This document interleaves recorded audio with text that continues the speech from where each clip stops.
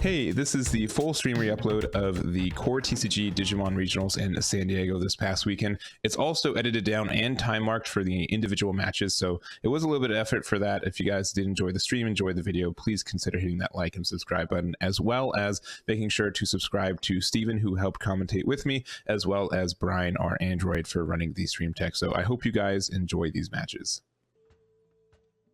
All right, we're just going to make sure the judge is good, and here we are.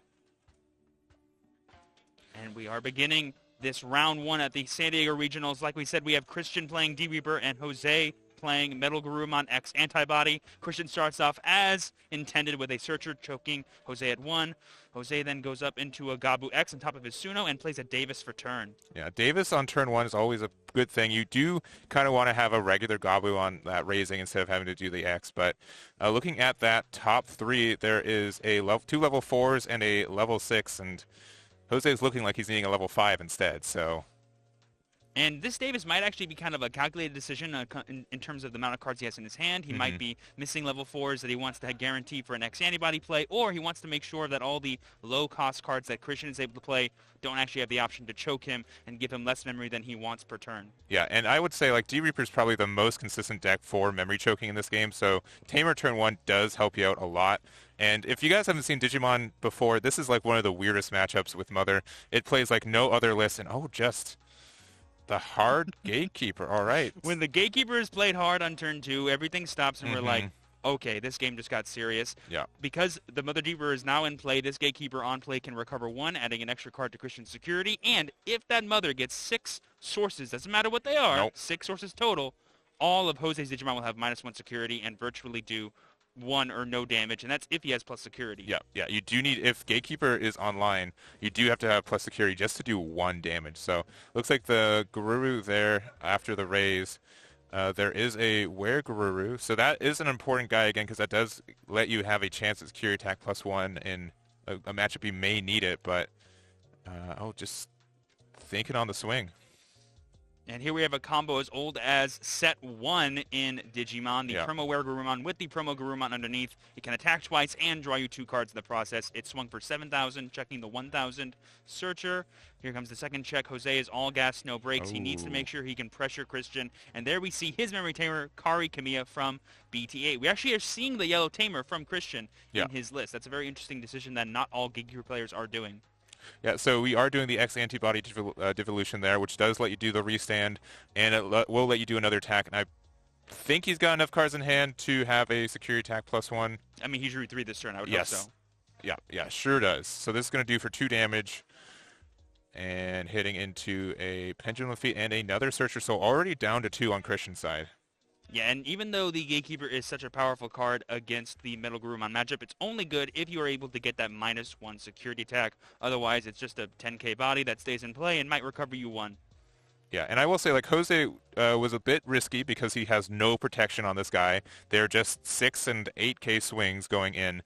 But we do know with Christian playing, 20 Searchers and a bunch of rookie-level DP guys that you're pretty safe on surviving unless you hit another, like a D-Reaper. D-Reaper's like the only thing in security that would stop you, so. As well as Death X mons that are sometimes being played in these Reaper decks as well to help combat other wider boards, or even just be a free body you can play against Mirror Match. So playing the Gabu for 3, it would choke at 1, but you did hit that Kari, and it's back to Christian.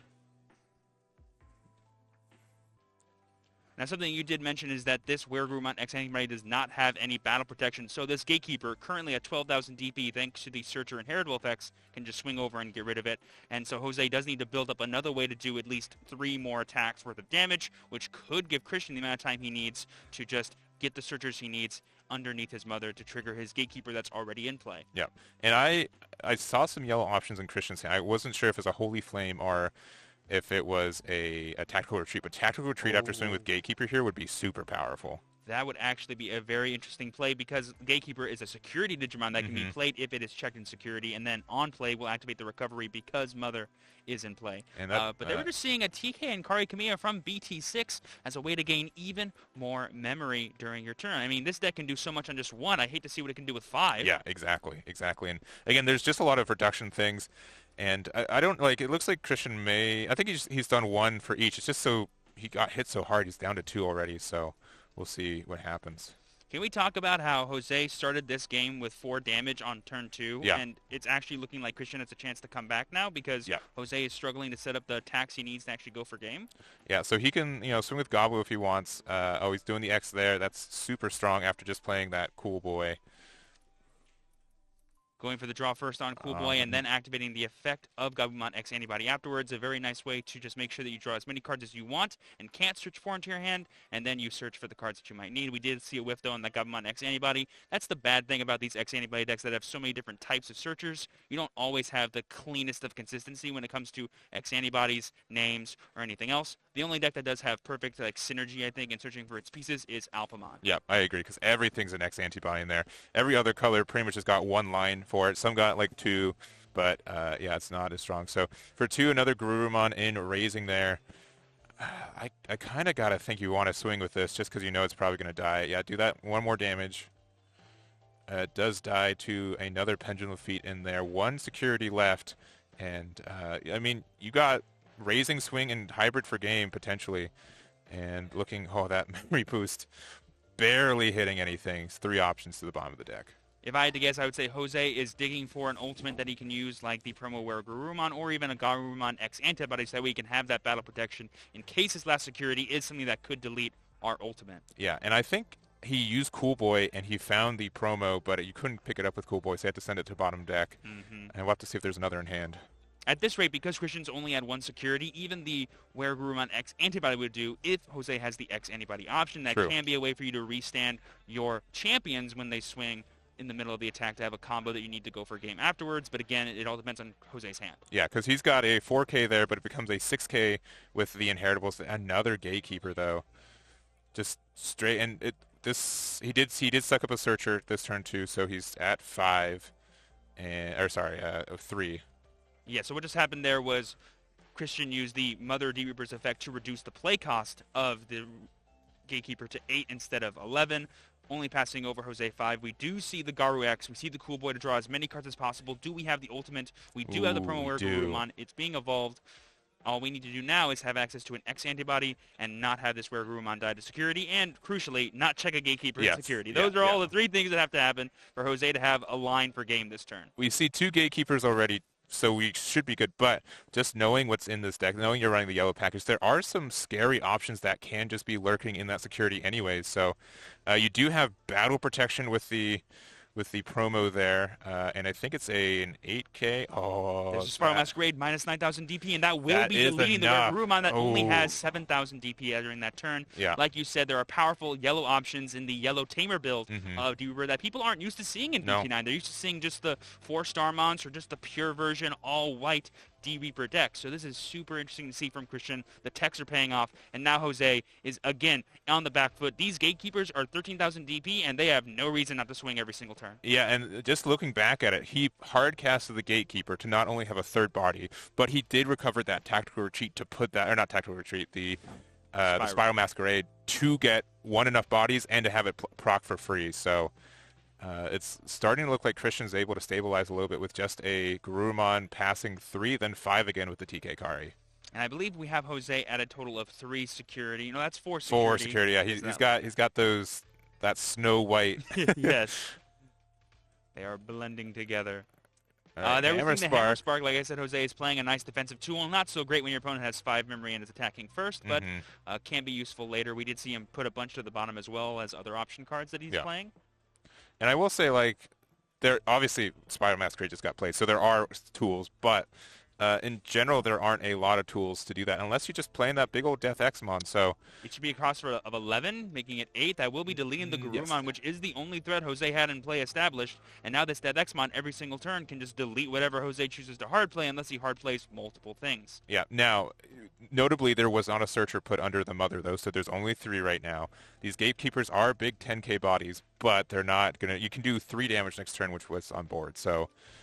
you're not threatening lethal next turn from Christian either. I would have liked to have seen Christian just attack out with the entire board, not really leave any Gatekeepers up, because there's nothing in Jose's deck that can, A, attack right now, so it doesn't matter if they're rested, and B, there's nothing that can bounce from the hand besides a Kaitis Breath. And if you bounce a Gatekeeper to your opponent's hand, at this board state, I think Christian would be like, that's fine, that's fine. Yeah, I've hard-casted 2 Gatekeepers already this game. You think I'm not going to hard-cast a 3rd one? Try me. And now Jose is trying to think, well, what's the best way I can go about getting lethal? The only build one stack didn't work out so great the last time because of the powerful option cards, so maybe going a bit wider might be our best bet. Death Exmon has already been played. Don't need to really worry about another one as long as we can play around the end of opponent's turn effect to delete our lowest level Digimon. And there we're seeing, lowest play cost. Lowest play cost, that's right. Okay, so because the hard play of the BT5 Garurumon to protect itself and get rid of the promo Garurumon. We have enough cards in hand. We don't need any more. Yeah, and it's such a menace though, and that's why a lot of people are, seeing like, yeah, they have to sometimes pay like, 10 like memory like as we saw, but it's such a menace on the board. It makes you just not want to hard play any Digimon, only play in your stack, and it's just and that's what you have to play 9 memory worth of stuff to make sure that one guy just survives until the next turn, and it's very poppable yet once again. So here we are seeing the Jerry being played for 1 thanks to Mother's reduction effect. Going to search for a searcher. Like we said, Christian has been kind of hungry for these searchers all game. We see 1 guaranteed there for Jerry. This does open up another security out for Christian, being the bubbles that allows him to accelerate a searcher during his opponent's turn, giving him that magic 6 number with 2 gatekeepers in play. Jose will have no damage being dealt for the rest of the game.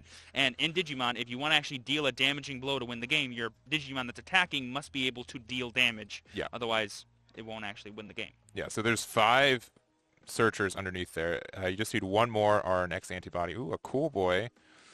Finding, there is Kakaitis Breath in the deck, so there are some outs to 1 gatekeeper. I don't know about 2 gatekeepers, but these gatekeepers are 15,000 DP. I see no reason there. We're seeing the Holy Flame targeting the Garurumon, making it impossible to deal any security damage or a final blow. So that means it has to be the Garurumon on bench, which means it has to restand and do multiple swings. And there we see Christian just passing because he has no other cards in his hand, which might mean he has no more searchers, which means Bubbles is no longer an option. All right. Security. We got the X there. This lets you gain 2 memory and draw 2. We do also have the Mem Boost as well to help you out there. And it is kind of nice just having that Garurumon out, because if, I don't know, you got 2 life left on Jose's side, so you're probably not seeing another turn, but you are seeing the 3rd WarGrey promo. Never not in hand. Must be nice. Well, actually, we did see him pretty much cycle all the way back to the bottom of his deck. He did. He only has, 8 cards left in there? Yeah, he's got card hand. Tiny deck left just because of those cool boys get so much draw. They just cycle so much. So there's 2 things here that could be really bad. There is an option card that could just kill this WarGrey, like Spiral Masquerade, or there's another Holy Flame, which would basically be a gatekeeper effect just for the rest of the turn.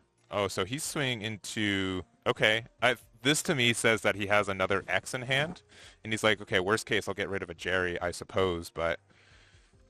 Lethal is still currently in play on Christian's side if Jose does not choose to win this turn. So I definitely want to see him probably go for game, but they were seeing the Wear X maybe to make him more powerful, so that way he can dodge something like a Spiral Masquerade. He can swing with Melga X, X Antibody Evolve, and then swing again afterwards. He'll be stronger to the point where only 4 Digimon can't actually delete thanks to his Gabumon and his Sunomon inheritables. Yeah, so he can do... Okay, there's the option. Yep, so he can swing. He can Digivolve on the swing with the X Antibody option. Be a little bit more powerful. Oh, he's swinging. And that will actually bounce the Death Exmon as well. Yes. So maybe this means that he has an Omni in hand to finish the game? The Blitz Omni, that could be. All right. There's the bubbles, like I said. Do we have another searcher in hand? No. But even if we did, we have plus security on the middle X, so and there's the Blitz. Okay. Definitely played around every out he possibly could. When you have all the cards in your deck in your hand, you may as well do everything you can to guarantee game there. We see game 1 being taken by Jose Salas, but it was not a strict, that was only his game to win. Christian had many opportunities. If only he was a little bit faster at accelerating his Mother D-Reaper, that whole game could have been different. Yeah, he was 1 searcher away from having just a big issue on Jose's side, but that MetalGaruru I think has Security Tech +1, and there's only 1 gatekeeper out, so I think he would have been fine on that exact play, but... super close. I think he was 1 step away from stabilizing that game. Now Jose, with a little bit more information from Christian's deck, has to be aware of these powerful yellow option cards like Holy Wave, potential for tactical retreat, or with the guaranteed Spiral Masquerade, all scary cards that can give Christian a ton of removal options and just longevity options against Jose, which is perfect because Jose's game plan is to kill Christian as fast as possible, and Christian's is, as long as I don't die, I should be able to win. Yeah, and I would say as Christian, I'd be pretty solid. Okay, he's not running the delicate plan package for Jose. He's playing Hammer Sparks instead and all the other things to make it more consistent by and large, but make something like a big scary security sometimes very rough for Jose. So definitely excited to see. I believe we're going into game 2. Christian will probably choose to go first. That way he can start up again with that ideal searcher, give you one, draw, pass kind of play. If we see Jose establish a really early resource engine like the Davis, like the Cool Boys like we saw earlier, that can be a really nice way for him to combat that choking style. But if Christian wants to slow the game down, he can, because he has such easy ways to play cheap costed cards in his Reaper deck. And so, okay, what is, on your opinion, the maximum amount of searchers you run? So what maximum amount is 20. 20. Okay. So is that your normal number of searchers, or will you go down to 18 sometimes? I've gone as low as 17 and been happy, but that's if I'm playing a techier version of Reaper like Christian is. If I was playing a more pure version, I would stick closer to 19, 20. So we do see the play: turn 1, draw 1, pass 1. And no rookie for Jose, and instead of a Davis, he just gets a blue memory boost. And looks like he's going to find that rookie for next turn. Honestly, when you're facing a deck as slow as Christian's, you're kind of okay with just giving them 3 memory on the first turn. Gives you 2 memory on the first turn. Plenty of ways for you to accelerate your own hand and get your own combos ready. The Melga X deck can do anywhere from 5 to lethal in a single turn with the right kind of combo. So Jose is either hunting for that or is hunting for a way to do quick damage as soon as possible. Yep, so another searcher there. And I don't know, like, just having a slow start for Jose could just mean like Christian can develop. He's playing a Pendulum Feet as well, which can be a draw to a Gatekeeper that you want. And no searcher, but 3 really good Reaper cards. Really good cards. I think you got to go for Gatekeeper. I think you got to go for yes, Gatekeeper. Is your win condition in a lot of slower matchups, but in the MetalGaruru X Antibody matchup in particular, you just want to have a wide board of all of your Reaper boys just attacking to the point where Jose can't deal with any of them because he can't. Yeah, well, Christian disagreed. He did pick up the Reaper, and we don't know what his hand is, obviously, so maybe there's just 2 more Gatekeepers chilling out there. But, pop in the boost there, and maybe, for 2 for the Garu. Garu X, do we see that for the extra dig before we evolve again? And then we see the Davis like we saw last game. It worked out very well for him. We do see the Garu X, which will be a super nice battle protection finally for this Garurumon. Yeah, but though I think in this deck, battle protection, you won't not want it, but effect destruction is way bigger for that's why a deck like WarGreymon X anybody might be a bit more preferred in the D-Reaper matchup. But honestly, MetalGarurumon can do so much damage so quickly and consistently that I feel like it's just as aggressive and consistent. Oh, barely found that. The 5th card, Jerry proc, always feels good. I had done 2 Jerrys in a row once and gotten no searchers back to back. And I'm like, how? I was playing 20 at the time. Christian's like, I have no doubt. It's this 5th card just slowly going for it. So already 3 underneath that mother right now, too. Swing with the Pendulum Feet hitting a Betamon, so it does live. 6,000 DP Pendulum Feet. I would hope it does. Yes. And another one. There we see the patented. You already have a memory tamer, so I'm just going to play this 3-costed thing at 0. It's the same thing. And there we're seeing the bubbles and the searcher. That's just more gas for Christian's side of the board. Yeah. So I haven't seen it, but it doesn't mean it in there. I don't know if Christian's playing X Antibody. I haven't seen him play it all game. I think if you're playing the version of Reaper that plays the yellow options, there's no more room for a card like X Antibody. But you're right, we haven't seen it, and I don't see a reason why he shouldn't try to include it. Yeah. But like if the choice is 15 searchers and 3 X Antibodies, I'd rather have just 18 searchers, right? Yeah. So Jose has his WarGrey on stack again. He does have battle protection, as we said earlier. This would be able to swing. Looks like he's doing a little bit more cautious, hitting the Jerry. Is he going to hit the Pendulum Feet? He's going to hit the Pendulum Feet as well. Yeah, Jose knows he's not going for game this particular turn, and he wants to kind of quell some of this aggression that Christian is very clearly going to do with these cheaper Reaper bodies. We see him going for the WarGrey X Antibody to restand and get a nice clutch little 2 damage in. It's a good start. It'll be useful for later, and getting the security attack now will help us in case a single Gatekeeper comes out later in the game. Yeah.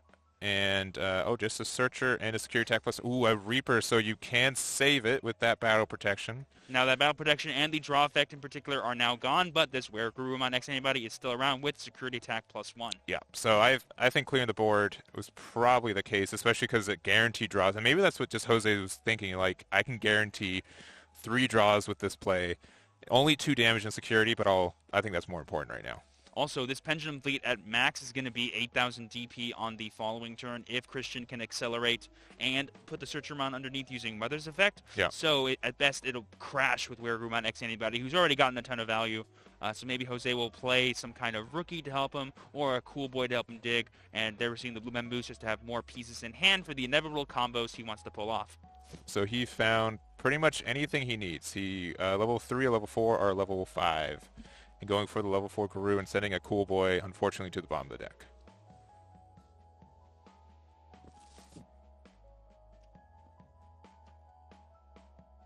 And starting at 3. Starting with the Searcher, 1. extra cards in hand, always good.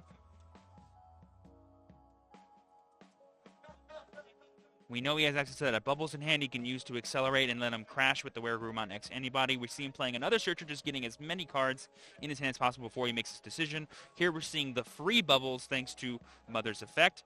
Putting this Pendulum Fleet at 8,000. Are we going to see the crash? We do see the crash. Very heads-up play by Christian. Yes, he loses a Pendulum Beat, but Jose loses a +1 security attacking WarGrey X anybody. Pretty good trade, especially since Christian can play another Digimon if he wants to. Why not be another Searcher? Yeah, and he's got bubbles in hand right now. You are at Gatekeeper amount of Searchers right now. We have 5, and if we have a bubbles in hand, we just play it, go to 6. Looks like just another Searcher there. And I mean, sometimes decks have ways to blow this up, but I don't think there's anything in Jose's hand besides bouncing back to hand that can interact with these guys, so he's pretty safe just putting him out there. And we know Christian searched for Reaper earlier, and on the next turn we have 2 Searchers. We suck one with Mother, we use another Bubbles in our hand, go to 7, play Reaper, attack with Bubbles. That's 5 attacks. Jose's at 4 security, that would be game. Yeah, for sure. Now, you do have to be worried because we do know that there are Hammer Sparks on Jose's side, so you do have to make sure your memory is, at a safe amount of level, but I'd be a little bit more nervous in this match for Jose. But Christian has proven in this game, I'm going to go for the gas. I want to get to a Game 3 as much time as possible so that way I can set up my Gatekeeper lock if I need to. So I need to win at least one game by being aggressive. Yeah, for sure. And I did take a sneak peek. Christian also does have just Death Exmon in hand, per usual for a Reaper deck. They're always sitting on it. You always got to be careful. Count how many Tamers you have in play. Count how many Digimon you're putting into play. For a deck like MetalGaruru X anybody, you can be pretty good at being like, here's only one Digimon, nothing else. Yeah.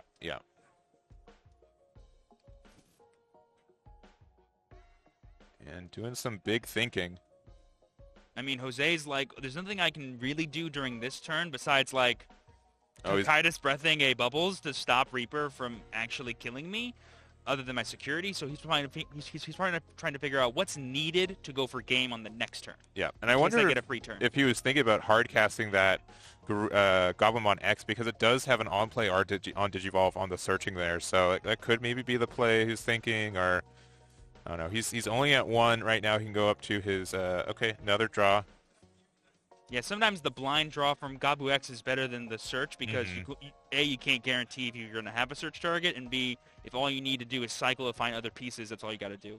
Yeah, and he's obviously searching for something. We don't specifically know what it is, but I would assume, okay, so choking at 1 against Reaper almost feels good, but that they can play something for free right now. I think 6 or less. I definitely want to see Christian attack with his Bubbles first, feel out the waters, see if there's anything scary immediately, and then act accordingly. But also, Christian is really in no rush to win the game on this turn.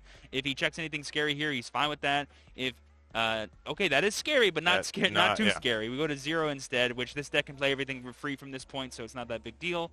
I would like to see Christian go for the Reaper play if he has access to a Bubbles, but if not, a Gatekeeper play is more than enough because we do have those 6 sources on Mother. They were seeing a Pallades head, or Pallets head. Yeah. I've never heard 2 people say the same thing on that guy. So it's not Pallades because that boy's not flexible. No way. And just Searcher for 3, man, he passed up on the Gatekeeper earlier in the game, and a Gatekeeper here would be so impactful. Now, Jose just has a line for the win.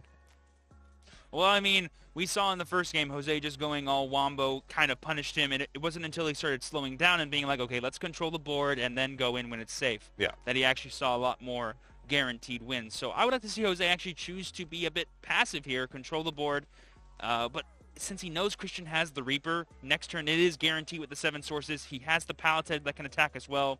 Maybe he doesn't have the best option for choking at less than 1. So Jose either feels safe right now or he feels like he has to go for it. Yeah, and so again, this stack, this is a 6k, but there are, I believe, 3 plus 1k boosts underneath there, so it's a 9k. You can swing, restand. It has 2 parts of battle protection because you have 2 level 3s and 2 level 4s, and the 4s are the Wear X. So he could swing here, restand, swing with an X antibody to into the X. And there we see the no. Gatekeeper Insecurity, the Recover +1, the free body with the 6 sources already in play. We have the floating Holy Flame effect. That is probably the worst card Jose could have saw, but even if he attacked the bubbles, that card is still terrible to see. So yeah, it's not like he made a mistake. It's just, well, Christian set it up to where that would be game-winning for him potentially. They were seeing the Sagittarius mode. Not always a seen tech in most MetalGaruru decks, but it's another free evolution for you. Has a really powerful on-digital effect, and can even offer another form of battle protection in the form of an ultimate. Yeah, and I don't know, like, there's only 3 security left on Jose's side. We know that, as you said, that Reaper's in there too, so, like, I think he's just going to be safe to swing for game. Now, you do get security tech +1 because of there. You get a Kari to make sure you have enough memory for your Reaper plays. And even if Jose restands one more time with a MetalGaruru X antibody, it would still only do 1 damage. If he goes for a Blitz Omni, it would still only do 1 damage. That is not enough attacks to actually close out the game. Maybe if he had a WarGrey X antibody instead, attacked. Well, no, because the WarGrey base didn't have a way to deal damage at all. So he can do X antibody, swing. Then he can, and with the X antibody option, we know it's in hand. Right. He can go into MetalGaruru, swing, and then Blitz Omni swing. So there is a thin line, and we know there's the X antibody option in hand, but you need to have, okay, he's doing that. He has to pop the boost, go to 5. Oh, he just straight into that guy. We just see the Metal X. We do not see the Wear X. For those that don't know, Sagittarius mode is still considered a WarGrey, so Wear X could have been evolved on top of that to restand attack again before going into the Metal X, but we don't see that here. Yeah. So swinging for 1 check, it's just Jerry. It's interesting. I'm not sure why he put the option underneath there if this was the play. Like, if you had the X antibody level 5, you'd be able to have a good time. But, yeah, Blitz Omni. Just going to spend that attack?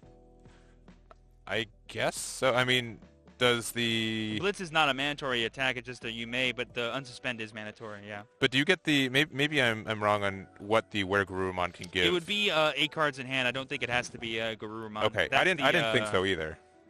That's the Sunomon is Garurumon only. Yeah.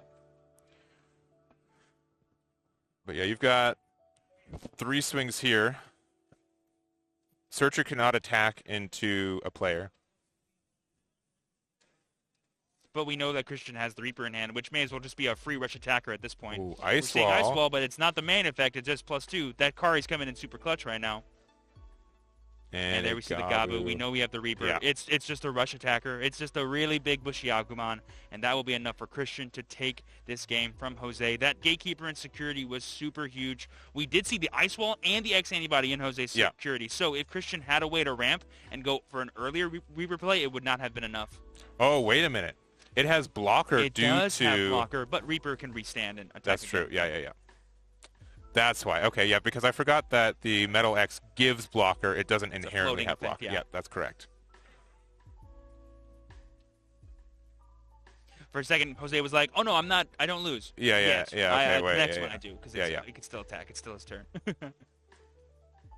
So now we are 1-1. Reaper was able to take a game off of MetalGaruru X Antibody, but in this third game, a couple of things are going to be different. Christian is not going first, which can sometimes be a little awkward if all you're going to do is play 2 searches from your hand. Yeah. That's not the best, because now you need 2 ways to talk before you can start doing more choke plays. And number 2, Jose will have the ability to attack first.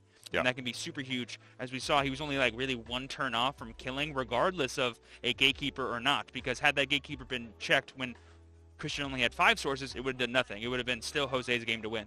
Yeah, and it just shows like how much momentum Jose lost by just not opening a rookie, right? Because you had to like establish your stack a little bit later. You had to play the blue memory boost just to have something to do. And it just gave Christian enough time to safely build his stack and then just kind of go off. That's why I think a lot of people flock to the D-Reaper deck, because it's cheap, It's one of the cheapest decks out there. The only expensive thing really are the Death Xmons, and you don't even need those to make the deck function. They're just like a nice add-on that any deck can play. And it's a super consistent deck because you play 20 of your main turn 1 cards, which is not the same for other decks who play 12 to 15 turn 1 cards. Yeah, and I think the reason Death Xmon is kind of spiked in price, pretty much everyone's realized we can just run it, and it's sometimes just considered an expensive option card, right? Like, it's sometimes just really dead in hand, but sometimes you can just play it for free. You got to do really good stuff with it, and it just wins some matchups. So and it's basically a colorless Digimon. Yeah. I mean, like, no one evolves into a Death Xmon. No. Even D-Brigade players who play Death Xmon, I've never seen a single one of them evolve into it. Even though they have like a sneaky play with it, I've never seen it because they can do the Darkdramon into what's the level 6? Is that Darkdramon? Yeah, Darkdramon. Yeah, Darkdramon can play it for 3, and then you can Death Hex on top of it. But yeah, but that's still 9 memory. Yeah, that's still Most 9 of the time memory. you're playing him for less than that, like 5 or something. So you may as well just hard play it anyway. For sure. All right, Jose's going first, and he's thinking, which means there's another blue mem boost. Okay, you do get best friend Gabumon out of there. The beautiful what Event Pack 1 Gabumon those are, huh? Those are kind of old nowadays. Yeah. We got them back in set 5 format, I think. No, I think Jose, as far as I know, has does he have the alt art level 6s? No, it was regular Regular art, yeah. But he's got like the promo stamp level 5s. These guys, a lot of shiny cardboard in this deck. The Tamer Evolution Box Hammer Sparks. Yes, are that's always true. a fan favorite. Oh no, Yeah. no, those might have been the championship ones. No, they are the championship Yeah, ones. the Yeah, I think you're stamps. right. Yeah. The ones without the stamps are the actual rarer ones. Yeah, I think, yeah, believe yeah. it or not. Yeah, because I think like there was the DigiFest. They had some stamp promos that, in my opinion, look nicer, but they printed more of those than the actual like original like promos for some of the cards they printed for that. So they're still not doing that. And Cool Boy.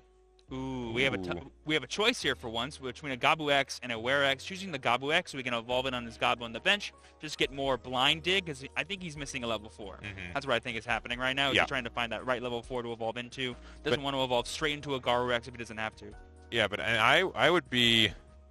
It's such a shame because he popped that blue memory boost, and now you just kind of didn't want to do that in the sense. Like, I'd rather just play Cool Boy and pass 1. But it looks on Christian's side, no Searcher is going to slow down the game for both players. It just really rough hands, I think, for both. Sometimes when you're going second as a Reaper player, you actually won't play Searcher on turn 1 because it's just going to be a card that's in the board that you can't immediately get rid of. So here we are seeing the Searcher.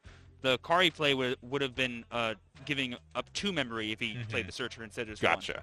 Okay, I think that makes sense. And now we can see like a pen feed come down, a bubbles come down. There's so much that can happen from this point forward. There we're seeing the bubbles that cost 2 thanks to Mother's Effect, sucking up the Searcher, and that we went from 0 to 2 Searchers immediately. That's the kind of gas you want to be seeing from Christian as the turn 2 player. And back to 1 for Jose. Do you think either of these players have the time in the back of their head right now, or do you think they think they have plenty given how fast that second game went? I think they should know they're fine. We've got just over 12 minutes. We do have overtime procedures too, so I'd be too worried. And drawing 2 off the Cool Boy and the Devolution itself, and then looking this for the no surprise on there. We do know that he has the promo Garurumon in hand as well as the.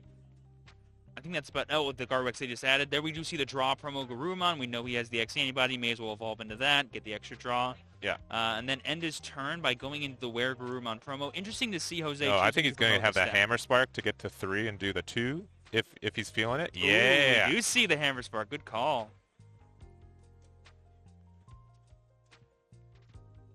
There we go.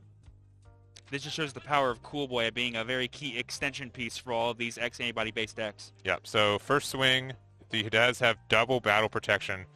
Oh, no. Not the worst in the world because he probably has the Were X, but this Were Garurumon is no longer dealing damage, but it can still draw cards when it swings. So no. Does he have the promo Garurumon there, or does he have the... Yeah, that's the promo That's the Garurumon promo. that can Okay, draw a card on attack. Okay.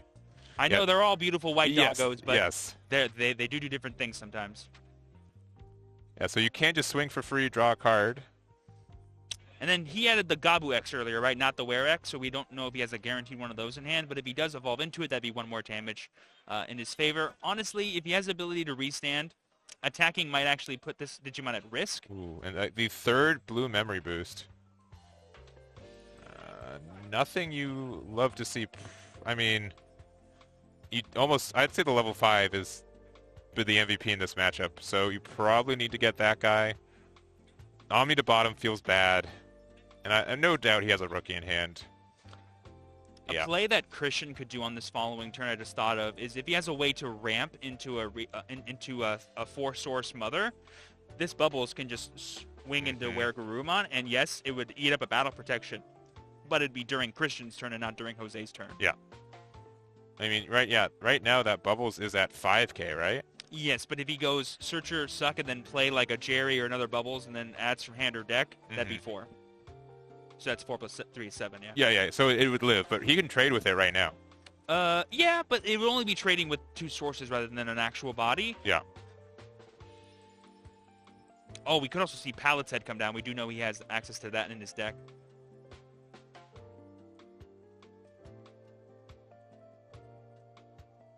Oh, there's another Bubbles doing it for free, like you said. Yep. So we have I got the Hammer Spark. You got the Searchers. We know. I've actually played a lot of both of these decks Yeah. during this format. These have been my 2 mains, I think. And I definitely think that this matchup can be super interesting in how you choose to combat the board and how you choose to win the game. Yeah. So, as you said, we're moving 2 sources since it's 7k to 6k. And another Holy Flame. With the choke at 1 using that Holy Flame, that WarGrey can no longer do any damage no matter how many Evos he goes on top of, because this deck can only cap out at +1 security. Yeah, and that gets -2. So, I mean, you get free swings at Bubbles to draw a card. No, you don't. You don't even get the drop because you got rid of the... No, he got rid of the 2 rookies. That's right, he had those. Yeah. If you only had 1 rookie, that Bubbles play would have been so much more sick. So, doing that, getting the card draw for fun. This does restand. Yes, yeah. It doesn't do anything else besides draw cards and attack, but it can restand. Oh, it's sorry, and security attack -3 on the active, so... Yeah, he can still only do +1 max. Yeah. You may as well have said -2. Yeah.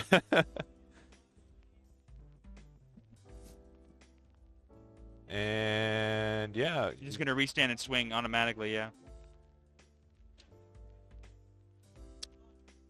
Wait a second, what did he just do? I just think he evolved. He's like, oh, why is it rested? It's supposed to be suspended. Yeah.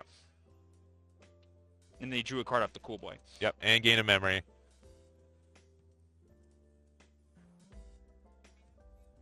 And I do like the devolution here, just strictly because, like, if Death Xmon comes out, then, like, it goes back to a level 5, so it's not, like, dead on board either. For sure, and we do see Jose maybe eyeing up playing more Tamers from hand, evolving up in the raising. He wants to make sure he has plenty of attackers in play on the following turn. One thing to look out for is, again, this Bubbles could just swing into this WarX in the following turn, which again would eat up a battle protection, but then take away all those draws. Yeah, and so we do see a pretty good stack in there. We do know, I think that's every copy of Blue Memboost. Jose, I think, is playing a 4 Blue Memboost and a 3 copy of Hammer Spark. This deck is not want for memory gain. It's got plenty. Getting the X and putting it back. I almost would want, I don't know what's in hand, but I'd almost want the regular one because I know you've pretty much reset your deck at this point. We sent an Omni to the bottom earlier, and that could be impactful enough to win you the game. But if you do like the double up of BT5 Gabu, search for 3, X Gabu, search for 3, that can be more powerful. That's true. Than just playing a Gabu X. Yeah. Okay, Pendulum Feet. For free, thanks to Mother's reduction effect. There we see the Gatekeeper. I wouldn't hate to see just a hard play a Gatekeeper, honestly. Like, giving them 9, I mean, if you check a single Bubbles or another Gatekeeper, there's no way Jose can kill you. This WarX can do 4 damage, maybe 6 damage max if he has Blitz, but we know he doesn't. Unless he plays 2. Yeah, and swing at Bubbles again just to get rid of 2 more. Oh, into security. It's 8,000 DP. It would crash with the WarX, and it wouldn't even win. We do see the Creep Hands, though, coming down. That's a blocker if you have Mother D-Ripper in play, which can be very useful. It's actually an uninteractable blocker with Jose's deck because all the bouncing he has normally can't affect it. Yeah, we do see, like, the one, like, if you can get to 7 memory, which is possible with the double Blue Memboost, you could get to Kakaitis Breath it back to hand, but... I mean, Kakaitis Breath a blocker just to do nothing, no more damage. Like, once you run out of memory, the most damage you can do during your turn is only 3 anyway. Yeah. And we did see Christian take the Gatekeeper last turn using the Pendulum Feet. So Jose knows next turn you're going to have 6 sources and you're going to have Gatekeeper. Yeah. Those are 2 very not good things. So we have our backup stack coming back out, going into another one of these guys. And that's what you got to be doing. You need as much damage as possible this turn. But the second the plus security start flying, that Creep Pants is going to be blocking. Yeah. But with the amount of memory extension Jose has this turn, it's totally possible for him to just steamroll through all of Christian's security. I think the tricky part will be getting that last attack for a game. That'll be the last and most hardest thing. So he's mapping out his turn. He can go WarGrey on swing, deal a damage. WarGrey on swing, deal a damage. Evolve into WereX. X antibody option card, deal 2 more damage. WereX for game. Hopefully no shenanigans happen after the blocker happens. Yeah, and I think okay, so there was Jose again, just favoring controlling the board. Oh no, he is attacking security. Yeah, and he's missing out on a swing with that. Yeah. So he has to just. And there we see the another. Oh my god. Now the effect is different. It's just a Gatekeeper effect for the rest of this turn, so any plus security still apply. Yeah. It just doesn't help Jose's trying to win the game this turn plan. Yeah, surely does not. Okay, only a searcher. What did he attack with? Oh, he attacked and then evolved into WereX. Yeah, with X ante. Yep. Swinging in there, drawing a card. This is 2 checks. Only 1 because of the Holy Flame. And there we see everything. the Searcher. Yeah, no, it's every Digimon and any Digimon that comes into play. So let's say Jose had a... Oh, for a second I thought that was a second check. Yeah. So the bubbles, he added a Searcher. That gives him 6, which means Gatekeeper's online in security to be a game-winning play. And Jose, look at him. He knows it. He's like, oh, man, I know that last card's a Gatekeeper, isn't it? Yeah, and so you pretty much right here, you need Omni to win the game because this is going to swing in. No, you need Melga X because you have 4 memory extra. Right, so because this has plus security, so it's going to swing here, X anybody into Melga X, and then go. I wouldn't be surprised if this is free because of the EX1 Garumon's effect on Digivolve to gain 1 memory for every 4 cards. He might in your hand. actually gain memory off this. There's no way he has 20 cards in hand. Yeah, that's like 18 cards. You say that. That's 18 cards.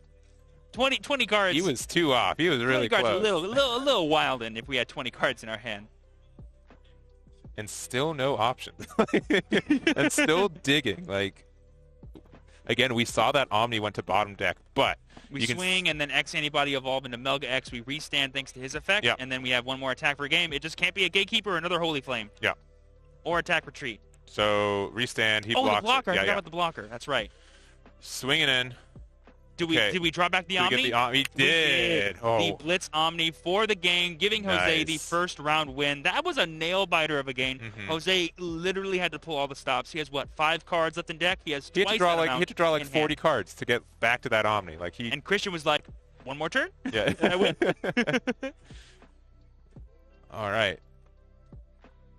So I think that is it. We're going back to us. But yeah, the round is just about over. So I think this is a really good match just to start off the tournament. Not have a lot of time to just diddle-daddle and everything, but just a really strong match in a lot of ways. And definitely a really good showcase of the 2 types of decks people are choosing to play in the BT9 format. You have the super combo-oriented OTK X antibody decks, and you have the slower, more anti-meta control type decks like D-Reaper, Security Control, or even to an extent, D-Brigade.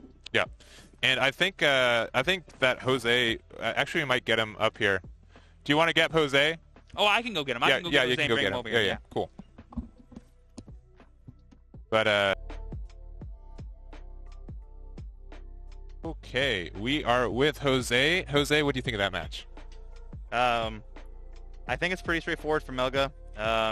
That one comes down to for D-Reaper how good the security is, right? Yeah, it really is. Do they let you win or not? Yeah, right? exactly. Yeah, once they get the two gatekeepers out, Melga has very low chance to win unless you can get lucky with Kakaitis, which is something that we've been testing for a couple weeks now. For just sure. Have that one out for situations like that. Yeah, and this is, I'd say both decks are really established in a lot of ways, but it was a lot of back and forth. I think we really got a good match for you guys, and it did get to game 3, and as you were saying too, it really depends on what your opponent's security lets you do. Yeah.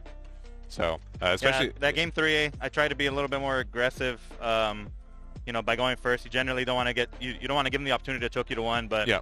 I unfortunately didn't open up a rookie, but the blue boosts are help you fix your hand. So I was able to get the perfect stack I think almost basically twice actually. Yeah. Yeah, and like you are able to this deck does give you that chance for that security attack +1, which does let you play around Gatekeeper a little bit, and just do a lot of swings early before you can establish it, like you did in game 1 too. So, but yeah, just game 2, they played that Gatekeeper right on time on that third check on security, and you're like, I can try my best, but it's such a wall once it gets there. Yeah.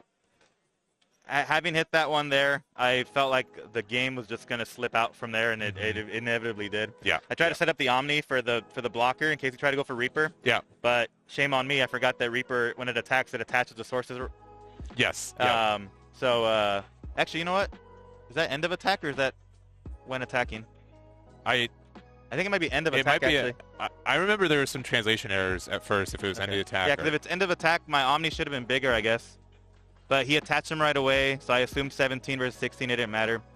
I guess I could have maybe defended that. I'd have to look it up. But in any case, I set up the Omni to block that because I expected him to go. I knew he grabbed the Reaper early, so I expected him to use that to try to go for game. Yeah, for sure. And this is just something that we forgot that the blocker's not on the X. It's just it passively gains it for the turn when the Digivolving. So. Yeah. So that last turn, having missed lethal because I didn't have the Wear X to restand, made it so that I had to set up the blocker. So exactly, and it put me in a really awkward position. Yeah, but I mean, regardless, like everything else, you always had the line though. You're doing really well, and I think you did the best you can, and you got the W at the end. So very close. In that matchup, having the line is probably not completely necessary. Right, security is relatively weak. You're only looking the Reaper and the. Actually, that's about it. I think. Yeah, about the Reaper, to kill because it the Gatekeeper doesn't check, right? It just plays. So, cool. So that one I could have maybe played. I could have maybe played game 2 more aggressively by not trying to get the perfect line. Yeah. Is what it is. So, well, cool. Well, that will be it for us. Thank you for sitting down. Any shout-outs or anything before we end here? Yeah, I'd just like to shout out Team Collector Legion.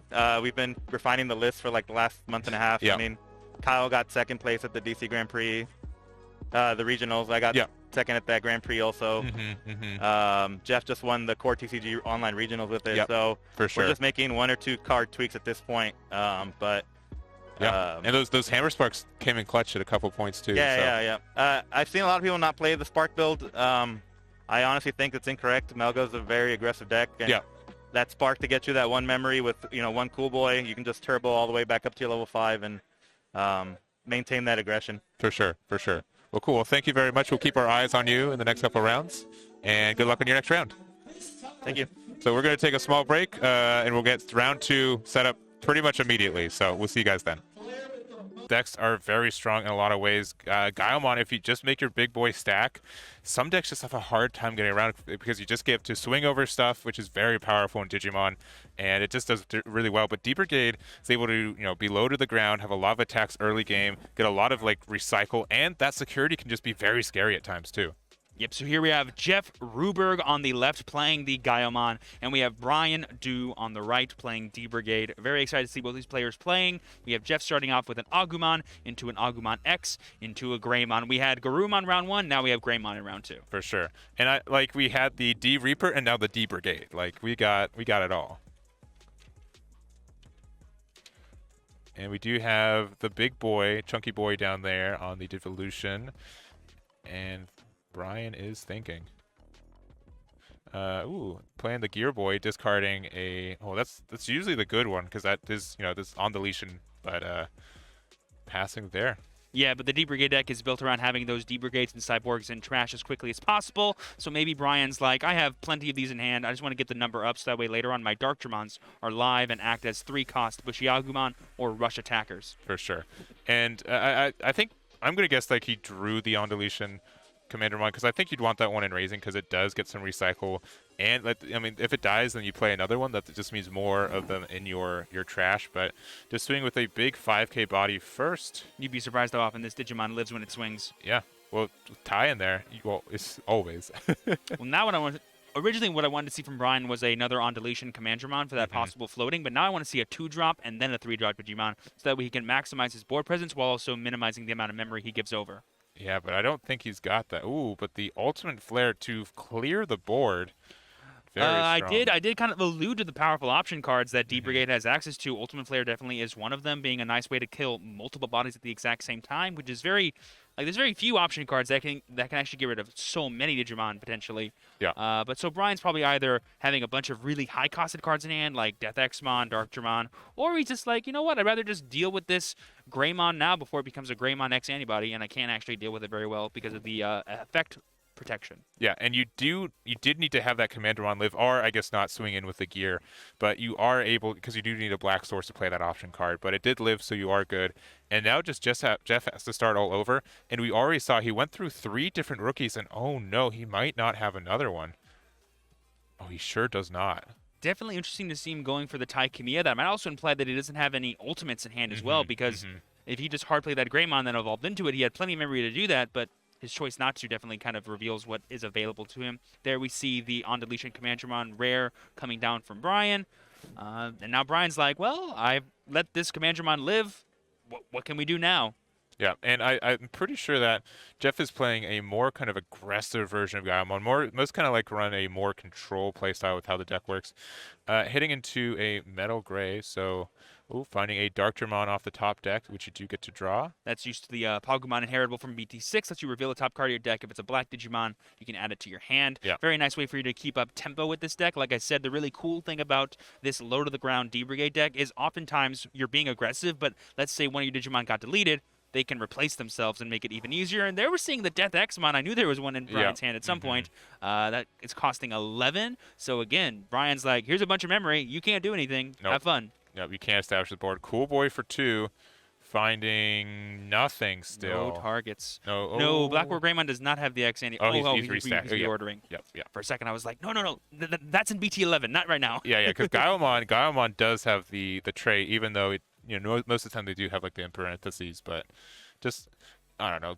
The whole Agumon line has just so many localization challenges when it comes to like consistent names for these lines. I think the original Japanese name of Gaiomon is Samudramon, I believe, and he was meant to be like the X antibody form of Black Greymon. But they're like, you know what? He's cool. Let's just make him his own Digimon. But like thematically, he is. Yeah. And now we're getting Black Greymon X antibody confirmed in BT11. Yeah, for sure. And we had to do just a hard pass because even if you played something, Death Exmon's just going to pop it. So already down to 0 security here. And if you have enough of those Commandramons in the trash, which I don't know if there are, you could just Dark Dramon in there, but it looks like that's not the case yet. Pitching a Dark Dramon there. This unorthodox way to kind of play a cheap costing deck like D-Brigade that Brian is showing off here is really paying off because he kind of left Jeff with no options other than just to pass. Yeah, and we are going to a quick game 2 after 10 minutes there. Brian just scooping that game up. So let's talk a little bit about what Jeff could have done if he wasn't just sitting on no good cards in hand. The really cool thing about the Gaiomon deck is access to powerful blockers thanks to that BTA Black Greymon effect. So if he wants to start dealing damage, he wants to do so using ultimate. So that way he can maximize his chances of living when he attacks and also have really powerful blockers that can stop all these tiny dragons from doing any real damage. Yeah, and I think Jeff was a little bit greedy, especially with hard casting his only rookie to pass the turn because, I mean, in my mind, I'd be like, oh, it's D-Brigade. They probably don't have a lot of remove on. Probably safe to be, a little greedy here. And that ultimate flare pretty much taking all momentum away and not having another, a 4th rookie because he did do the Agumon to the X onto the sack, where's the 3rd one's from. So we're going to have to see if Jeff makes an adjustment in this next game. And something I really want to see from Brian this game is staying true to what I think D-Brigade is best at, which is constantly attacking. If your opponent gives you a free turn, all you're going to do with that turn is attack them some more. That's what I want from a rush deck. That's what I want from an aggressive deck. It just is a bonus that sometimes I can drop a Death Exmon or I can drop a Flare, such an Iron Fisted Onslaught, and control your board. Yeah. That's like the bonus of this deck, not the main focus. For sure. And I think like if Brian's able to establish Death Exmon, Black Greymon is definitely like a single stack deck, which means it's just going to have a hard time until it can swing over it with a Metal Gray with a Gaiomon or something. But the like removal that Jeff has access to with Black Greymon, with Gaiomon, will be super powerful. Here we're seeing Jeff choosing to go second, want that extra card in hand so that we can maximize his consistency. A play we're seeing more and more happen as the BT9 format continues. Brian starting off with that rare Commandramon like you said he should have done last time. Let's see what he chooses to end his turn with. Again, just the Gurumon. Yeah. Fills with the 4-drop blocker Commandramon in the trash. That's 1 out of 5. Let's see if we can get there. All right, hatching the Koromon egg, getting a Agu rookie there. I find it funny that the Koromon egg from BT9 can give Agumons plus 1,000 power. Yeah. And just randomly make an Agumon 3,000 DP to live. Yep. They were seeing the climb up to Greymon, then Greymon X. We saw the powerful removal of Ultimate Flare. There's probably more in Brian's deck that's super annoying. So having that effect removal protection is really nice. And we do see an ADP, which I wouldn't say is a standard card in a Black War Greymon, but you know, if just playing the more aggressive one, like I think he said, it's a very impactful card for that kind of stuff. It could also be a reaction to the ever-growing popularity of the security control deck, which is literally just option cards with powerful security effects. Having just one ADP in your deck that's already red can be super helpful in that matchup. So Commandermon dies. We do get to find the blocker for free. And then with the Pokemon, you get the, I believe that was a Grumblemon? Yeah, it looked like a Grumblemon to me. It was very orange and very level 4. Looked like he wanted to Digivolve on top of a Tamer. I don't know. It might have been Gigasmon, but that would have been a really, really spicy tech from Brian. Yes. I don't know if that would have been the choice for me. And something, I was going to just talk about Kazu. Kazu is such a good tamer in this deck, and it's kind of weird. So if you do have, I believe it's a cyborg or a machine, I believe, you get the memory at the start of your main phase, and then if you swing with something, you can tap it to draw one and then discard one. It's actually if anything becomes suspended. So if any cyborg machine becomes suspended, so let's say he blocked with his Commandramon during Jeff's turn, he'd be able to tap it, draw, and discard. Really nice way for you to filter your hand and build your trash. There we go. And yeah, there it is. It does have to be a cyborg or machine for that too, but yeah, exactly. So either attacking or defending, it's got your back. They were seeing another Agu X, just adding to our consistency in hand. And now Jeff has a choice. My choice would be to evolve into a BT8 Metal Greymon to delete this Commandramon if I was playing my Black War Greymon deck. But let's see what Jeff chooses to do here. Yeah, we did see one hidden security last game, so it's in the deck. But the hesitation, better be in the deck. I would the hope hesitation just means to me that he might not have it, and he sure does not. So. Cool Boy there. Oh, that Cool Boy is almost the same 3 cards. I think. I think it was a red memory boost last time, but the same 2 Digimon he whipped on. Yeah, Cool Boy is a really awesome engine piece. It is probably the most powerful individual tamer card I've ever seen, but it's only good for its second effect. The first effect sometimes is nice. Yeah, and I don't know. He got a little bit greedy with it because none of these cards can do the Digivolution to an X antibody because they're already X antibodies. So if you're able to pass them like one or one memory, you can Digivolve into like a level 4 or level 5, but then you can't do the Cool Boy effect again. This shows one of the, I think, key differences between the WarGreymon style X antibody decks versus the Garurumon ones. The Garurumon ones have really consistent search and draw power. The red ones are kind of living and dying by their boosts and their Cool Boys, and that's about it. And there's another Ultimate Flare just clearing that board again. I mean, it worked out very well for him last time. Yeah. Jeff was forced to hard play things and then not have anything. I think Brian is reading that maybe he doesn't have an ultimate, and Brian's content with just being like, here's my floater in the back, here's my Commandramon in the front, I'm gaining a memory each turn with Kazu, I'm fine. Yeah, and it's scary too because we do have the on deletion Commandramon again in raising 3 security for Jeff right now, and just not being able to establish the big boy Black War Greymon or Gaiomon to just defend them from all the Commandramons. Interestingly, that Greymon was a blocker, the Greymon X antibody, thanks to one that was underneath because he had a red source. So that's why Brian chose to not attack with his Commandramon, and then instead just go for the Ultimate Flare, just deal with the blocker immediately once it comes out. So hard casting of the Greymon there. You could do an X for free. Oh, just Metal Greymon there to block that. I think that's fine. Yeah, I kind of would have liked to have seen another Black Greymon if we could have from BT8 to make this Metal Greymon a blocker, which would have been super valuable this turn. Yeah. Because if the 1K Commandramon's going to die anyway, you may as well not give it the option of dealing a damage. So drawing What's that card? It was very hidden. Okay, it was another Metal Greymon. Oh yeah. You do have to wait, but I think that was on Jeff's side. Being a little hasty I'm sure Brian's like, oh, my guy's dying. Yeah. Who would have guessed? Yeah, crazy. All right, so using that effect first. I always go for the Pagumon first because getting that Ultimate Flare to the bottom would have been nice for the extra dig, essentially. But we get the Commandramon, so no big deal. Oh, and the Death X in hand. Oh. Brian is definitely more correct than I would have been. Man, I wish I hit Pagumons as often as he did. He found, and it's finding the tech cards too. It's found the Death Xmon. It's found the Grumblemon. It is doing a lot of favors here. True Champion Steven, bold prediction. I think Brian's going to play that Death Xmon. He may as well. Same result, no body. Same result, no body. There we see the other powerful removal option in D-Brigade decks, Iron Fist Onslaught. It deletes the highest play cost of Digimon that your opponent has in play. If there are multiple, it kills them all. Yeah. So now Jeff's probably considering if he wants to raise up, and the decision is yes, I do. So doing that 3 to find a Greymon. So if he doesn't have a level 4 one, he'd probably do it now. And then we do see him choosing to go for the Cool Boy activation afterwards, going for the search, which, like, there's no right way to do it, but if you want to maximize your chances of seeing different cards, you'll draw first and then you'll search, because the chances of you drawing a card that Agumon can't search for is higher than one he could search for. Yeah, it 100% depends on what he's trying to find, but if you just need to find one thing that Agumon can hit, drawing the 2 cards to see if you get it first, and then the 3 is normally what I like to do, but there are a lot of school of thoughts.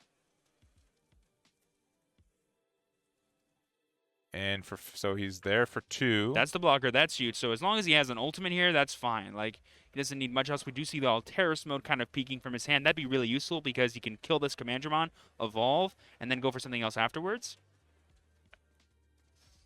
Yeah, and this is where we're going to see, I think, the game kind of change. Mm-hmm. Because Jeff doesn't seem to have an X antibody Greymon in play, he's not necessarily safe from the removal that Brian has access to. Mm-hmm. But if he goes Alteris mode, then Metal Greymon X, I think he'll have enough sources to dodge both Ultimate Flare and Onslaught thanks to the Alteris mode's inheritable effect to protect from effect deletion. Yeah, it just really depends on like what he's trying to play around. We've seen one Ultimate Flare already. We've seen one of the Onslaught, and we know there's a Death X in there, right? So if you just play the BT8 Metal Greymon to pop the Commandramon, you just know you're going to pass your opponent to 1, and then they can just play the Death X Mon and clear it again, right? One other unfortunate thing, and I hate to pile on how blue is always better than red, but not having access to Hammerspark here really sucks, because if he did have another beat...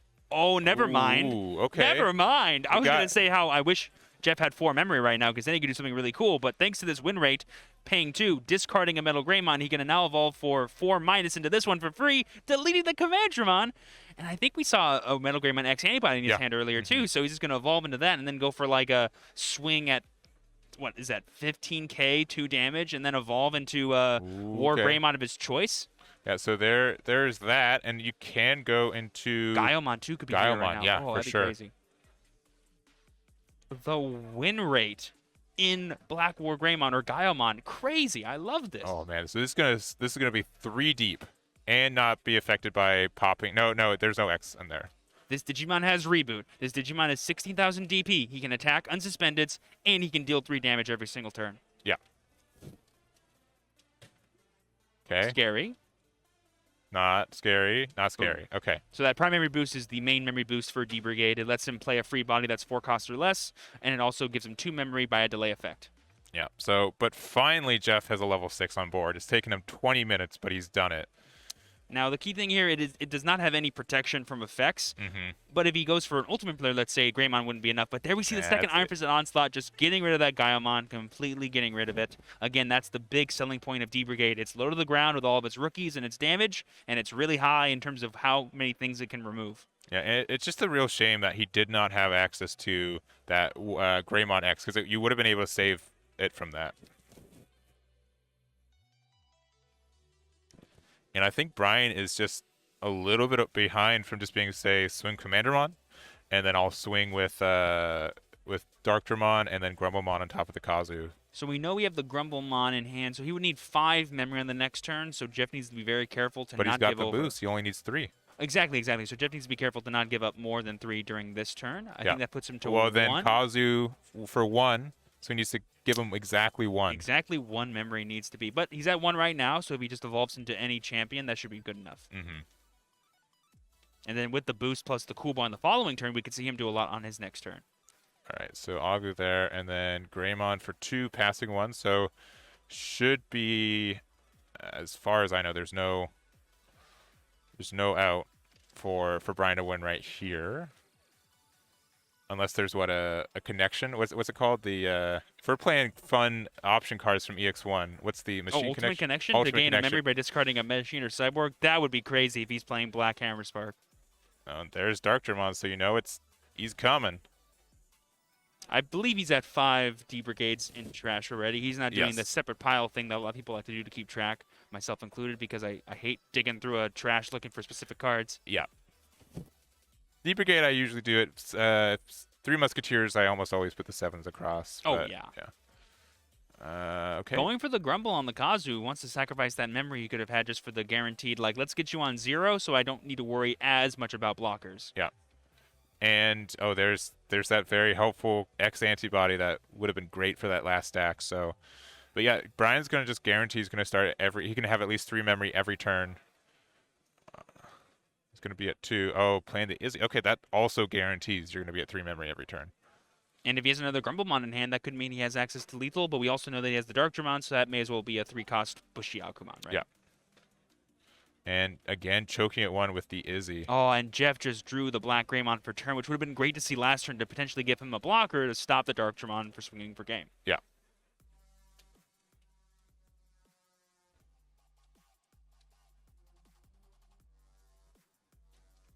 Let's think here. So if he goes for an X, he'll go to 2 memory thanks to Cool Boy, go to 4 memory thanks to Red Boost. If he can go all the way up into a Black WarGreymon while choking at less than 3, there is a chance for him to win the game. Yeah, so he needs to... You can go up to Black WarGreymon if you have the lines for it. And that would be able to pop the Izzy, which means he won't be able to swing with it. But if you give him 3 memory anyway, the Darkdramon would just be enough. That's true. And Jeff knows Brian has it, and he knows he has more than enough dudes in the trash. This is where having a Madoki Betamon, but for red, would also be super useful. A way to stop your opponent from gaining memory during their turn. But again, red has all the gas. It doesn't really have a lot of the funny tools that the gas can use very well. Yeah, no blocker from Jeff's side just means there's just that much little, like, okay, you need to have like a Chimeramon to like get the blocker back from underneath it and then go into Black WarGreymon. That's like the only Not thing. unheard of in Black WarGreymon decks for sure, because there are a lot of really useful inheritables that you always want to have access to, but usually you want to have Metal Greymon names when you're playing a Cool Boy / X Antibody engine. Yeah. If you were playing just a Nokia engine, maybe Chimeramon can easily fit in there, but depends. That is the only out that I can see. But let's see what Jeff's planning. He's activating the memory boost, going to 3. We see him going for the Alteris to go to 0. Doesn't delete anything because there's nothing in play. Okay. Gains the plus security. That will get rid of all of Brian's security, but I don't think there's any Digimon that can restamp besides Blitz Omni, and Metal X is not a level 6. Yeah, and win rate wouldn't even get you there because you're at 1. That was the win rate was awesome to see. I was like, imagine if that could like make your Gaiomon 3-cost evolution instead of 5. Yeah. And you could like do other stuff afterwards. Very strong. Oh my goodness. But we do have the battle protection thanks to the Alteris mode. True. And we do have the 2 rookies, so it's not too bad. That is potentially the second to last or last Onslaught from Brian. Oh, he's Onslaught so definitely close. the MVP for him this game as well. Okay, so next thing, Gravity Rush into a level 6. We do know that he's playing the BT1. And just playing the boy, and that will be game. More than enough D-Brigades in there. This Digimon has Rush. He has the exact memory he needs to go to 10 and then gain the 10 memory back by returning 5 to the top of the deck and swing for game. Brian Doe is your round 2 winner. 2-0 against Jeff Ruberg playing Gaiomon. Yeah, and I bet you a lot of people would have thought that Gaiomon had the pure advantage due to all of the kind of removal and blockers, but D-Brigade had just as much and even more aggression. Yeah, I would be in the same boat because, again, if you're able to establish that stack, but Brian just kept finding those punches, those alternate flares, and just being able to get rid of any stack that just showed up. So it's just very, very unfortunate for Jeff there. But I think a really close match, and I'm really happy for it. So we're going to take a tiny, tiny break, and then we're going to have Brian over here for a quick interview. See you in a bit. Welcome, everyone. I have Brian Do, the winner of round 2. You were playing D-Brigade against your Gaiomon opponent. Let me ask you, once you realized you were playing against Gaiomon, how did you feel playing D-Brigade? I felt like the matchup was great just because I have a lot of heavy removal, especially like Ultimate Flare gets around his inheritable effects from Greymon X.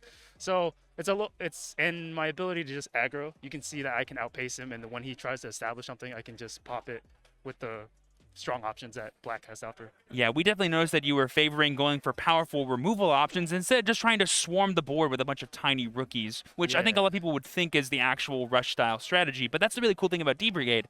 The Digimon are very low to the ground and usually replace themselves, so you have the benefit of being like, my guy actually lived when I thought he was going to die, so I'm just going to Ultimate Flare, get rid of your 2 dudes, and now I'm ahead, not only on board, but also in damage. Yeah, for sure. And then, yeah, like you said, not being afraid to attack, I think, is the strongest thing about D-Brigade, because I expect them to I expect them to die so that they can fill the trash, and then you can end the game with Darkdramon. And then usually your floater Commandramon that can replace themselves, or even Pagumon to give you that nice tempo of card advantage, so that way you're not really losing cards is always useful. Yeah. Oh, man. Let me ask you, what is your favorite card to use in your deck?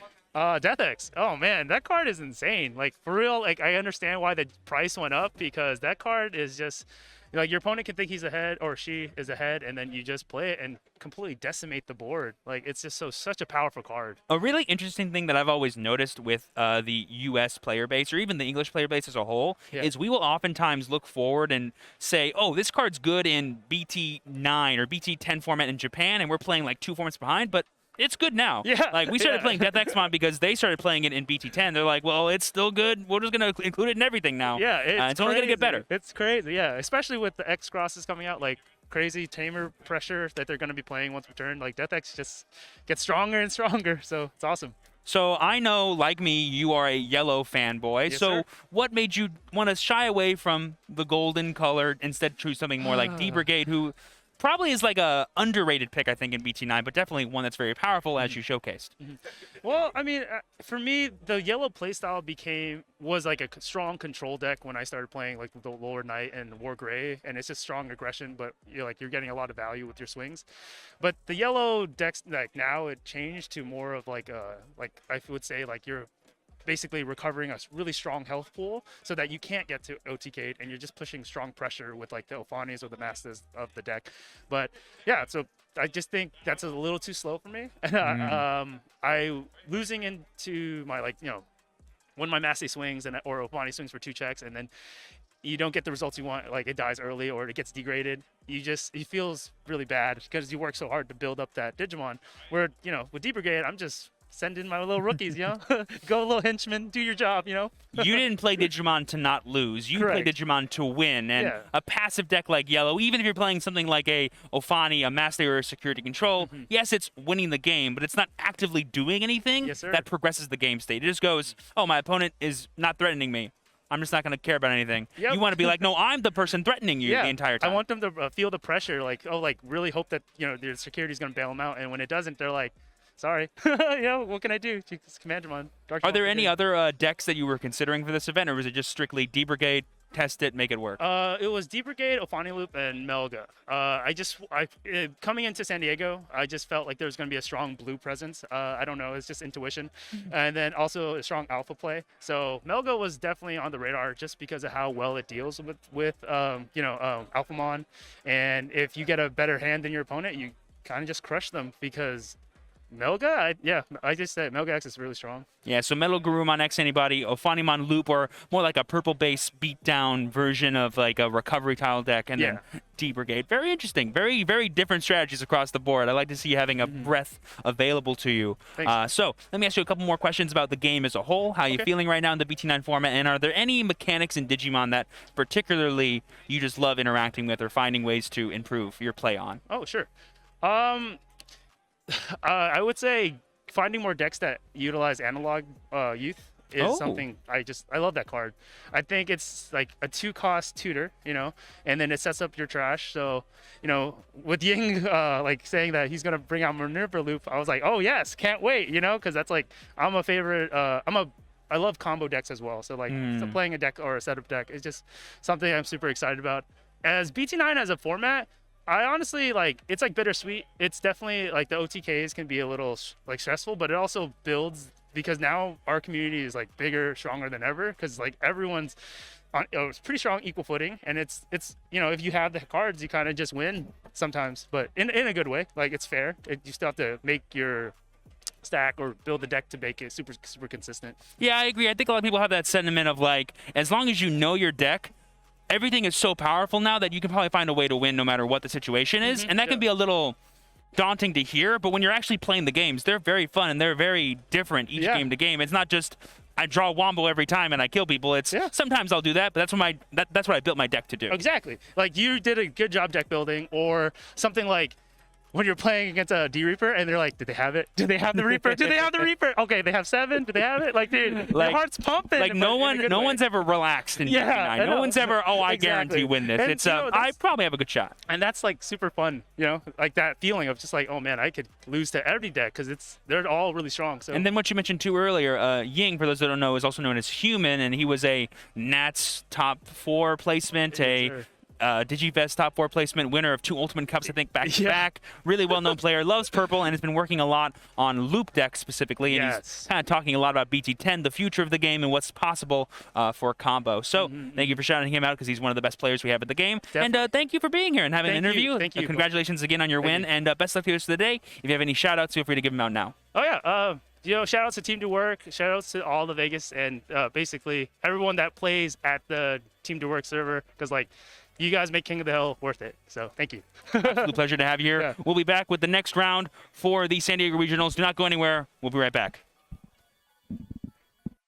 All right, we are back with round 3 of the San Diego Digimon Regionals. We do have a match for you guys. It is going to be James Hernandez with Alphamon versus Andrew on WarGrey X. I'm joined with Steven. How are you, Steven? I'm doing good. James is actually a local friend of mine, and he loves the black color. Anytime there's a black deck, whether good or bad, in any format, he will rock it at every big event. It just happens that Alphamon is one of the best decks in the format, so of course, he's ecstatic, and I cannot wait to see some expert play from both sides. For sure, yeah, and I think it's going to be a tight matchup. Like both, like I'd say like WarGreymon can make a really big stack, just like Alpha wants to do a lot of damage and not have a lot of interaction for it. So it is really kind of going to depend on who can build their stack better and faster. Alphamon's usually, I think, more consistent on that, but we're going to see how this match goes. Let's go ahead over the table and see if everyone is getting ready to get started. Yeah, so we have James on the right playing Alphamon, and we have Andrew on the left playing WarGreymon X Antibody. Like you said, it'll be the duel of the ultimate stack decks. James has Searchers. Every single card in his deck is X Antibody, and Andrew has really powerful ways to gain plus security and even remove some threats. Plus, there could be some fun techs in there. I see here that he focuses a lot on DP gain in his deck, and he has level 7s as well. Maybe like an Omnimon X Antibody or a Blitz Omni as well, we can see. Now you can level 7s almost makes me think, is he going to do like the silly thing where you can do like a Zort defeat and then you can do an X Antibody Omni on top of it. I mean, you can still naturally get into the X Anti Omnimon in the deck itself. So and just a slow start for James. He's playing a cool boy, but you do find that rookie, which you obviously didn't see already, and passing it over to Andrew. Starting off with the Agumon X instead of the regular Agumon. Not the most ideal, but it's a rookie nonetheless. Lets you get a bit more cards in your hand so you can evolve up. I really do like the consistency that these X Antibody decks kind of can offer, just with the idea of, sometimes I have like a bunch of level 4s, but at least I can have some level 4s Digivolve on top of others, and there is that tie right there. Yeah, that is a tie Kamiya. Maybe the level 7s he was talking about was Bond of Bravery. Yeah, I would think it is, and I played, even with like Black WarGreymon focus builds, that tie just is draw 1, gain a memory so many times, and that can make a big difference in some of these matchups. It's basically the mirror of the Yuji that James just put down. Just more resources every single turn whenever you want to promote up your stacks from the raising. They were seeing another tie Kamiya, but this time from the original BT1. Memory Tamer plus a memory gain each turn. Andrew's going to have plenty of resources this game. Yeah, and famously only from BT1 still. Didn't they announce new Tamers being reprinted in the starter decks and premium collections? Correct, but it's going to be the 2-drop tie from the starter deck, right? Yeah, they're just like, well, you want tie, we'll give you tie. Like, oh, thanks. At least there's Davis. That is true. Davis I will take. All right, so starting off their stack as well, up to a level 4. Not... Obviously, he was able to get Durogray on top, so he's looking okay. And he's discarding for the Dexter Greymon's effect to gain another memory after evolving for free. Yep. Oh, and there we're seeing those beautiful Tournament Pack Dora Greymons. James, a.k.a. known as Leechy, in the Discord communities of the world, is definitely a locals grinder. He has tons of those in his collection, I'm sure. Yep. And soon to probably be a playset of that promo right there with WarGrey hitting at least the Japanese ban list at limiting it to 1 and setting up their own 4-tamer. Very funny. Yeah, that's actually a really good thing to point out, too. Not only are we seeing lots of powerful Omnimons because they're just good cards in BT9, but some people are like, oh, let's do our Siren Song in case that restriction of WarGreymon happens for us as well during the BT10 format. For sure. And back to Andrew. He does get to 3 with his Thai Tamer. I think Andrew is want for a Greymon in his hand, because otherwise he'd be promoting and gaining even more resources off these Thai Kamiyas. But they were seeing the 3rd different Tamer from Andrew. Are we playing Shine Greymon? I don't know what's going on. That is super. It is very like thematic. Like each of them have a 2-tamer, 3-tamer, 4-tamer, and their other thing. James obviously does have more of the stack out though, but it's just funny to see how many tamers back and forth. And like we saw earlier, we saw the BT1 Greymon actually from Andrew, who is a DP plus 2,000 during your turn Greymon. Like we said, Andrew wants to focus a lot on DP gain, maybe so that way he can have synergy with WarGreymon X's ability to delete Digimon that are weaker than him. Yeah, so next turn, like if he pushes up, he's going to guarantee 4 memory. If he does any X antibody stuff, he's going to guarantee 5 memory. Though with the WarGreymon X on top and the back there, that does diminish that immediately, but we'll see. We could always see the X antibody option card coming in and then you attack with your ultimate to evolve in and still get the attack per turn, even though you want to go up to level 6. James is now thinking, well, is it go time? Maybe it is, maybe it's not. We are just deciding what to discard, I think, off of Dex Doru Greymon to figure out all the memory we're going to have access to. Then we can evolve for 3 into an Alphamon, and then we could do something else from there. I know James is playing the BT6 Alphamon in his deck, which would be a really good attacker. There it is. How strong is that guy right now? He's currently 12, going to be going on potentially 13, 14, who knows how much after attacking. But the crucial thing is he can gain memory with it during his turn, and the UG can let him put the Orumon underneath. Yep, so we were thinking on James here, and it's just so scary. We've looked away, and James has like almost a dozen cards in hands, right? Like you just draw so much with this deck. Every time you play something, you're drawing at least one guy and swinging in, and it looks like he's going to determine how much he wants to. So it looks like paying 2. Making him a total of 14, I believe. Then activating the Yuji's effect to add another card from hand, adding the Orumon. Like I said, this is currently swinging for 14, 2 damage. I think James already added off of Dorumon this turn, or did he gain memory off of Dorumon's effect? I believe he did, and so put a memory boost down there, get the restand with the Oryu, and then are we going to go into the Oryuken? Not just Oryuken. Wants to get some more memory off of Alphamon first, I think. And it's for the turn you get the boost, so it's still a 14k. And we just saw 2 memory boosts be added to Andrew. Andrew is going to have plenty of memory next turn to have a really big play. And it looks like James isn't going to finish it here, and no rookie in the bottom. Oh, Breath of the Gods does kind of help, does get the reboot blocker. And obviously, if you have enough memory next turn, you can just swing, make it as big as possible, and you get 2 swings. So a bit of a, I don't know. I will say, I think Andrew has enough gas to do a bunch of damage this turn, though. Very crucial, though, this Alphamon is not protected from deletion effects. Breath of the Gods only protects from being bounced and tucked, right? Yeah. And it doesn't have retail this turn, correct? No, that was all last turn. It's just an Alphamon that has reboot. Okay.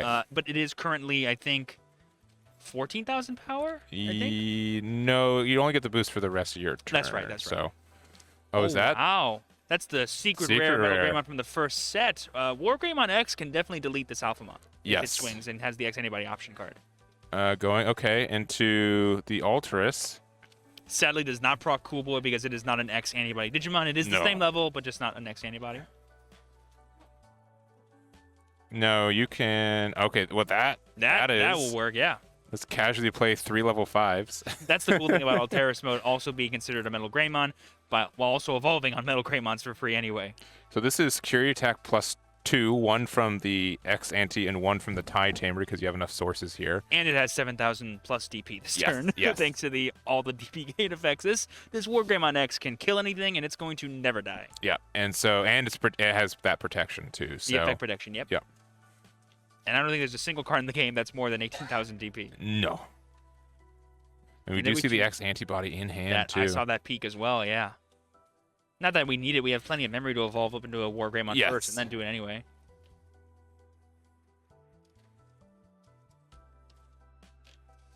Okay, and okay, BT1.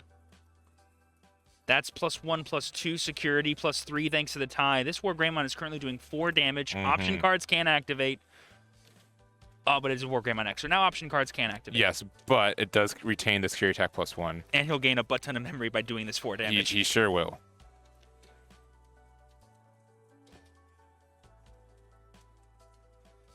Just calculating all the DP gains. My math is 19,000, 4 damage.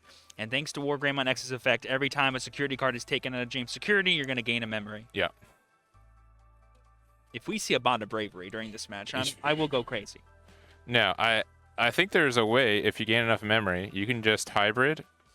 Or you can 16,000 DP is not enough. I never thought I'd say that. Yeah, James, like, his hand flickered a little bit, like, ah. I'm like, oh, wait. He's like, it's supposed to be dead now. And like, oh, no, it's not. No. And that's 4 extra memory for Andrew's side of the board, which, if he has access to Agunimon hybrids, if he has access to Blitz Omnimon, tons of ways to potentially deal the finishing blow, but just getting rid of this Alphamon is more than enough for him. But yeah, game again, Agunimon with Omni Blitz, we'll get it. But I mean, yeah, no big issue here. I think you're relatively safe, and especially with no rookie and James is raising right now. Oh, there's a Blitz Omni you can pick up right now. And that can be added with the Agunimon. Plus, it might also be able to potentially play around a security Alphamon that James has if he chooses to go for it. James is guaranteed 3 anyway. Going for that Blitz doesn't really seem too bad. It also gives you a removal protection as well. Doing a, 1 right there. Ooh, a signed WarGrey. Nice. That looks actually really cool. I bet you it's signed by the voice actor. Voice actor, yeah. I'd hope so. It's my card, just signs it himself. Property of Andrew.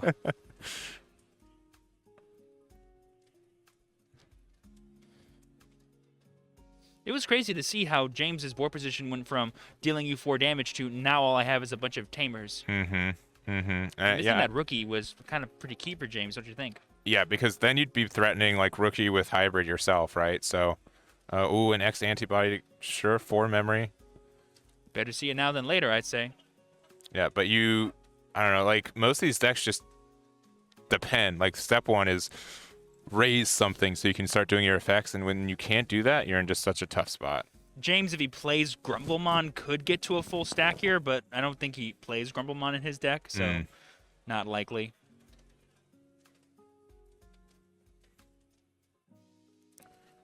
Again, the Oryukin. Popping the boost.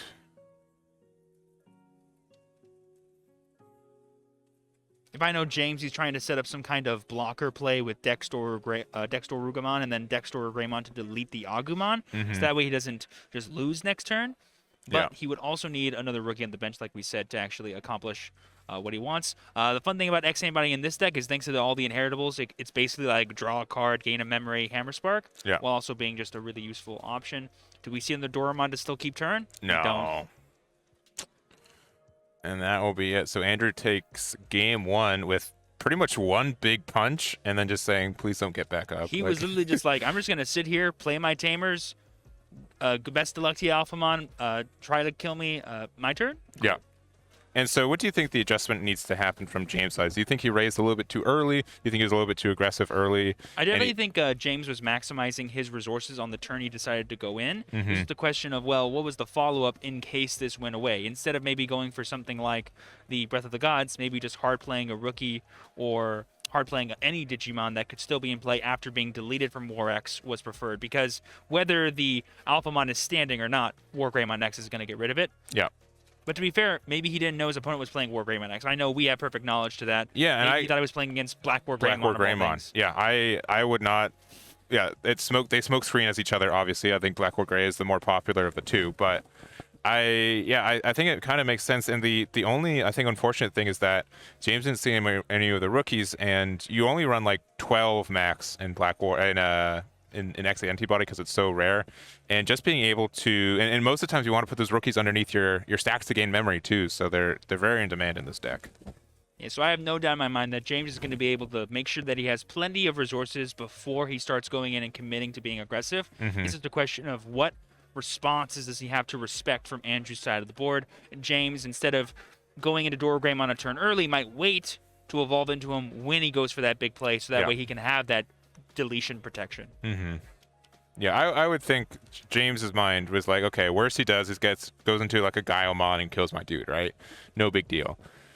And then to just see like he's at no security left anymore. His opponent has a Omnimon that's incredibly sticky and another swing just in case. And he lost his Alphamon to a really powerful WarGreymon X antibody.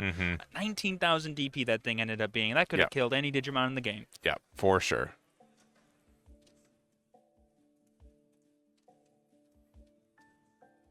Now, I will say the one thing about WarGreymon X, based on my own testing, is that it's probably the most consistent like a red deck's been in a long time, but you still have to see your pieces, and if you don't get, you start your X antibody chains and stuff, you're going to have a bad time. They're seeing the starter deck Coromon that can give you plus 1,000 DP. Like Andrew said, alongside the starter deck Agumon from BT, starter deck, I want to say 7. And then we another plus. If he gets up to a full level 6, that's plus 5,000 DP just by itself by attacking. He just never wants to lie in security. Like that is the priority. It better be an option card that kills me. No Digimon's gonna do it, and I want to make sure I can kill anything that's in play, no matter how strong it is. Which is why he also plays the BT1 WarGrey, because he's just like, I want to live. And dealing damage ain't too bad. Let's throw in some plus security attacks to make it spicy. All right, getting the decks there and passing. That's the cool thing about the X antibody deck, in my opinion, is it feels like no piece is out of reach. Every single card in your deck searches for every single card in your deck. Yeah. And then just playing a good boy tie. Memory Tamer versus Memory Tamer. Both are just being like, we want resources? Fine, I'll get resources. All right, for 2. And, a Ryutamon. Well, he wants Yuji. He did not. But you get your big boy. Or you can over the WarGreymon. I would say you play more WarGreymons than you do or you can, so make sure you get that in your hand as soon as possible. Would be really nice. James did not have it last game. Yeah. Could have been useful. All right, and a red mem boost. That's a whiff. That's a hit. That's a hit. And that's a whiff. Yeah, so Agumon X is more pieces searching. Nice. Yeah. And, well, maybe he's trying to find a level 5, so if you're not able to find one off that mem boost, that really stinks. But the Agumon X antibody will be a helpful dig for you as well. But no, choosing to prioritize the Tai Kamiya so he can have his, +1, draw 1 every single turn online. Okay, going to the boy.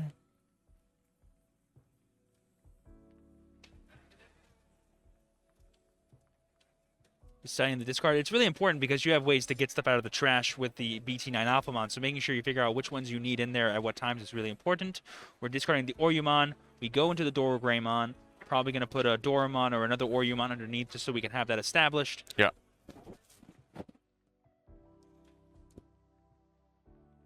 It's always interesting to see the amount of extension a deck like Alphamon can do. Famously, Black has always been we're just going to be pretty low to the ground, have powerful effects, nothing much else. But this deck can draw cards, gain memory on a dime, and extend into super powerful level 7s like crazy, and even sometimes steal extra turns. Yeah.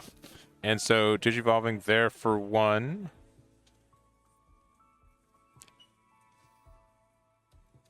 I don't know. It's quite intimidating to see that WarGrey X hanging out there. And looking over, and you know that your opponent has at least 6 memory next turn, because if you push up because of the ties, you get 4, and then 1 with the mem boost. And like I said, even if he didn't have maximum memory, he can totally go ultimate, X anybody option, swing, War X. He has plus 5,000 power during his turn. He's killing whatever he wants.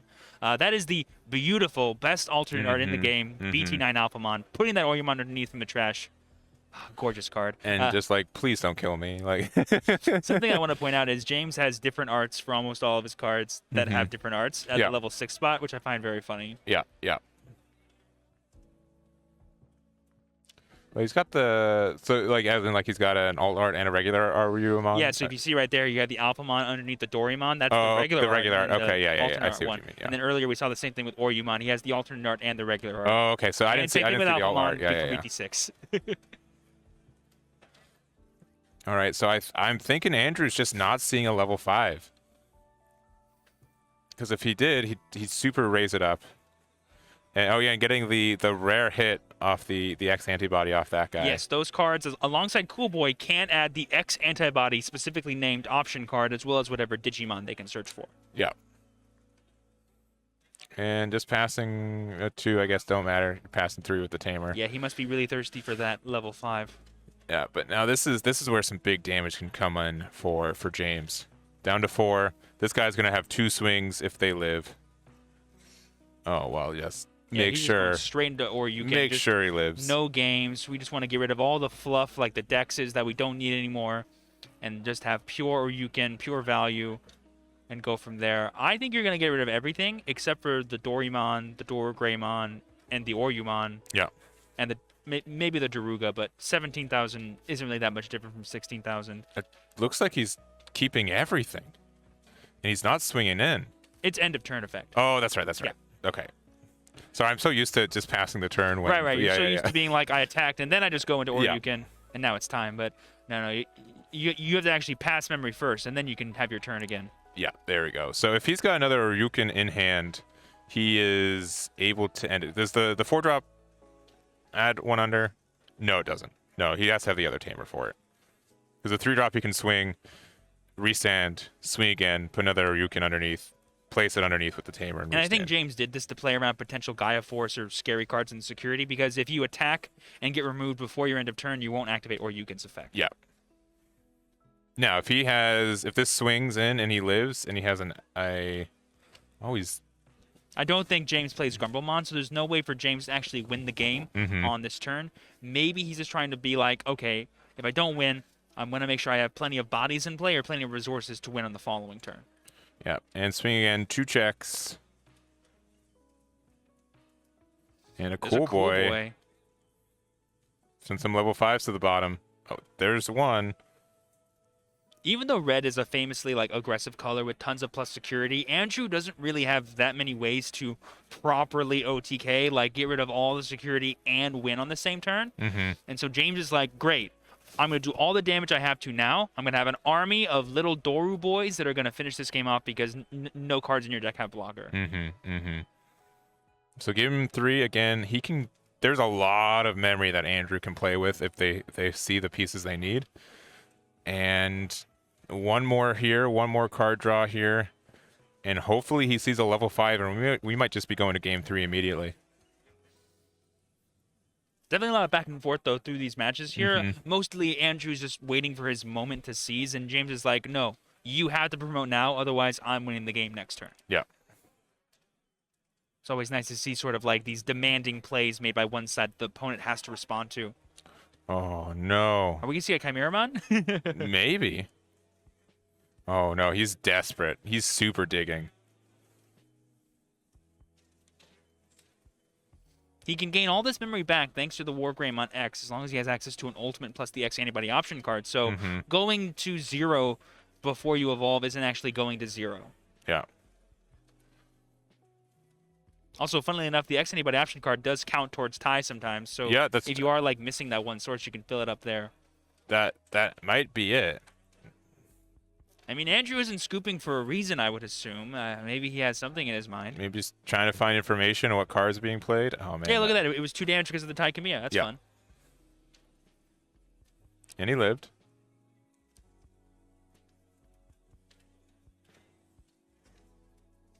Does this Alphamon or you can have protection from deletion? I don't think so, right? Because he promoted way earlier. Well, there's a Goonimon, so that is playing a Goonimon. That's good information to have. Yes, to the point where I don't think Andrew's going to win this game. He can win this match, but giving James the free information that, yeah, I do run a Goonimon, so play around it.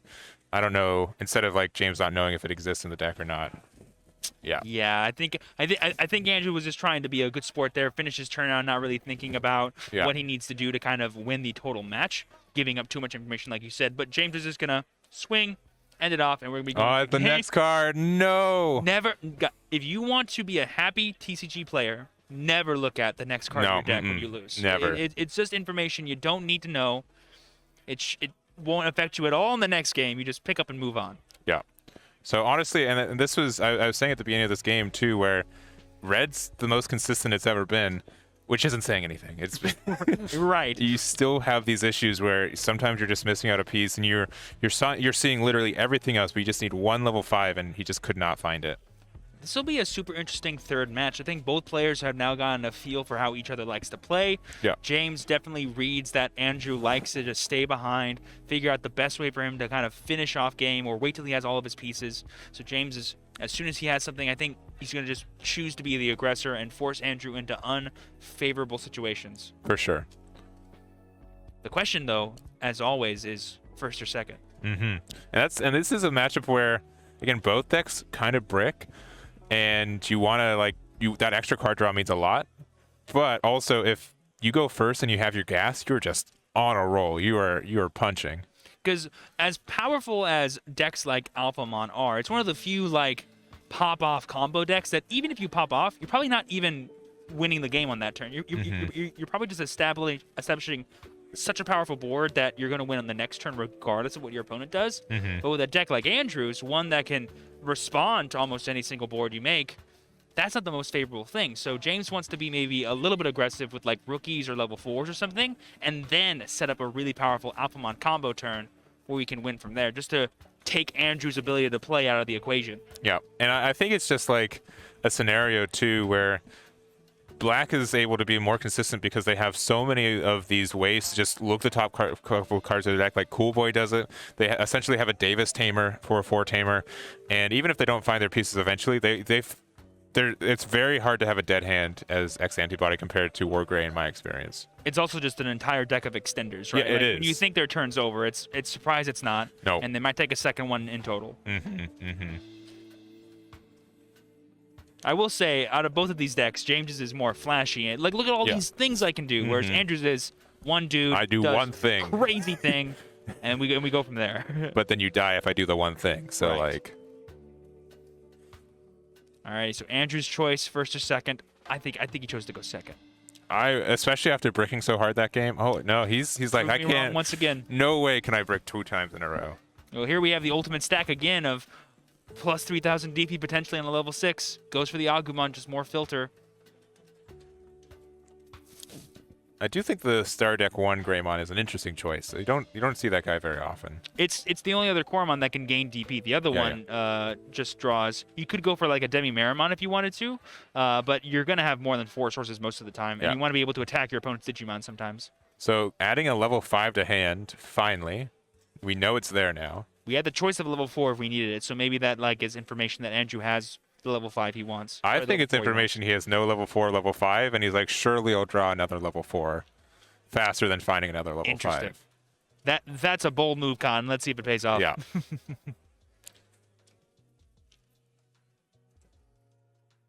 Textbook start for James. Choke to 1, play a Cool Boy, move on. And he got the double pickup too, because he does run X Antibody, which I think it's being phased out of most Alphamons at this point. Maybe 1 or 2 copies, but not as much as I'd say Mother D Reaper runs more X Antibodies in general. Yeah, it's probably a 2 of. Basically, the way it works is it's essentially a 2 memory Hammer Spark for the deck, because if you have Dorumon plus or Yukin, you gain memory twice off of using the X Antibody option and then taking it out. And then you can also draw a card thanks to Dorumon and just get a dig before you evolve anything. That's why it's useful. And you don't really use the when attacking effect. The issue, I don't think he has a level 4 in hand now. And there's one to the bottom of your deck. Man, that's rough. Yeah, it's always tough. Do you grab the card that you know you have more copies of in the deck total, or do you grab the piece you need in hand? The next piece in line, yeah. And maybe he let the PTSD from the last match being, I never saw level 5. Let's get it right now. I'll draw everything else. Easy peasy. I drew 7 level 4s last game. Easy. And then this happens. And there's James just doing what he does best and choking while building one of the craziest stacks you've ever seen. We actually haven't seen any powerful removal spells out of Andrew. It's been all Tamers and Digimon and then memory boosts. So maybe there is nothing scary that James needs to respect, so promoting here is fine. Okay, he's got a level 4. We're in business. Step 1 achieved. What about 2 through 10? Yeah, baby steps. Okay, Duro Gray.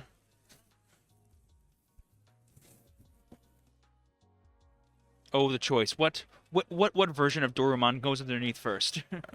The one that gains power or the one that gains memory? Yeah, and so since he's playing the BT6 Alphamon, you gain 2 memory at the end of the attack, right? Yes. So you could, and we know he's also running X antibody, so you can put it underneath it, swing with WarGrey. It's going to have security attack +1, and then gain the 2 memory back at the end of the attack anyways. You don't get the when attacking because of how the triggers work, but... All right, for 1 there, but you'll do that to draw 1, gain 1 back, and then draw probably another 1. It's always so funny watching people evolve and then gain memory afterwards. Like, I remember the days when that used to cost something. Yeah. And not gain me something. Yeah, or you can hit in the trash. And in previous Chrono Class games, it was whenever the memory moved over, all pending things done. Turn is immediately over. So it's interesting to see how this game works where, yeah, you can give your opponent like 3 or 4 memory, but then you just gain it all back. I remember the first time I learned that the turn only ends when the effects resolve. Yeah. And then if the memory's passed over. Nowadays, that is like like everyone should know that now because there's so many things you can do when your turn ends that your turn doesn't actually end yet. Yeah, I mean, like it's the when our world was, man, hard casting a Puppetmon is broken. Now we've got like literally this mega stack here, and no, now we have a card called Samada Santi that is Mega Puppetmon and it only costs 1 memory instead of what, 11? Yeah, but it can't swing.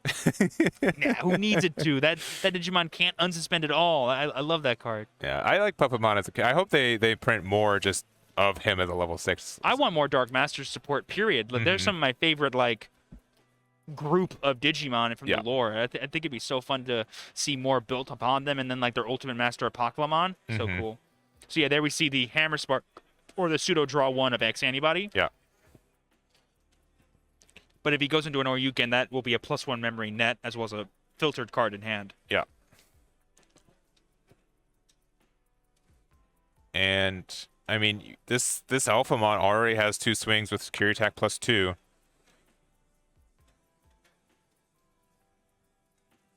There's the Oryuken. James loves just going into Oryuken first before doing any funny business. He wants as much DP as possible before he swings. I don't believe his turn end, did it? I don't believe Maybe he's just getting it ready. Maybe he's just getting ready. He's like, I need to play a card first. Yeah. He did what you did and he got ahead of himself. At least he knows what cards he's getting rid of. Yes.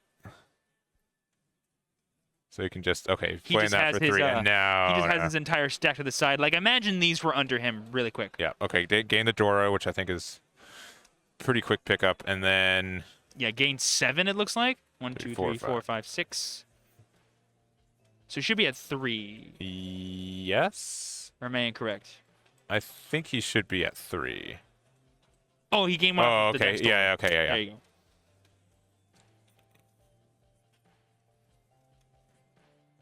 Oh, and then he must have given that blocker retaliation as well, thanks to the Dex Door Greymon. I think so. Okay, X-Ante, get the memory back, add to hand. That'll be useful, actually, on Andrew's next turn. Yep, and then restand. Now James has a decision to make. If that Oryuken has blocker retell, maybe he should just keep it up for when WarGreymon attacks, because his ability to delete is at the end of the battle, not during. 2 more checks, still living. WarGrey for 3. This Greymon can attack, right? It can attack, yeah. Interesting. Putting a 1 there to draw, or to just gain a memory and draw 1 with the egg. A funny thing to point out is Ryudamon's decoy might actually come up in this game if Andrew chooses to target any other Digimon for a deletion effect. For sure. First time that's ever happened. Yeah, I've never used the decoy effect. Because it only works on deletion effects, and there's so many other forms of getting rid of Digimon that it doesn't actually stop. And it's not battle either. It's strictly effects of deletion. Yes. Plus, you usually return Ryudamon with Oryuken. So oh, really okay. All right. Interesting.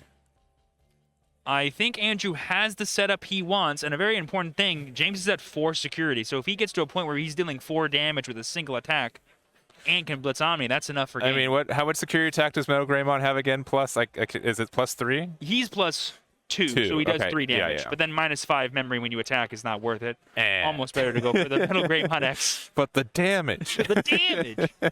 It's so much damage. Okay. And so this does 2 checks. It's still like, I don't know in the inheritables, but it's like a 14, 15K right now.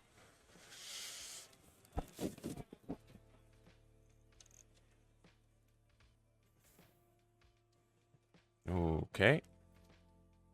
I mean, I would, unless he simply just drew that. I mean, that's a hard +1 right there. And we know he has the X Anybody option card in hand, and WarGreymon X can gain. And also, Retaliation does not work on WarGreymon X because of the because of the effect protection that Greymon X has. So Andrew does feel pretty safe attacking here, and he could potentially get rid of 2 different things if he wants to. Yeah. Which would be enough to stop James from winning the game. I will say that the Alphamon regular has battle protection, or protection in general, thanks to the Doro Greymon. Yes. So if that's what has blocker, James should not block with it. No way. If it's not what has blocker or Retal, he can block with it. Yeah. That is a 14, 15, 16, 17,000 DP WarGreymon X antibody. 2 checks, and no devolution? And no blocker Retal, but we do have the Alphamon. No attacks, right? But it doesn't stop the security Yeah, okay, damage. that's true. It stops the declaration of attacks. Yeah, but that is the good play. Yeah. And there we just see maybe no WarGreymon X in hand at all, huh? There it is, if that's true. There's 2.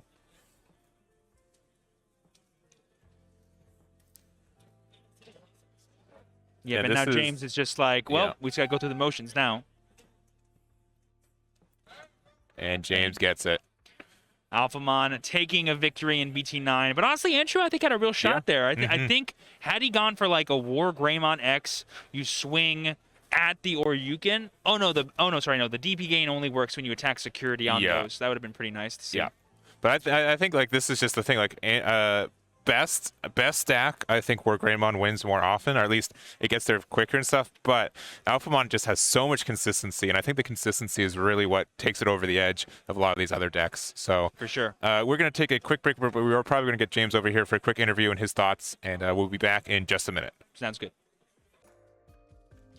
All right, we are here with James off the cuff of a really close match.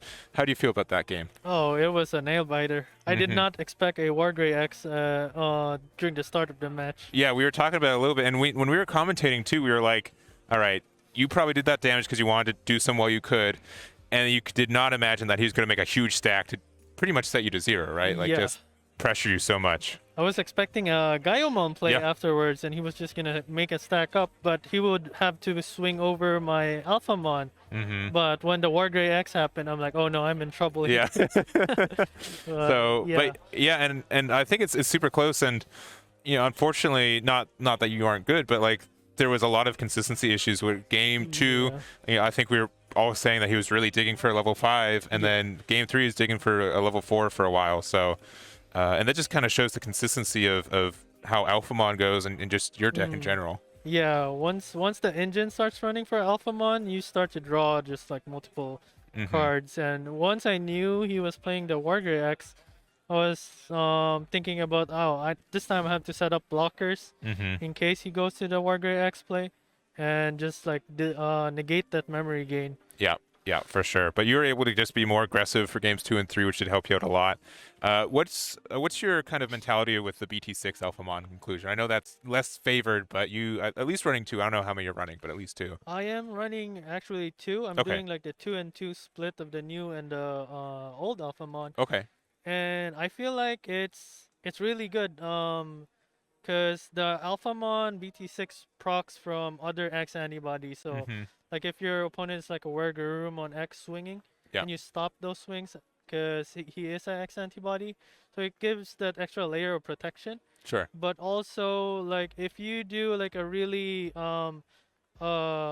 like let's say you're just playing the new Alphamon that digs the sources from trash, like your options are lessened. So I feel with the inclusion of the old Alphamon, it opens up for like new plays to do. For sure. Especially if you tuck in an X antibody under the stack, and out of nowhere you could just gain 2 memory, and your opponent's thinking they choked you to enough memory so that you can't go into like that, or you can. Yeah, exactly. Yeah, being able to get that memory back is huge, and I think it's a really cool inclusion, and it worked. Especially, I mean, I think game 3 it was leaning your way, but when they hit that Alphamon to just be like, I can't even attack anymore for the turn, you're just like, okay, good. I think we got it. So cool. What is the matchup you are worried about the most in this room today?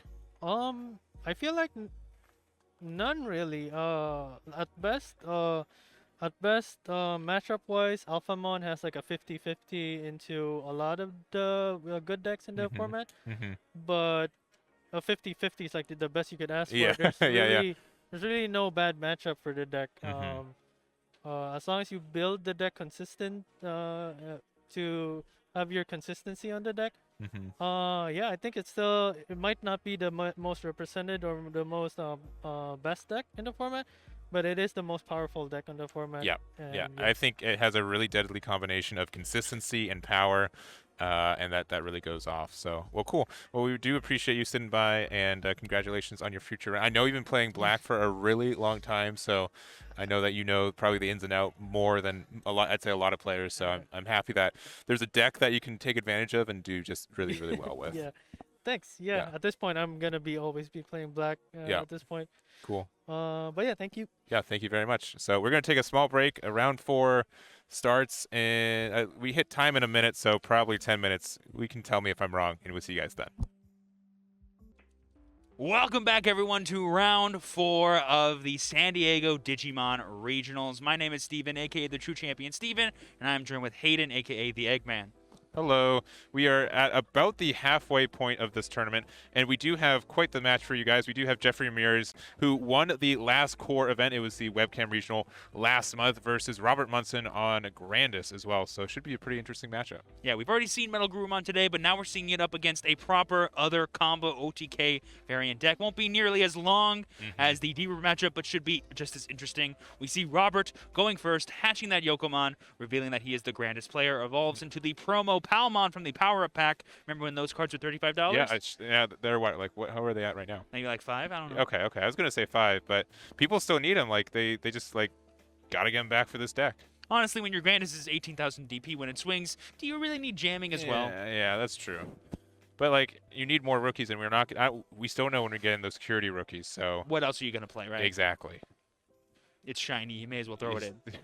I spent, like you said, $100 with it a year ago. I guess I still got to use it. So just got to justify or rationalize the cost, right? All right, Jeffrey's doing the big think into a cool boy for 2.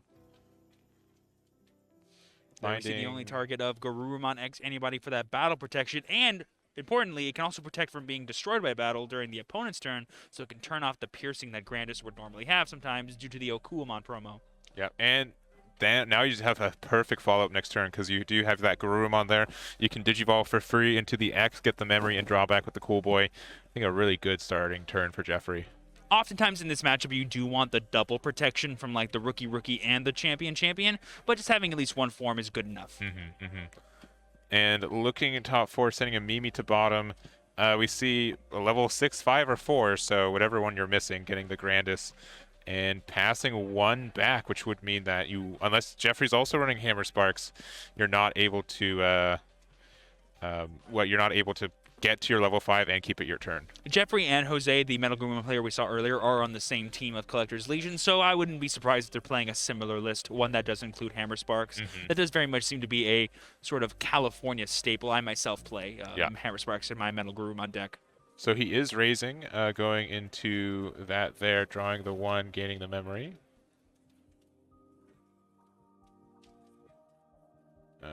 He should be going to 2. It should go to 2 from 1, right? Because he was choked at 1. Yeah, so there's Judge there. Yeah. Judge Cool. Antonio got our backs. Judge was like, should I have one more? I'll take it if I should. Yeah, shoutouts to Antonio, too, being our stream judge all day. And a Betamon, locking down that memory boost. Very strong play. A tech card that's been played pretty much ever since it came out, right? One of those powerful memory blockers. With how prevalent memory boosts are, I think we've seen them in every single deck up till now besides Reaper. Yeah. Super useful.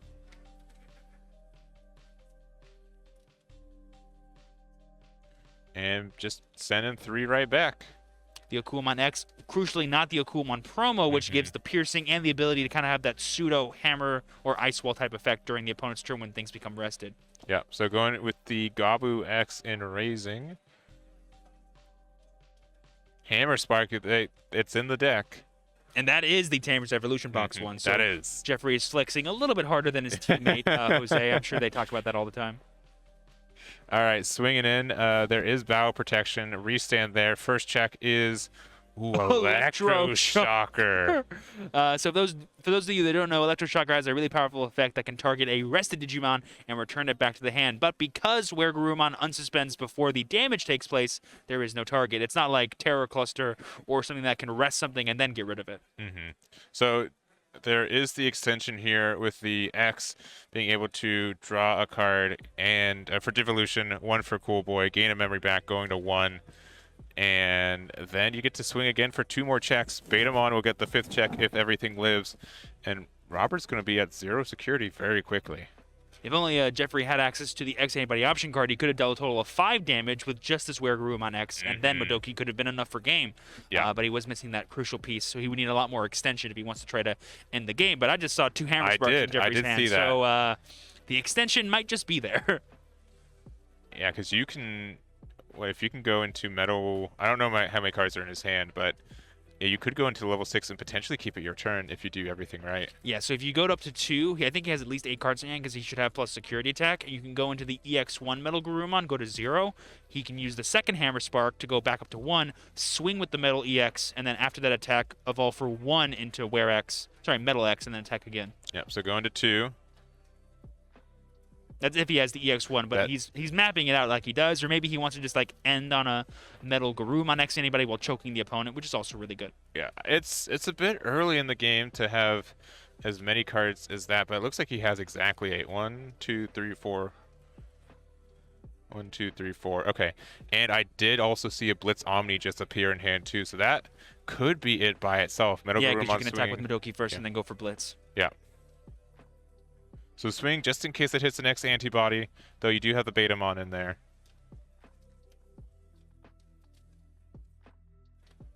All right. Yeah, swinging for 13-2 damage, revealing 2 level 6s. Yeah.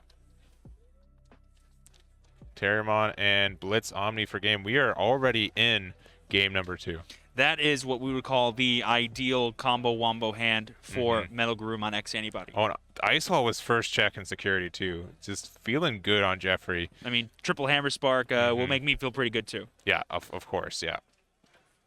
So there we saw like basically the 2 polar opposite type of games you can have with these combo decks. You had Jeffrey who had absolutely everything and was just getting even more abundance. And then we saw Robert where maybe he missed out on a couple of things and was playing from behind. And even when he was evolving up, it wasn't into ideal Digimon. We saw the Arbormon and we saw the Akumon X Antibody without the regular Akumon underneath. No sign of him doing anything in the next 2 turns. And Jeffrey was like, okay, well, I'm just going to end the game now. Yeah, for sure.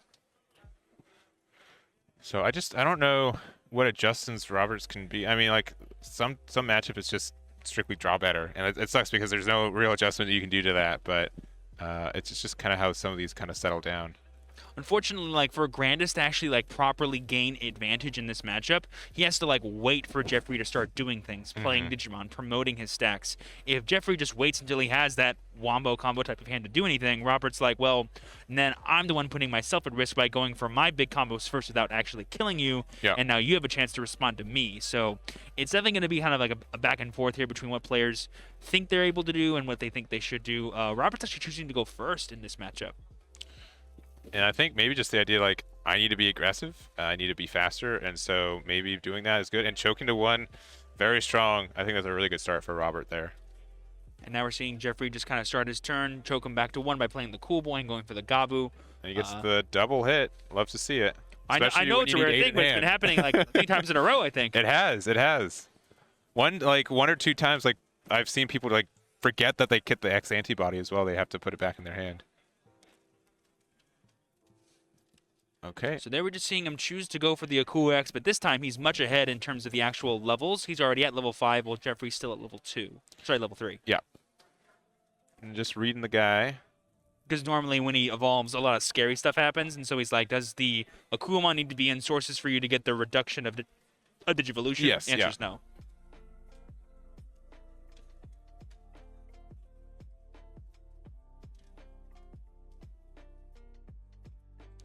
You know, it's almost impossible to not have glare, but I'm happy that the only real sense of glare is on the memory counter. Like, all the cards are visible.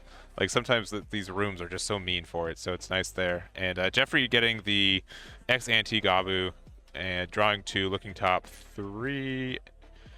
and getting either a 4 or 5. Chooses to get the promo Garurumon. Always good to have extra draw power, especially in this deck where a lot of your effects are tied to how many cards you have in your hand.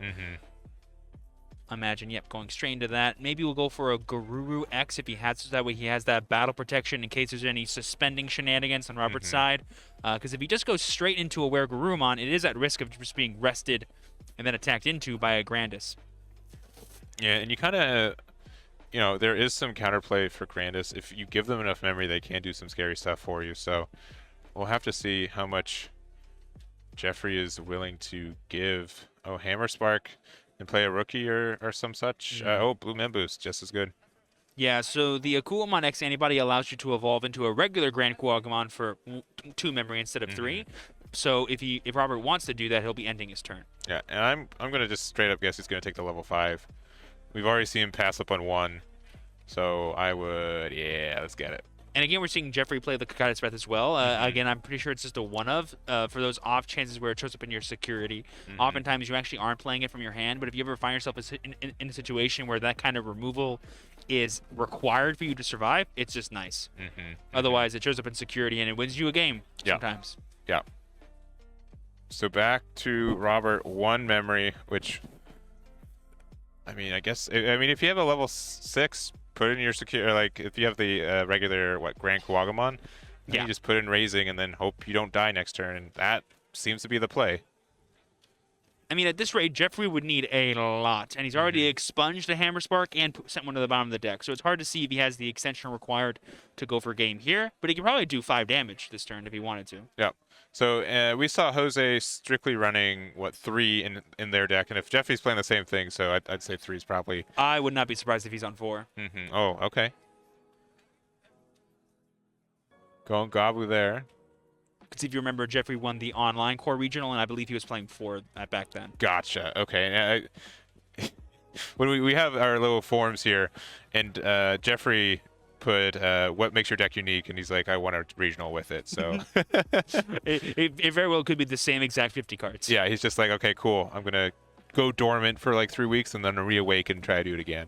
If it ain't broke, don't fix it. Also, I was asleep the whole time, so yeah. I'm just here. Yeah, we're still in BT9. All right. I know what I'm gonna play. Yeah. Ready. If he has access to that EX1 MetalGaruru again, that could just be enough if he has like 1 more Hammer Spark or way to gain memory to have enough attacks to win the game. Because you go WarGrerumon, X anybody, swing, Wear X, 2 more damage, unsuspend, swing, go into EX1, go back to 0, Hammer Spark, go to 1, go into Melga, win. And so you got the first hit there into Weedmon, which you're not dying to that one in security. So now Jeffrey's looking like he's thinking about swinging again, maybe using X antibody to do the again. He can get rid of 4 more security right now. Oh, but a cool boy for 2. Oh, maybe he doesn't have the WarGrerumon X. I mean, I would like to hope he does. Okay, oh, he literally has it now. Well, there we go. Never punished. He has the 4 more. Those 2 cards is 4 more damage for it's free. Just like I need to find exactly these 2. Perfect. Ship it. Sometimes it just writes itself. You know what I'm saying? All right, so gain the memory back. Draw a card off Cool Boy. Yeah, so he drew for the attack and then he evolved. Draw for the Cool Boy and then draw for the Evo. I think he needs to draw 1 more. It should be 3 cards in total. Yeah. 1 for the attack and then 2 for the Evo plus Cool Boy. Okay, and he's big enough for an 8K. Yeah, he should be 10K right now. Yeah. Due to the starter Gabu and the Sunomon. So you can swing again, and then if you have the EX1 Melga. And if he has 12 cards in hand, he can just evolve straight into that. Yeah. But if he doesn't, he needs 2 Hammer Sparks, that plus Melga X. Okay. Now, that being said, there is a rookie on the bench, so even if Robert somehow does 5 damage and gets rid of this WarGrerumon during this turn, Jeffrey can just promote and swing for game. That said, Robert does have the full stack plus a Mimi now. Yeah. So if he just has a Arbormon plus his stack, he could just win the game. Yeah, exactly. Like that's just how volatile these matches are. Like, and that's just kind of how I like how the security system works. Like, you have to guarantee 1 more attack. You could have like security attack plus 100, but if you will have 1 security, you have to do that and then do another attack, and that kind of like limits the power of some decks, and like that's really the clutch point for a lot of this. Ooh, and an Ice Wall just means he does not have it. But now what Jeffrey could do is go into a Melga X, unsuspend and gain blocker, and because he can dodge deletion through battle, he can actually prevent piercing, which Robert doesn't even have access to anyway. Yeah, but that does not seem to be the case. So passing 3 with Mimi, and we'll see what happens here. Ice Wall, obviously, such a strong card, limited to 1 for a reason. Do you remember when it was just blue hybrids, or not even blue hybrids, it was bonds, and everyone was running 4?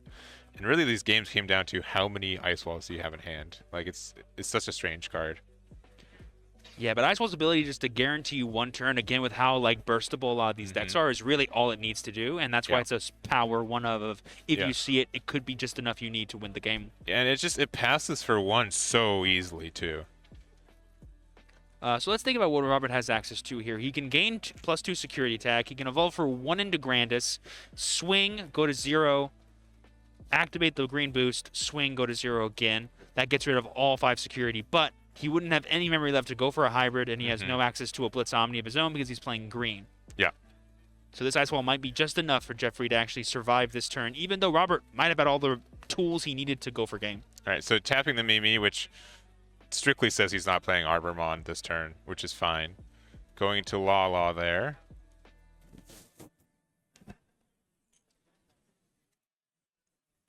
Robert could choose to attack twice into this Melga using Grandis and then play a blocker to stop the Garurumon, but there's so many ways for Jeffrey's deck to bounce low-level Digimon that it would need to be a pretty powerful blocker in order for that to work.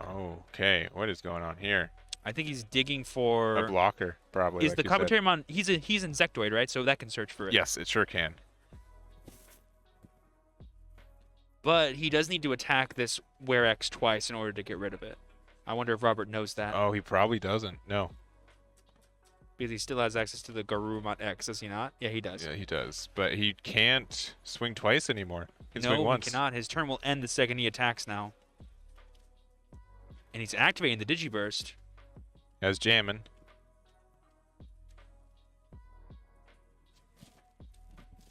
Interesting.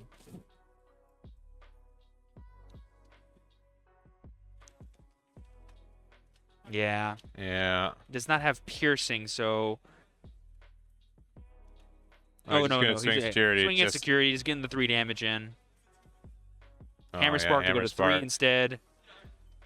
With that, plus double Cool Boy and the potential of a Garurumon X antibody, he's just like, I have 2 attacks, so that's game, right? Yeah. Yeah, I don't think there was any out of there. I don't think there was enough for He didn't Robert. even have Grandis. He did not have Grandis. But look at that. He does play the Omnimon Merciful mode. It's a really nice way to delete stuff. Yeah, I have seen that in some topping lists lately. It's a really cool tech. I really like the idea. So I think he was counting being able to play Merciful mode. For sure. Maybe get out of it, but we're going to get Jeffrey over here. Currently 4-0 in this tournament, and I think 12-0 at core events from this deck. So definitely knows a lot about it, and I would say almost one of the favorites to win this event in Hull. So we're going to get him over here and talk to him. Sounds good. All right, y'all. I am here with our round 4 winner and soon-to-be California State Lottery recipient, Jeffrey Ramirez. How you doing, my friend? I'm doing good, Steven. Absolute pleasure to have you here. Thank you. Congratulations on your 4th round win against Grandis of all decks, a deck we have not seen yet today, but we have seen your deck, MetalGaruru, played lots of times throughout the day and lots of times throughout BT9. I want to know your take, though, on how that matchup usually shakes out. Usually when you're playing against Grandis, it's not very difficult because you have the ability to bounce all their level 4s and ultimately the level 6 that usually is a problem when developing a board. The X antibody option, all the X antibodies are really strong. Cool Boy allows you to extend your plays when normally Terriermon would stop you from taking advantage of your memory boosts. So if you have the Cool Boys, you're able to go into your 5s, bounce the Terrier, extend your plays by bouncing the memory boosts that were normally dead, and then you just start attacking their security and you kill them really fast. It's much faster than Grandis, which is why I prefer this over Grandis. Something as well that I think also comes up quite a lot is your ability to battle protect. Not only do you protect your Digimon from being swung into and suspended by your opponent's Grandis Digimon, but you also stop piercing. So if they ever have piercing with the Okumon promo, sometimes my favorite way to stop them is to go up into a MetalGaruru X antibody with blocker and battle protection. I just go block, No damage because my guy protects himself and doesn't get deleted. And one of the best things about the green archetype is that they have really big bodies, right? So just swinging at security with that battle protection is so huge with blue. They can't really kill you unless they have, I don't know, nothing really in security. Yeah, so this has been a deck that you've been playing for almost the entirety of BT9. You even won a regional previously with it on the online circuit for CoreTCG. Is it just like the best deck in your opinion? It is, just because you can win with your level 5s only. So it's much faster than other decks who rely on going to their 6s, a la Grandis and Alphamon, who are other top contenders right now. And even though you have such powerful level 5s, you also have really powerful extending level 6s that can gain you attacks and set up for powerful Blitz Omni plays. Yes. To add on top of that, the EX1 MetalGaruru, you can evolve into it for 0 sometimes, and then with a simple Hammer Spark, if you're at 0, you can go to 1, go into the the new MetalGaruru X antibody, attack security again, and then go into Omnimon Blitz for game. So what have your matchups overall been looking like today? Is it a lot of just draw my cards, stop my opponent like we just saw, or is it something maybe a bit more challenging or something you're afraid of seeing in the future? Essentially, with my first 2 opponents, it was more of the same. Go into my 4 and hope I draw my cards that bounce their level 4s, because usually 4s are most important right now in the meta. So I played a lot of round 1. I don't know if you want to go into that yet, but I played a lot of decks that had level 4s that were really essential to their deck, and I was just bouncing them back, not allowing them to develop a board and make plays against me, while Al was attacking and, you know, establishing my board presence. So I guess the question is, with like how consistent your deck is, how powerful it is, how good you feel with it, are you afraid of anything to potentially play in this field today? I think we both know what I'm afraid of. I think we're all afraid of it, but I think in particular you are afraid of it more. Well, what's that deck? Security control. Security control, good old purple-yellow shenanigans. Now with black. Now with black as well, with the Daigos, which makes your unsuspending be like, oh, it's actually not a good thing, huh? I'm losing memory even more now. Is there anything in your mind, like how you can approach that matchup, or is it just like, that's my worst one, that's the only bad one, the deck destroys everything else, I'm not going to worry about it? The latter. I just accept defeat, you know, try to do my best, not create the god stack, just get chips in, and hopefully my body sticks, you know? And they just falter, and I'm able to destroy their security. Yeah, it's bad. It's not unwinnable. It's just not fun. It's not like the thing. It's harder for the deck the way it's built to combat it, given what it's designed to do. It's designed to get all the pieces it needs to do one really powerful burst of attacks, burst of advantage, and then just win the game from there, or win the game right then and there. For sure. Well, Jeffrey, that's awesome. Congratulations again on your victory. Hopefully we keep seeing you win. I'm sure we'll have you on again later. Thank you, Steven. Glad to be here. Have a good day, okay? You too. We'll see you guys back in a bit for round 5. All right, we are back with round 5 of CoreTCG's San Diego Digimon Regional. It is, we're at the halfway mark then with Steven here, and we've got 2 interesting decks that are currently at table 1 and undefeated. What do we got today? We have Jake Somas piloting Ophanimon Loop, or a very recovery-focused yellow deck, and we have Marcus playing Gallantmon X Antibody. Which I love Gallantmon, but it's always so inconsistent, so being 4-0 is pretty consistent so far, so I'm really excited to see how it does. Yeah, and a lot of the X antibodies we see, like MetalGaruru on X antibody, WarGrey on X antibody, Grandis, when they come into play, they win the game. When Gaiomon X comes into play, he deletes something. Yeah, exactly, so, right? Definitely a little different measurements there and what's good and what's amazingly good. So I can't wait to see how Marcus uses the powerful Gallantmon cards that we've had ever since EX2 to just win the game. Let's find out what happens. Let's see how it goes. All right. Yep, so there's Jake on the left, Marcus on the right.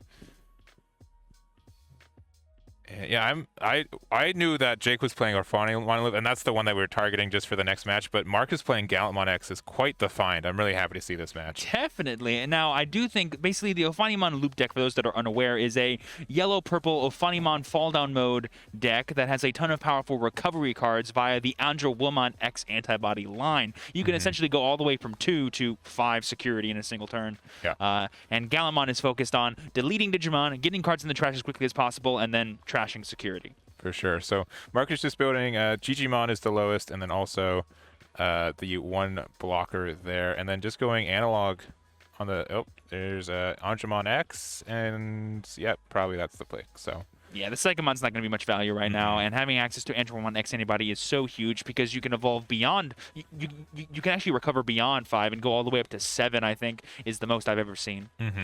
And so Jake's saying that what he makes his deck unique is he says win rate. I don't know if he's just saying he wins a lot or he's playing win rate 60% outright, but I mean there is analog youth there. You can be playing it, so that is something. And we see Gaiomon rise up and just pass the turn there. Yeah, so oftentimes you'll see like some tech pieces alongside the Ophanimon deck being the Black Agatomon, the win rate 60% plus Mastemon from the original BT3, so that way you can trash and get a rush attacker back. So that could be what he's talking about when he means the card win rate or what makes my deck unique win rate. For sure. I mean, with the Digimon, you kind of already know that it's Gallantmon, but then you see that Gallantmon X right there, you're like, okay, I know what it is now for sure. And Jake's playing a TK, seeing what he finds, and finding the Gatomon. Good pick there. One thing I will say is if we see, because we're already seeing Rise Greymon in Gallantmon here as a way to accelerate your Takato Tamer, which is a very useful source of memory, we could also see Rise Greymon X, which could also accelerate another Tamer, which is, Red has an abundance of powerful ones like we saw earlier in today's rounds. For sure. And so it's Marcus's turn. And I think it was obviously a little risky to push the Rise, but I don't think with what was on the board it's not going to be super easy. He gets to play the Tamer for free and maybe get to do some fun stuff with it. So that's the Gaiomon X antibody down there, who I believe has an on Digivolve effect to delete a 3,000 or less. I believe so. Yeah, that's like the thing too. Like it does nothing against most decks, which really sucks sometimes. But going to 1 and going into the Gallantmon here. That's the starter deck Gallantmon that has an inherent plus security tag, and then on swing can delete. And then if you don't delete, you get like a plus 2k DP? 3k, like I think 3K, it is, yeah. Okay. And then you can delete 4k or less. And then we saw that the Takato Tamer giving Blitz here allows Marcus to attack, even though he passed over memory to Jake. This is going to be super useful for him, just to get a lot of damage on the board right now. Next turn, he can attack. I believe Gallantmon X unsuspends if nothing gets deleted, if that's correct, from his effect? I'd have to honestly relook. It's been I was really into it. I really wanted the deck to work. And after a couple games, I'm just like, it's just the worst version of WarGrey X more times than not. So I kind of dropped it a little bit, but obviously Marcus has found a combination that works for him and playstyle, and it's really cool to see. And now that Jake has put back that Gaiomon in play, we do have a card that Gallantmon can delete very easily and maybe gain a bunch of resources and strength off of. Yep. And so thank you to Brian for bringing up the card. So if it's once per turn, your opponent's Digimon is deleted, and you have an X antibody or Gallantmon, you get to just trash the top card of their stack. And Degrade gets rid of the large guy, but pushes 4 memory back. And again, we do have 2 Marcuses because the Gaiomon did swing and did live. And having that Gaiomon live means that there are a lot of ways for you to proc some effects from deleting something as minor as a Gaiomon. And we also see Jake drop one of the most powerful and influential cards in BT9, that Chaos D-Grade. It is probably one of the most uninteractable removal pieces besides Black Dex and Congo. So I imagine it's the first one we're seeing today, but not the last one. Oh, he's playing the triple Marcus? Yeah, get triple it. Triple Takato. We love to see it. Or Takatos. I said Marcus like a dummy. They're all dudes with goggles. No, wait, I guess Marcus doesn't have goggles. No, he's a pseudo gogglehead. It was like the worst Red Tamer choice for me to say. All right, so you can do some cool things because you do have this Rise Gray. If you go into a Gallantmon, you get Blitz, you can swing into security, minus 2k the Gauze, you get some effects off that. So there are fun plays, but we'll see what Marcus has available to them. On the following turn, like Jake has had no access to yellow Digimon, so evolving up that Aandroidd ladder has been very difficult for him. Normally what you do is you hard play a Gatomon, or you evolve in the bench into a Gatomon that can let you evolve into a an Aandroidd for 1, and then go into an X for free. Usually either gaining a bunch of security or just actually making it impossible for your opponent to attack by giving them minus security. Yep. So it is the Gallantmon X. You get to delete, but you don't get the memory or the extra security stack, but you do get the damage and everything else. Oh, I see. So he did the... I don't know why the Gaiomon X unsuspended there. Delete when you put Digimon. Oh, I guess it doesn't matter because it got deleted anyway. Yeah, I don't think it was supposed to unsuspend. So when Digivolving, delete one of your opponent's... Yeah, because he didn't swing yet, right? Yeah, he evolved and then blitzed to swing, so he already would have digivolved, and the Gaiomon would have already been deleted before that would have happened. Yeah. Regardless, I don't think it mattered with that specific sack because it did just die immediately, but... It still would have been his turn because like the Takados would have allowed him. So like if he attacked and then gained the memory back and then unsuspended, he might have attacked again by accident, and that would have been a mistake. But luckily, it didn't end up mattering. But there we do see the Aandroidd off of the Gaiomon. No recovery yet, but that's going to be prime position to become an Aandroidd X and then become an Ophanimon, get 2 recovers, and then have some potential recursion, because the really cool thing about Ophanimon Loop, the reason why we call it that, is if you get rid of the Ophanimon, you're just going to bring back the Gaiomon, evolve for 1 into an Aandroidd, go Aandroidd, and then repeat the cycle over and over again. 100%. Plus, this Aandroidd from the starter deck actually gives you plus security attack. So Ophanimon is like the best attacker you've ever wanted. Yeah, yeah. So it's not, I would say, we've had like loop decks before, and it's not something where you can necessarily loop it to keep it your turn, but it just makes it just a Digimon that's really hard to get rid of and just gets a lot of value. And you're not really gaining any resources back either. Like, you're not adding Ophanimon back to your hand. You're just making sure that you always have something in play. Yeah, and yeah, Jake definitely just drew another Ophanimon off the top of his deck. So like, Gauzy there. Mark yourself as a winner and come up to the scorekeeper. Tell them you will have a no-show. I repeat, at this point, there's the X. No-show. Report yourself as a winner and come up to the scorekeeper to report the no-show. Thank you. So yeah, Aandroidd X has the ability to on Digivolve give something -1 security attack, and then if you evolve on Aandroidd specifically or have X antibody and sources, you can recover 1.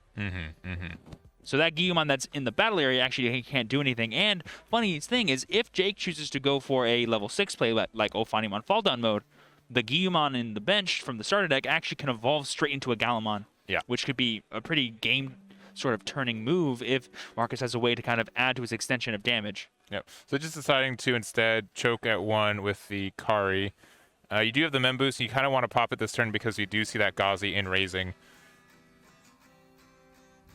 But Marcus is kind of like unincentivized to evolve the Gaiomon in the back just to make it a obvious level 6 that'll have Blitz when he wants to promote it up. So he's going to choose to maybe evolve in the active, go for the Gaiomon X, build his sources, maybe even hard play some more Digimon, because while the Ophanimon loop deck is good at recovering, it's not actually the best at removing. It has all these powerful purple and yellow removal cards that we see in Security Control, but those can only kill 1 Digimon usually, and you're doing it more as a way for you to build your board rather than actually get rid of things. Yeah, but you get to, it deletes a level 4 or lower when you Digivolve via purple source, right?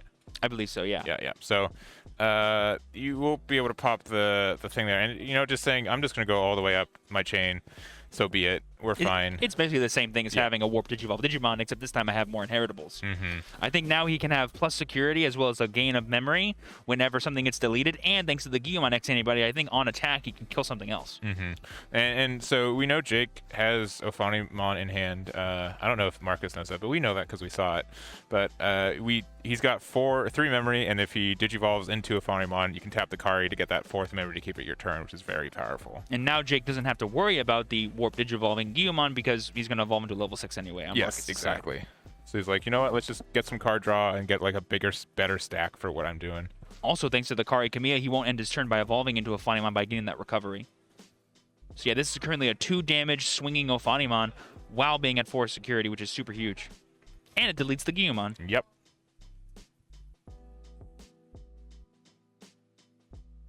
There we see the WarGrey X antibody. I believe on Digivolve, you can target 2 of your opponent's Digimon and give them the effect of if they get deleted, you'll gain a memory. Yeah, exactly. So that's really cool. And then Gauzy has done 3 damage this game. This is really silly. Yeah, the recursion of really weak Digimon is really fun in this deck because you just always swing with them because it doesn't matter if they live or die. And I think you were right on that WarGrey there. And I think if you evolve on a WarGrey or a Next Antibody option, you can like delete 6,000 or less up to. Yes. Yep. There isn't really a lot of wide boards right now in the BT9 meta. Usually people try to favor going for tall, but don't underestimate the power of just like little itty-bitty DP-based deletion. Like that's actually a really big thing. This deck like eats up D-Reaper because everything is really weak during your turn, and you have the potential to, if you play like Judgment of the Blades or something, attack into the Mother D-Reaper. Yeah, so he did go into another WarGrey X, so was able to delete the Gauzy, and then Gauzy's dead, so you can get the memory back. And then you get 2 more off of the Two more Takados. off that, and he's keeping 1 active, which means there's a good chance that he could have something that, like an Agumon for game or stuff like that. But also, I think I saw like one of the BT2 Gallantmons, which he's asking how many cards are in that drop, so this will do some damage. And then we could see a Crimson mode as well, which could do even more. Like, it's not impossible for Marcus to have enough damage this turn to just clear out Jake's security, regardless of the amount of cards or effects that are in there. If you Gunimon, swing in, get them to 3, Gallantmon, and no, I think you'd need a little bit more, unfortunately. Something Marcus could do is evolve into a Gallantmon, swing into Ophani because you should be strong enough to do so. Ophani will bring something back out that if you go into Gallantmon X, you can delete and then trash something from there. Yeah. So okay. So he's apparently, I guess he looked like he was just thinking about that. Marcus. Yeah, he was debating whether or not to use the last Takado. The Takado. I keep calling him Marcus. I'm gonna just. You're not. When you see Rise Greymon, you think Marcus. I do. You don't think Takado. It's Takado, 100%. Look, Ty's in there as well. All the goggle heads are hanging out. But Marcus nowhere to be found. Marcus just punches. He doesn't wear goggles. All right. So. Going into the Gallant. Yeah, so this Gallantmon will swing for at least 14k thanks to its effect because he can't delete anything. You swing into the Ophani. Ophani brings back a level 4. You go into Gallant X, you kill it, you trash something. Next turn, you go into a Chaos mode, you win. Yeah. Sorry, Crimson mode, you win. Crimson mode, yeah. He'll bring the Chaos, but he's a good boy. Yeah, thank you, Brian, for just keep Takado up there the entire rest of the match, just so I can remember. Yeah, he doesn't want to get the main characters mixed up. Yeah, I didn't have to. He didn't Ooh, have that to. Demi-Mera proc to fill the trash even more for Marcus. I think there's 20 cards in there now if you count the eggs. Yeah, and then effect to top 3. I was gonna say, I hope you like Psychemon because it is the choice. And then you can also gain an extra memory off the Analog Youth if you remember. But I guess he decides to not to. Marcus actually forgot to gain a memory off his Growlmon anyway, so I don't. We're in the same situation we'd be in anyway. Yeah, I gotta say, Marcus being named Marcus and me wanting to name the tamer Marcus is not helping me at all either. That's what it is. That's what it is. It has to be. And then we saw the Crimson mode coming down, who deletes the highest DP Digimon. It's not the Gallantmon X, it's a bit more expensive, but it still gets rid of the Gato, which takes game away from Jake. Jake no longer has a way to win the game on this turn because the only rush attacker in this deck is probably a Black Gatomon, which, I guess he could hard play because that's a 5 cost, isn't it? Oh, do we just have the Black Gato in hand just to play it and win? That'd be super cool. If not, you can just Chaos Degrade and then start all over. And we are doing that. Yeah, that's the other big thing, too, about the Gallantmon versus, like, the other X-Antibody decks is there's no protection. All your X-Antibody cards is let you kill more things. They don't actually prevent you from dying, which is where, again, WarGrey on X might be more preferred by red players. But I'm definitely seeing a really interesting side of Gallantmon that I haven't seen before, which is the amount of resources you have access to during your turn. I mean, the WarGrey X memory gain, the Takados, the Growlmons from the starter decks, and the Gaimons being a very scary thing that your opponent needs to play around. Definitely a deck maybe worth taking a look at again, as Marcus is showing. Also, we do see the Burning Greymon in there, so we did have a hybrid. Yeah, I knew it. Yeah. He was. I know he's doing the math. He's like, I'm 1 off. Like, yeah, doing the Digivolve there. You need to either get a block route or I think we're just honestly you're probably just going to go to game 2. I mean, you can swing in, get some information about what he's playing in his. Look, if there's anything Digimon players are, they're believers. And Takado does let Growlmon have Blitz as well, not just Gallantmon. Yeah, there you go. All right, so Jake takes game 1, and it's really weird because I would say Gallantmon wants to be the more aggressive deck, but the longer the game goes, the easier it is for Gallantmon just to say, oh, I'm going to play the Secret Rare Crimson mode and then just do 3 damage out of nowhere and just win the game, so... I'm actually a huge fan of the kind of playstyle that this Ophani loop deck goes for. Like, it has all the control pieces and all the defensive cards that you would see out of a yellow-purple deck, but the second Ophani like Fallen mode gets evolved, you just start attacking and dealing 2 damage every single turn. And if they want to get rid of it, or if it dies to security, that's fine. I'll just get a Gatomon back, start the whole chain over again, and just keep going. It's definitely one of those like tempo-based decks that has the ability to just kind of come back into the game, because these OTK decks that we love to see, like MetalGaruru, Grandis, Alpha, they can get rid of 5 security really easily, but can they get rid of 6 security twice? Not necessarily. No. So the second Ophani like puts people on clocks, it'll finish out that clock pretty consistently.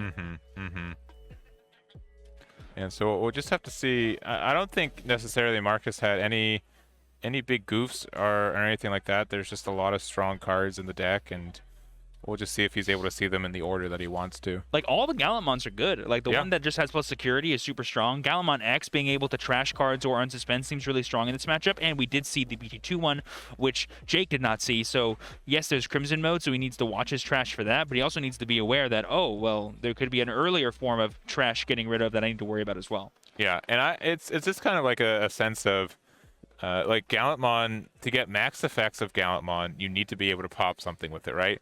Which means that your opponent has to play into the deck. If your opponent doesn't play into the deck naturally, you have a hard time getting all the advantage that you kind of deserve to be getting as a good deck, but I don't know, Gallantmon really needs to fight for it. Weirdly, Jake's Ophanimon recurring level 4 is actually good for Marcus. Yeah, it is. If he gets rid of that, he can easily get rid of the thing afterwards with any of his effects pretty much, because Gaiomon is only 4,000 DP. Yeah. And again, like, Ophanimon builds its trash, and so if your trash is just 20 cards in it, you're able to get, if you're at 3 security or less, Crimson mode can just win you the game. Crimson mode does 1+1 for every 10 you have, right? And before the attack. So it gets rid of the security, and then it technically attacks for game. Yep. I actually, in my first ever tournament in IRL Digimon for the original 1.0 format, I played a Gallantmon Omnimon deck because I thought it was better than just pure Red Omni. I was right. So I'm definitely a Gallantmon fan, and I definitely know the interaction between BT2 Gallantmon and the security. Yeah, it's a really, like, the alt art is really cool, and it's got some really cool effects, so. Plus it's Gallantmon. Gallantmon's awesome. Yeah. Yeah, just doing any, like, direct damage in a game like this, if you're not playing against yellow, you're probably, like, that's permanent damage you're almost always doing. But this deck is really, like, Ophanimon deck is really good at just, oh, you only did 5 damage last turn? Good. I'm going to go all the way back up to 5 security this turn, because you can recover a crazy amount, especially if you're playing the starter deck, the original starter deck, Aandroidd, who if you have 3 or less, you can recover 1. It's crazy. They were seeing the evolution into Gato. I believe all of the Growlmons, besides Growlmon X antibody, can kill 3,000 DP or less, but 4,000 DP or less might be a bit of a stretch. Well, does he have which oh, okay. Growlmon X Antibody will do it if he has the X Antibody option. So basically, he'll evolve for 3, but he'll target that, and he'll delete it thanks to that, so it's going to gain a memory back and go to 0. Yeah. And now he can attack. And he gains another memory thanks to the Growlmon. Yeah, okay. Yeah, because I couldn't remember which Growlmon it is, because one of the Growlmons increases the range of your DP destruction effects by 1k. I think that's the X Antibody Growlmon. Yeah, and then the regular one gains memory, and then there's another one that I think gives you plus 2,000 DP or something. Yes, yeah. But that was a really heads-up play by Marcus. Immediately getting rid of the Gaiomon. That's the most important card in Jake's deck. If you can keep him off Gaiomon, you can keep him off everything else in his deck. And right now he has no yellow source available to him, so he can't even Kaustinen, and he can't Flame Hell Scythe, which are probably 2 of the more prominent forms of removal for this deck. Also, if Marcus attacks and evolves into Gallantmon X Antibody, he will restand because nothing's being deleted. Yeah. Or he can just evolve into... Oh, he can still evolve into Gallantmon X Antibody. That's 2 damage right there. And a draw card thanks to the Digimon. All that hard work for nothing. But hey, look, now I'm at 6 security. Yeah, great. But it's still Marcus's turn. This is the game we play. All right, so top 4. We must rebuild. That lightning joust in hand is like, I have 6 and you have 4. So this would have been nice a second ago. Yeah, can we flip these real quick? Like, yeah, Chaos D-Grade is definitely the great equalizer of every deck. To be fair, it did not matter what deck Marcus was playing. That D-Grade was going to punish there. Yeah. It just hurts a little bit more when it's Gaiomon. You're like, come on, let him do his thing. You spent like 5 memory to get deleted by something that is 8 memory and play for free. And the Gaiomon only has 1,000 DP, so it does not kill that Psychomon. But the Psychomon did live, which means it is a target for some destruction benefiting effects, or beneficial effects. And 3K is a lot easier to get rid of than 4K. Yeah. Like, this deck can eat up every 3K or less Digimon.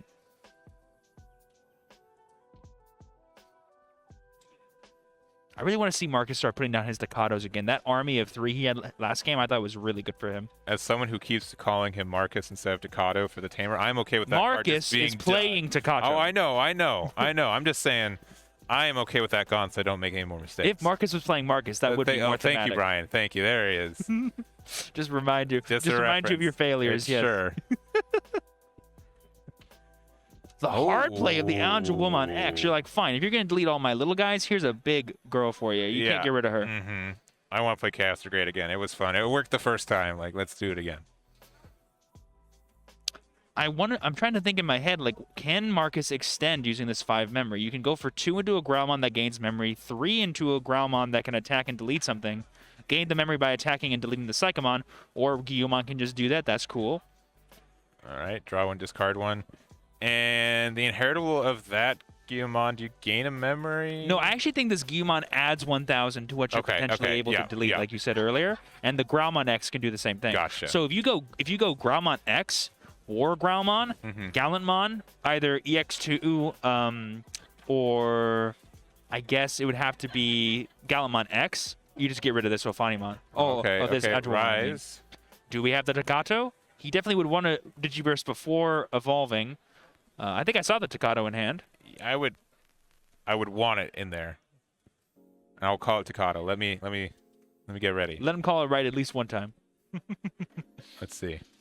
Also, I just noticed that Marcus is playing Monochromon, both as a really cheap Digivolution and a blocker, which might come up in this matchup because of how aggressive Jake tends to play with this deck once he gets his Ophanimons established. Yeah, because I think he was digging for it pretty hard.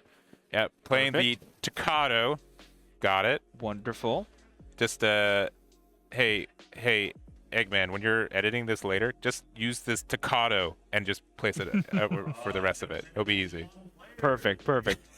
I don't think Marcus has a Gallantmon in hand. I think that's what he's been digging for this entire turn. He has an X-Ante in hand, though. But, I mean, here's the weird thing about X-Antibody in this deck is that it's... Oh, he's just swinging in. No fear. Avenge Kidmon. This Aandroidd did, in fact, live. But Jake only has 3, and he has no plus security. So if this Ophanimon wants to become a fall-down mode... Sorry, Aandroidd wants to become an Ophanimon, that's fine. Yeah. But all it does is recover you 1. Like, and then if it... I guess it does get the undeletion still, that's right. Do we draw the Gallantmon that we needed last turn? I don't think we did. So even though we could have Blitz, I don't think anything's going to happen with it this turn. But I think Marcus has time. I don't think he's really in any rush right now. Honestly, I do like just seeing this matchup, and maybe it's a matchup where you're allowed to go a little bit slower, so Gallantmon has a shot, but you do have a lot of good destruction and like board interaction effects. They're just usually a little bit slower, unfortunate. So if you're able to play slowly and get there and get your big stacks that you want to get, there's some really cool stuff you can do. Like, definitely is like an argument to being like, let's insulate ourselves against the Chaos D-Grades. If our opponent check 1, that's fine. Because I have this other ultimate right here. Yeah, I gotta say that Jake's security's been on point. It's been level 6s, Chaos Degrades. Like, nothing like has lived on Marcus's side. We only play bombs in this house. I guess so. So he's got to do more of those DP buffs, like the earlier player. That he was doing really well. Those starter deck Agumons, those don't belong in a Gaiomon deck. Yeah. But we do know that he has the Gallantmon X in hand. The problem is that he'll end his turn and the Ophanimon will come back. He doesn't have enough resources to get 2 instances of removal in this one turn. Yeah. Now, here's also the thing, like, okay, he's going for it. We could see an X antibody plus WarGrey X play. That could be a thing. That could be a thing. And then what you would do is you could, like, evolve into the starter deck Gaiomon. Oh, okay. Lightning Joust, because you're tied. No, he's going to Lightning Joust to gain enough DP to swing over it. Okay. No, now I'm confused. Oh, he's at 4, so he's going to gain the plus security. Oh, no, but he made a mistake. He should have swung. No. He's dealing 3 damage. And he's trashing.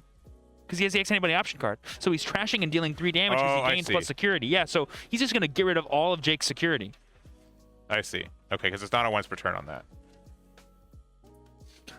No, because of the WarGrey starter deck to let you gain security when you delete something. Oh, that's what I'm saying. And now he's going to blitz thanks to Takato. gain a memory to give him 3. And then I think he actually deletes this, right? Because maybe not. I think it's. Hey, Brian. Okay. He's just screenshotting something. Okay, I could be wrong. You can blitz and then you can unsuspend, right? I think that's how he did it, right? No. So he just blitzed. He only unsuspends if he doesn't delete something. Okay. He did delete something, so that means he does trash the X anybody option. Okay. Yeah, so what just happened was he deleted the Ophanimon, he dealt 3 damage after trashing one due to X anybody's effect, and he drew 1-2 cards off of the Gaiomon and the Digimon. Gotcha. But he can't delete this Gaiomon, which does give Jake the window to evolve up into Aandroidd and get a bunch of recoveries back. But I don't think that matters unless he gets rid of this Gallant X. Yeah, I don't think so either. And I'm caught up. Sorry, I know that was like me blanking. That was so many effects. That was the most amount of effects that Gallamon's ever done in Digimon. Yeah. Again, like when it does cool things, it does really cool things, and you have to get there. But no security out. You have to get rid of 2 boys or recover enough to get out of it. And they're only at 3 security. Now again, Jake just. As if maybe I don't know if he did analog or not, because that was another trigger that could have happened for it. No, he did not. Yeah, because you could have, because you did have a level 6 with a level 5. So I think Jake is just like, do I degrade again? But this time we're insulated because we have the Gaiomon already in play who can attack per game. Yeah, so exactly. degrade is not enough on its own, and there's no Magna Andromons in that trash. So there's no way for him to go like Hell Scythe, kill the Gaiomon, recover 1 with Magna Andromon. So Jake is in a predicament where he's like, Marcus has lethal. I have no way to stop lethal. Yeah, exactly.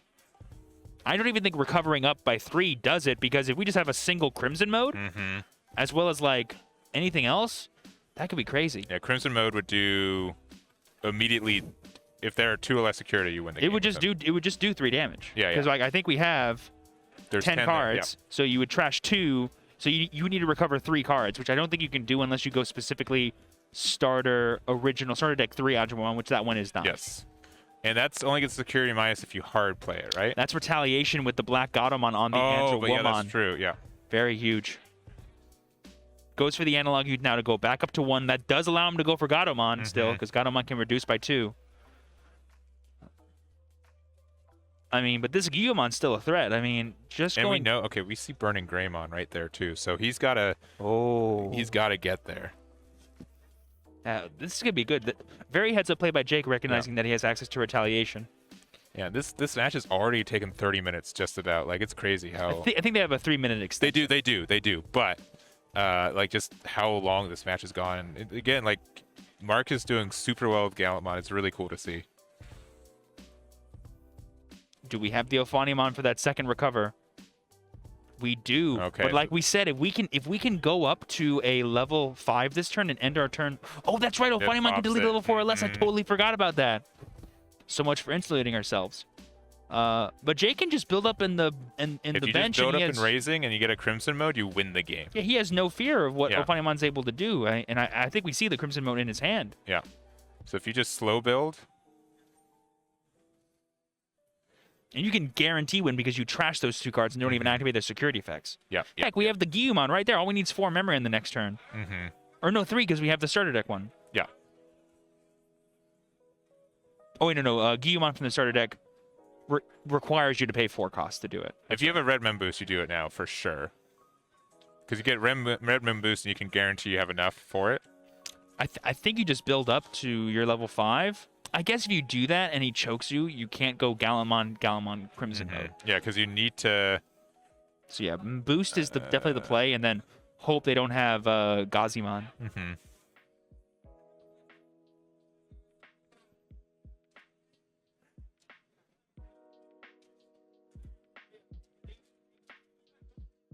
The window is definitely open.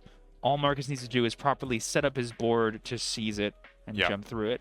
I think it would be something like Monochromon, WarGrey, Gallant. Just give your opponent 3 or 4. Doesn't matter.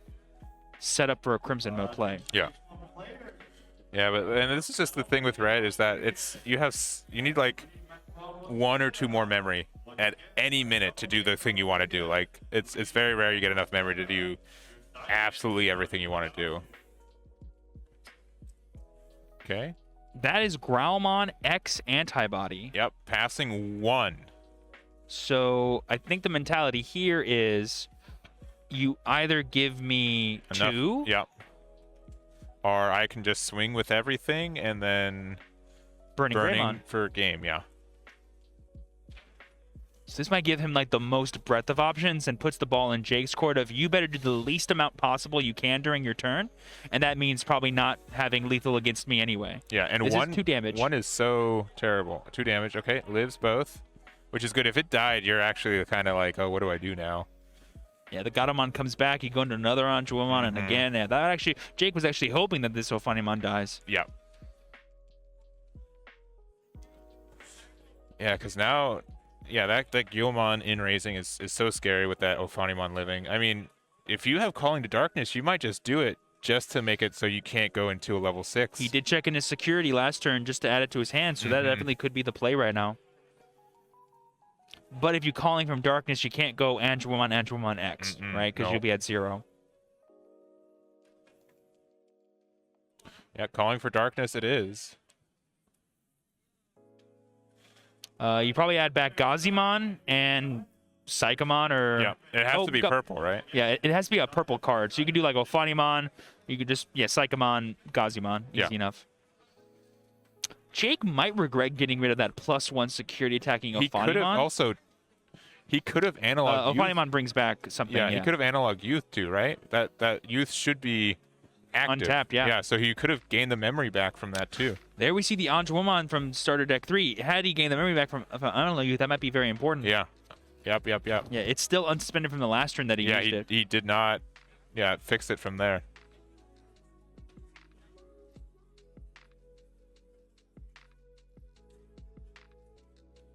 Yeah, because you could do an Aandroidd to X and go all the way up to 4, which would put you pretty out of what Marcus is able to do. You would give up 4 memory, though, which would open up that Gaiomon just to become a Gallantmon. Yeah. Okay, so he's... Okay. They remembered. Yeah. Perfect. They reset it. For the record, they can't hear us, and there's an independent judge for it, so this is not us influencing at all. No. I think they just noticed it. Yeah. He's like, did I pay for this turn or last turn? He's like, oh, no, that was tapped from the turn before. Yeah, I want to use it again. Yeah. That's fine. And there we go. So that's what it, he should have recovered before this. Yeah. And draw for Aandroidd, and then go for that one. Yep. Okay, yeah. So this is what we were talking about. Just playing catch up with the board state here. Yeah. Marcus, it's still his turn. That was all free. Yeah. There we go. No Ophanimon. No Ophanimon. Just the 4 passing over 3. Smart. Very heads up. Not giving the level 6 to give access to the Gaiomon. It's tempting, though, because you get a level 5, you get a 5th security, and you get to pop the Growl X. Very tempting. That said, though, I mean, Marcus can just go Growl X, swing Gallant X, kill the Aandroidd, and there's no recovery from that. Yeah. And that's like 3 damage. Especially if he has the X Anybody option card. Yeah.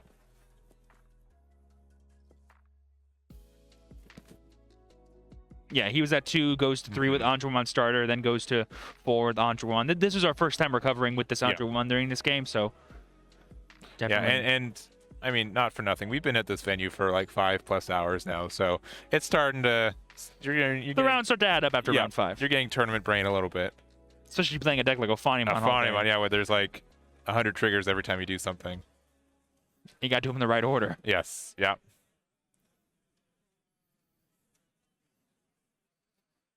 If Marcus has access to Ultimate Mega that can delete Aandroidd X anybody, I don't think it matters how much memory you give over. You have to go for it. Yeah.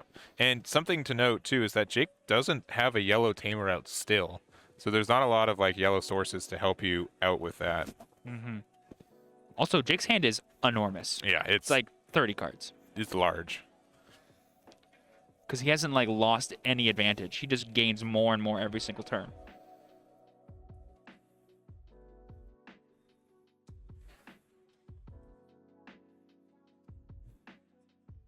Just the swing with Gaiomon X. It lives because he's a big 6,000 body. It's like the first time something's lived on security swings in this match. Like everything I feel like Marcus swings in dies immediately. I wonder if Marcus is just like out of level 5s.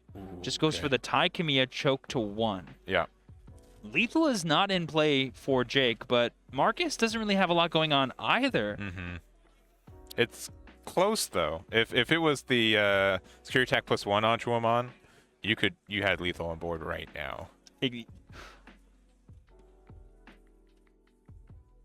Which, I mean, again, you've got a whole book in your hand. You probably have it.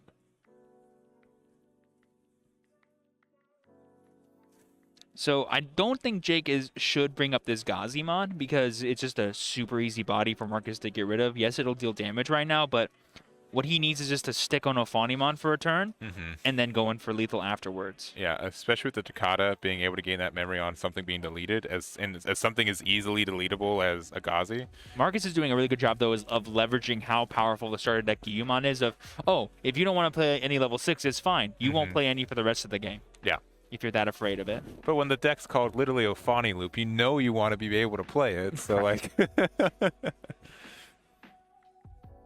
Just the Flame Hellscythe from Jake. He does have the yellow and purple. Gets rid of the 6,000 DP Graumon X antibody. And he's going to be playing the Aandroidd, who is 6,000 DP level 5. Nothing to give minus security attack to. And again, no level 6s in play. So Gaiomon is turned off.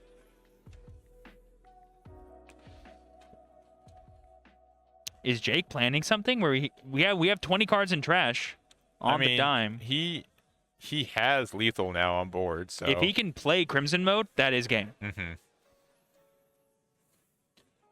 Does he think that this Gaiomon can warp? Oh, no, he clearly does not. So let's see, you go 2-drop, 3-drop, War X, War Growl X, Memory Gain. Maybe. Ooh, I mean, Marcus has something. He could potentially gain 4 memory. Okay. So now he can gain 3 memory, but he can't delete anything, I don't think.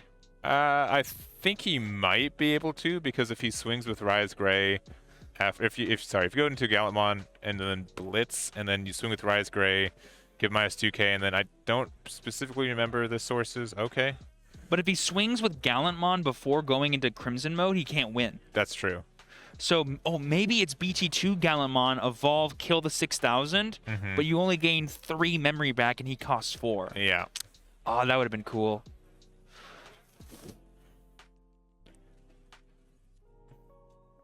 X antibody option. Yep. So you can trigger Gallant X. That's Gallant for Blitz into Gallant X. Yeah. But you activate the when attacking's first to trash 2. Also, you do have 4 markers. And he's going to delete everything because the Gallant X deletes just the lowest DP, which will be the Aandroidd. And this is going to be 3 damage all by itself. And he'll be choking his opponent at 2 if he activates Analog Youth. Those cards are trash. They do not activate. And then the when attacking effect of the X antibody will go into Gallant X, deleting this, trashing another card, and that's game. Yep. Because the X antibody extra card, that's game.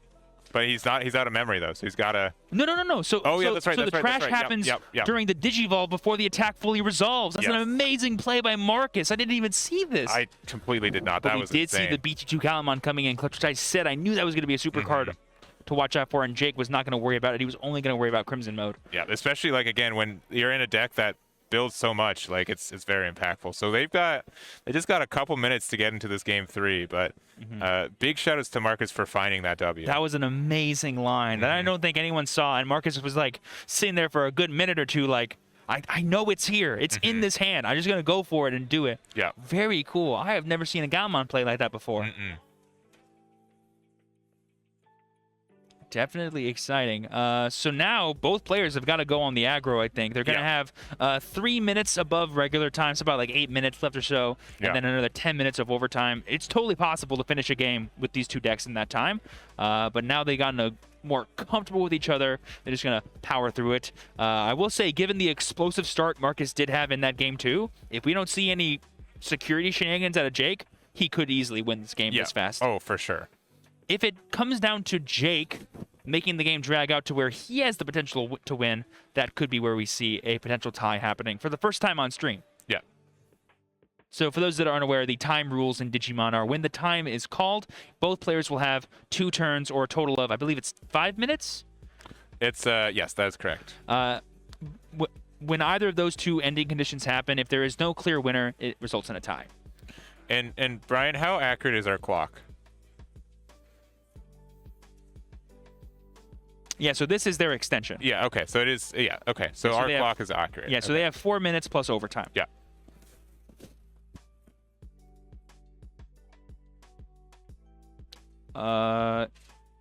Jake is letting Marcus go Yeah, first. Go first, yeah. And you're finding, not your best rookie, but a rookie. And so now that's we're just speeding through the cards. They are aware of the time. They want to play as much as they can, and those are 4 really good cards to see off this mem boost. I would say if you have the Tamer, WarGrey. If you don't have a champion, grab a champion. Yeah. But if his only champion's Burning Greymon, that could be a big yikes. Yes. Oh no, we know he's playing spoilers. Ophanimon. Oh, jeez. what a flub. Yeah, the nerves are trying to get to them. They can feel the time infecting the way they're moving their hands. It's important in these moments to stay calm. You know how to win. You know what you got to do. Play the game the best you can, and try to finish before time's called. Oh, but no rookie yet. They've seen the hard play Mako. Look at the top 3. Add, I believe, a purple or a yellow. Trash the rest. Yeah. And then when a 2-color purple and yellow card is played, gain a memory. Yep. So deciding to add the Zackery, we all know there's a Ophanimon in hand, so you don't really care that much about it. And Aandroidd setups a Flame Hell Scythe play too. There's the Gaiomon. That's step 1. Yeah, that was a pretty good turn. Like being able to the hits you got were pretty strong. That's ideal as a turn 1 setup as I could ever imagine for that deck. Only other good thing is just hard playing a Gaiomon and passing 2 over instead. Yeah, for sure. So raising the Gaiomon. No, maybe. Nope, keeping it down there. Yeah, I think he's forced to evolve straight into Burning Greymon for 3, passing over 1. Very unfortunate. These, I think the special Beast Spirit Evolution hybrids are powerful, but they are not the most ideal. I think the reason why Marcus is playing it is so he can gain more sources for his Digibursts, and so he has the potential to delete 4,000 DP or less by just evolving onto a Burning Gray. Yeah. All right, so 3 memory back to back to back. Gaiomon there into playing a Gaiomon for 3, searching, and deciding to add the Growlmon. Potentially trying to set up a second stack so he can maybe insulate himself against any potential scary security cards. And back to 1 for Jake. Pushing it up. Obviously, 1 in Gaiomon is fine. Yeah, sure, you're going to pass over 4, but you're going to recover 2 in the process. I think that's a pretty good trade-off. Yep, so going into Aandroidd into the X to recover up to 6. And then probably Ophani that we all know is in hand to pop the Gaiomon, go to 4, and recover up to 7. But now Marcus can do plenty of shenanigans. He can go Rise Greymon. Yep. He can go WarGrowmon X Antibody. Lots of fun stuff here. Lightning Joust. Lightning Joust is definitely live right now.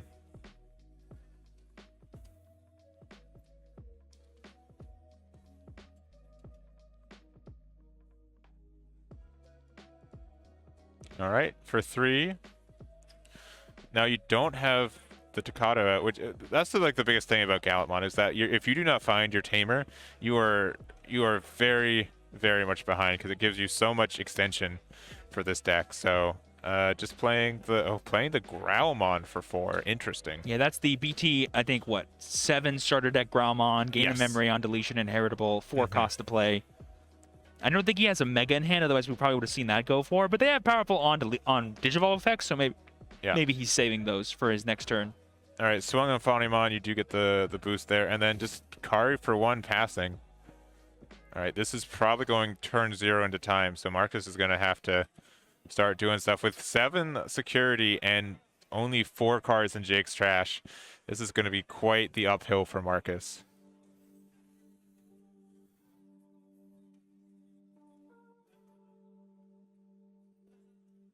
So that is currently Marcus on turn 0. I hope the players know that. We do have our judge with us there, and they have their own independent time. So yes, perfect. Just wanted to double check. And so that means Jake will have 2 full turns to win this game, but given that he has plus security tech on the Ophanimon, that might be all he needs. And there we see Marcus identifying the situation he's in, getting the blocker down now. That blocker may be all he needs to guarantee a tie because he doesn't have enough time to go for a win. For sure. Yep, and there we go. Marcus knows he only has 1 turn left. Jake has 2. So Jake needs to figure out a way to deal 3 damage plus a final swing in these next 2 turns. While also giving Marcus 1 more turn, which he has plenty of removal access thanks to the WarGrowmon Definitely going to be interesting to see how Jake can maybe pull this one out. He's definitely probably the only person that has the ability to win. Yeah, I agree. Yep, easy block. Just be like, I'd rather tie than lose, but... and then forcing the Ophani swing means that you can potentially Gaiomon to get some effects there. Gato there to gain the memory back. Look top 3 getting... Oh, Black Gato could be important enough. So Gato does not place in trash, but it's fine. The Mako lets you gain the memory, so it costs 4 instead of 5. He put 2 cards in trash, and then like that was super wrong, right? He should have drawn both cards in the bottom deck. Yeah, he could have added the Black Gato and the purple, and then put the Psychomon to the bottom of the deck. Yeah, that was off. But Marcus is just going to delete the 2 attackers anyway, and that was on the next turn. But now he's got Gaiomon in his trash, which if the I guess he could have gone from the trash anyways, from the Ophani that's there, but. And plus the Gaiomon that was already in play just got trashed as well, so you could have brought that back as well. Yeah. That's just interesting.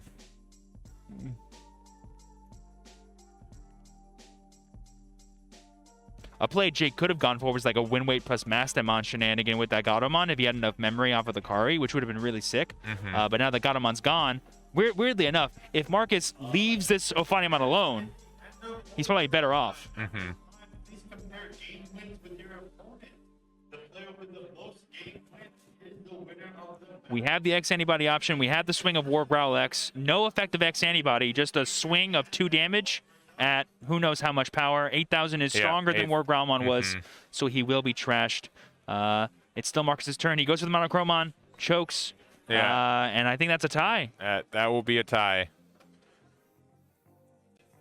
I think, obviously, if Jake had another 5-10 minutes, I think he could have taken this one, just based on how this one's going. Marcus obviously has given a surprise later, in the second game, but yeah, I don't think there's really any way for Jake to do enough damage with the amount of resources he has. I will say this: if you would have told me that Table 1 in Round 5 of the San Diego Regionals was going to be Gallant X versus Ophanimon Loop in BT9 format, I wouldn't have believed you. This was a crazy game to watch. That game 2 that Marcus played was excellent.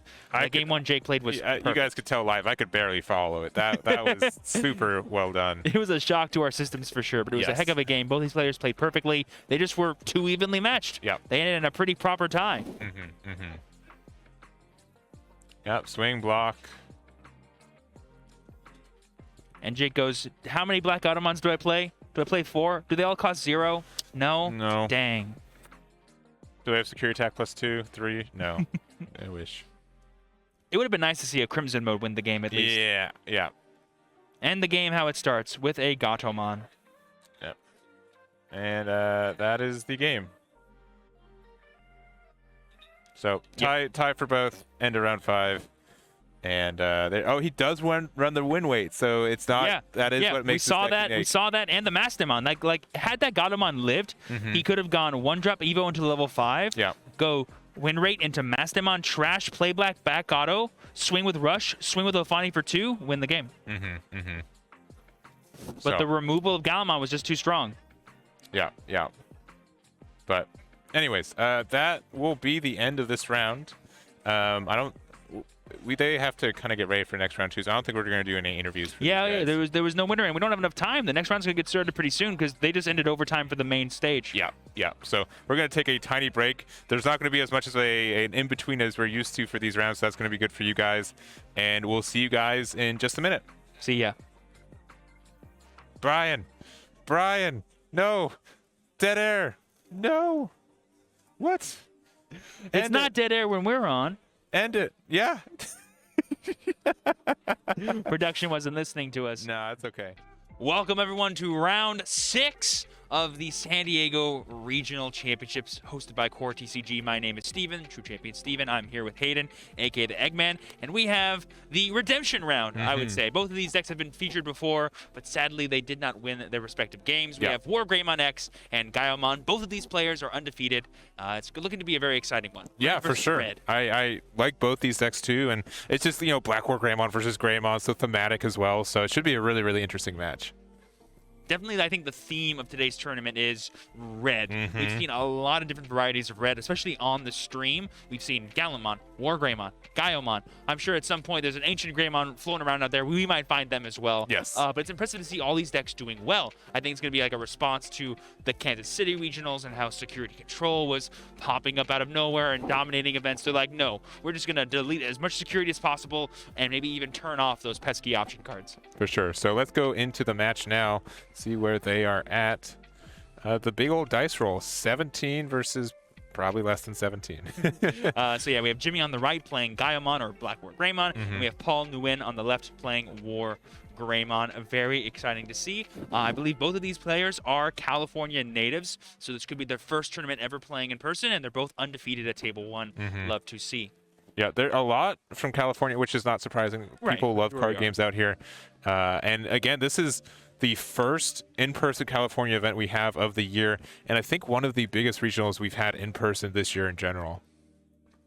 For sure. Everyone's gunning for that 2022 Nationals invite to hopefully get to the World Championships for 2023. Yeah. Looking to be super exciting. Jimmy Hadges Koromon goes into starter Agumon and goes into Greymon, the blocker giver. Yes.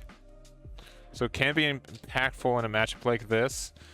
The Baby Domon. Yeah, Baby Domon. Yes. Digimon we have not seen in quite a while. No, It's like impossible to I saw pronounce. your head cock. You're like, wait, which one is that again? Like, I'm like, what gives piercing in this this isn't deck? Jessmon. So for those that don't know, that Digimon inheritable gives plus 2,000 DP if you have piercing. So how do you get piercing in a WarGreymon deck? I don't know.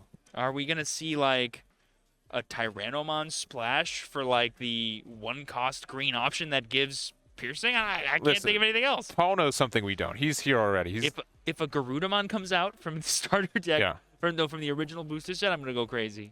the only thing I can think of is the red black level 5 I'm thinking of doesn't do it either.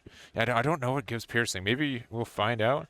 But Yes, the Metal Greymon from EX1 that gives it to Dragonkins as well as Machines. Normally you only see that card in Machine Dramon to Yes. give Machine Dramon piercing, but rarely will you see it in a WarGreymon deck. Yeah. So now Paul has the ability to attack Digimon, pierce with WarGreymon X, and then at the end of that attack, kill something else. So you can deal damage and delete 2 bodies. That's Yeah. actually very useful. Yeah, and I mean, obviously, like the premier level 5 in most of these is just the regular Metal Greymon. The red-black one that lets you de-digivolve and pop something for 4. But it looks like... It looks like that sleeve is a little bit crooked. If you notice, like there's more red on one side and than there is on the other. So maybe just like a quick little inspection. Maybe the judge asked if anything hinky was going on. Sometimes sleeves aren't cut exactly right, so cards won't be seated correctly. He may have just ripped the sleeve too when doing it. So when he was like checking it. yeah, but Okay, he's a prepared gamer. only he has red plenty sleeves. of red sleeves. He's Yeah. a red gamer. It says right here on his little sheet, I only play WarGreymon, so we're chilling.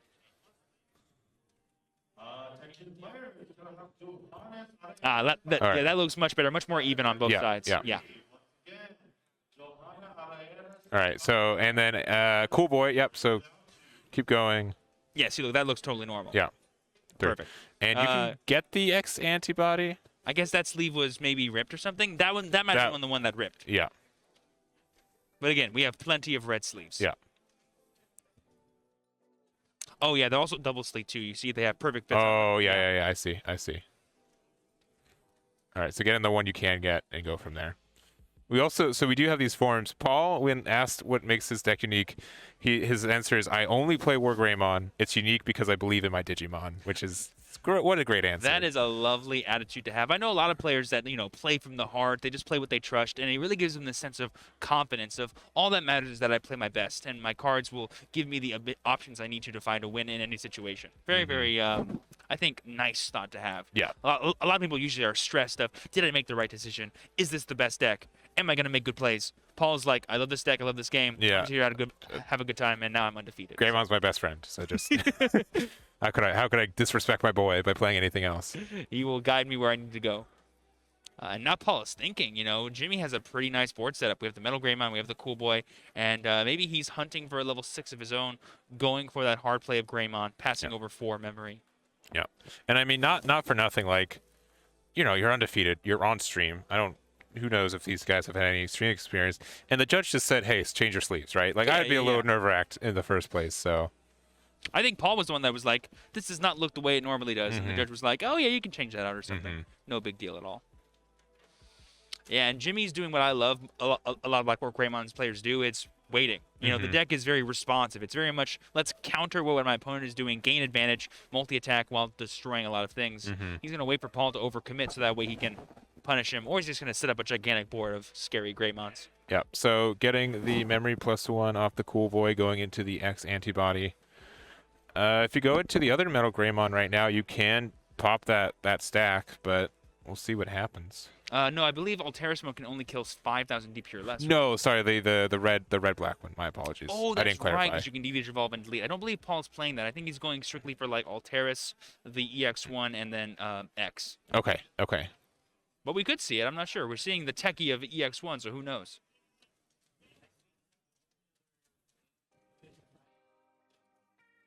Okay. Paul is definitely in the think tank right now. He I sure think is. he's debating like, okay, if I commit to a second ultimate, what's the extent that Jimmy can do on his next turn with one memory? Plus a Cool Boy. Yeah, I mean, again, you do have one protection off an effect popping you if you go into that, because you have a X in there, and just go into another one, making sure he knows that he has these alt arts. If Jimmy decides to not go for something that can deal with this Metal Greymon, then and just uses like hard play or rookie, these Metal Greymons on attack effects become live, which lets them delete anything I think 4,000 DP or less. Yep. If they attack a player. Sure. And now Jimmy's in the thing. Both of these decks are, you know, mirrors in terms of the type of Digimon they are, but they're not necessarily mirrors in how they play at all. I would say Paul's deck, if it is WarGreymon X, is definitely focused around bigger stacks, big damage, removal, only like 1 or 2 times, whereas Jimmy is really focused on just constantly gaining more and more advantage with every card he plays. So I think this is a good turn for Paul, potentially. If you do have the X anti Metal Gray, you can do some explosive stuff with it. Especially if you have the X antibody option card. That's the one thing that Paul might have the edge on over Jimmy, is he has the ability to evolve and then attack and evolve and get all the value a turn earlier, essentially, before Jimmy possibly could. Because the one bad thing about Blackboard Greymon is you have to just hard evolve everything, and it's really expensive having 2 different 4 costs on level 5 and level 6. So oftentimes you have to set up really early and not get that much of a burst out of it, which is, again, why playing patient is really big. You don't have that many Digimon that you can evolve up into during a single game. You want to make sure you get as much value as possible when you can.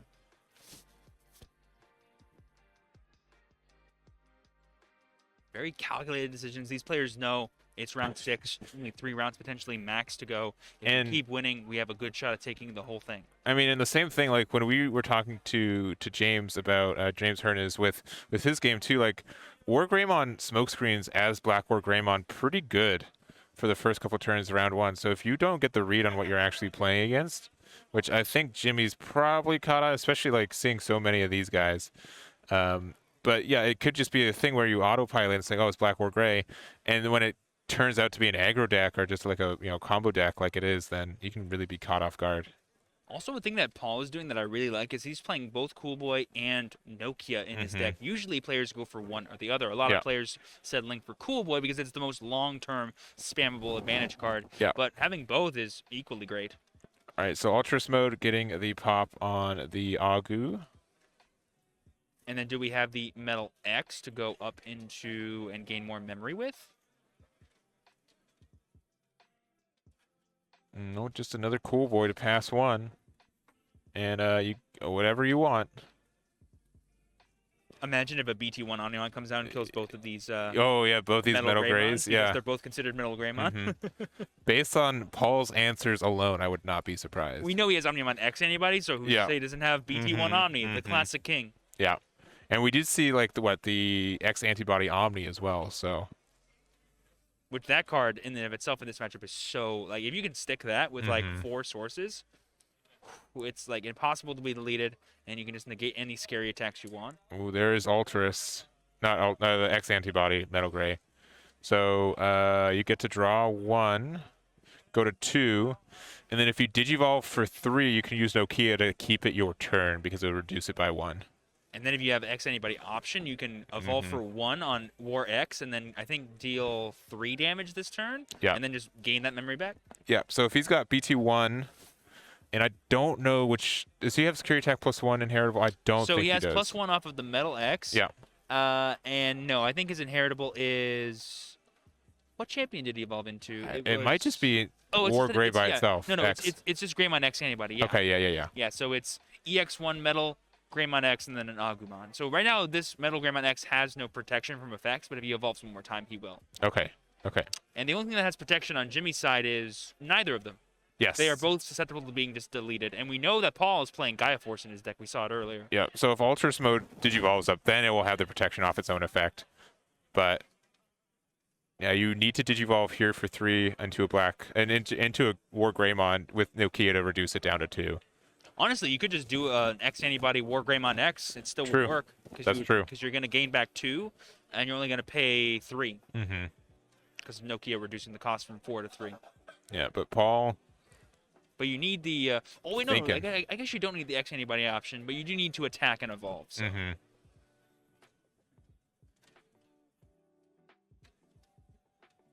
I think the only level 6 Paul has access to is War X, and evolving into that will end his turn. Yeah, it and will then open him up pass. to being deleted by Gaiomon. Yeah, it will only pass 1, but yeah, Gaiomon is a big scary guy. But you do get the plus 3k boost for until the end of your opponent's next turn. But Gaiomon can de-Digivolve. That's true. And then Blitz with the Metal Greymon inheritable to attack over. That's true. Okay, yeah. So Paul definitely needs to respect the removal Jimmy has, whereas Jimmy's like, I have 2 ultimates. If you want to kill one of them, that's fine. There's a bug on that. The bug was attracted to all these beautiful red things. It's like, are these fruits? Strawberries? Can I eat them? Did he tap for Nokia? He chose to not and just pass over 1. I think that was a deliberate choice on his that's part right, because they're he at didn't 2. have a good mega to go into. Okay. And rather than lose his entire stack, he just wants to lose one of these Digimon. Yeah. I can respect it because Gaiomon would give over 4 memory. Now going to be 2 memory thanks to this Metal Greymon X. Oh, but now you get 2 more. Yeah, Jimmy is showing the power of just constant spamming of cool boys to have as much resources as possible and set up for an extension of plays that maybe your opponent didn't think you had access to. It's essentially a Hammer Spark for every single deck that has X antibodies every single turn. Super crazy powerful card.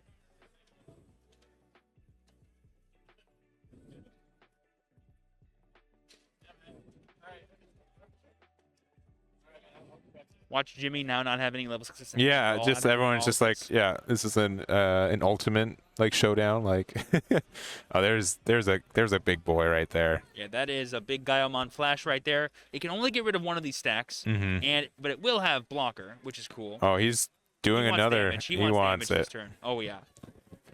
Because the Gaiomon doesn't have piercing or anything, so it's not going to be able to deal damage by controlling the board. So he's just like, I'm just going to attack a bunch. He might just be saying, all right, this stack does 2 damage. This one will go do 3 damage with Gaia. Oh, okay. This could just be game. This could be 1, 2, 3, 4, 5 Blitz Omni, right? Because plus 1 from the WarGreymon, plus 1 from Metal X. That's 3. 2 from the other Metal X. No option cards can activate during this one. And then if he has Blitz Omni, that's his game. Sometimes no options. Yep. Yeah, no options can activate at all. Oh my gosh, there was a Crimson Blaze. Oh, that was huge. Crimson Blaze and Gaia Force. Powerful cards. It wouldn't have hit this, but at least it gives you knowledge. But yeah, it looks like just going Gaiomon to set him to 0. So D-Digivolve. That one. That one. Over the Metal X. Yeah, I guess so. Okay. Waste of a plus security attack, but when you have a WarGreymon, a Gaiomon that has blocker, and an Agumon X antibody, I think you're feeling pretty good. I almost want to think that he top decked that WarGrey off of using the X antibody on the second one, because it's a little bit of waste, especially because your cool boys were already tapped. But you do have blocker on that Gaiomon now too. Yeah, but it was a really heads-up play, though, right? Like, it's always important to make sure you have all the information available to you before you make any big decisions that dictate your turn. The second he commits that Gaiomon, his whole turn is over. It's also a 16k blocker because, again, that X antibody Metal Gray is plus 3k until the end of your opponent's next turn. So it's not indicated for us, but hopefully both players do know that. I actually would have liked to have seen Jimmy maybe switch the 2 stacks because this WarGreymon has effect protection. That's and true. Gaiomon doesn't. Yeah. And WarGreymon after this turn will no longer have plus security attack. He'll just be a guy that turns off option cards. Yeah. So if Paul just goes Gaia Force Gaiomon, he's not actually in threat of losing. Mm-hmm. Or if he just goes WarGreymon X. All right, this is like the 6th MetalGaruru X we've seen this game. MetalGaruru X definitely, I think, is one of the most powerful cards for these two decks. We did see him draw the regular WarGreymon from BT1, which you can evolve into to gain another plus security attack. Yeah. And how strong would War X be if he evolved into it? Definitely weaker than Gaiomon. So you Yeah, need I to think delete Gaiomon first. Mm-hmm. Because Gaiomon is a blocker. I don't think Paul is registering that with the plays that he's making. I think he's intending on to attack right now. Yeah. And not to be like that guy, but like both players play the card, so they both should know that it has that plus 3k boost. Paul does not play the blocker. No, Oh, but he nobody might the think plus he's the X. Yeah. He might think that. Yeah, because War X would be 15 here versus Gaiomon 16. Mm-hmm. Attention Digimon players, Ken TN fam, please come up to the storekeeper. I repeat, Ken TN fans, please come up to the storekeeper. Thank you. Okay. Just figuring out the powers. What rookie is underneath that? Oh no, that's That's the hard cast. That's the plus security Greymon. So currently this WarGreymon X is swinging for 4 damage. Yeah. Which is big. It is. It's only at 15,000 DP. Yeah. So I did the BT1 WarGreymon. Sorry, BT1 now from before. now you can swing in, and then you get the boost from you could X ante. That is a 16k block from Gaiomon. Yeah. The 15k WarGreymon X. Yeah, Paul and definitely did his math a little bit incorrect there. Mm-hmm. Yeah, that's a little unfortunate there. Had that blocker not been there. Yes, I mean, of course. plus 4 memory. And it's piercing. And it's piercing. And it's piercing. Yeah. Now, and it's even rough because you did have the X antibody option, so you could have gone into the X antibody Omnimon. You wouldn't get the when attacking effect from it. You would be stronger. But you'd be stronger. You'd have like 7 attack negations. Or not 7, probably like 3 or 4. And but you would not get piercing, I don't think. And you would have a effect deletion protection, so there's literally nothing Jimmy can do to stop it. Yeah. All right, yeah. Gaia Force, and you chose the wrong one. Mm-hmm. Oh man. Yeah, definite little mistakes here from Paul's side, not understanding like what he had to do during this turn. He was just distracted by his love of WarGreymon X. He's like damage plus 15. WarGreymon wouldn't do me bad like this. Come on, he's my best friend, and like I think he did.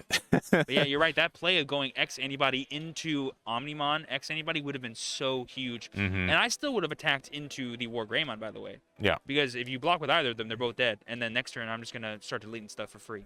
Yeah. And game 2 it is. Jimmy takes that game 1.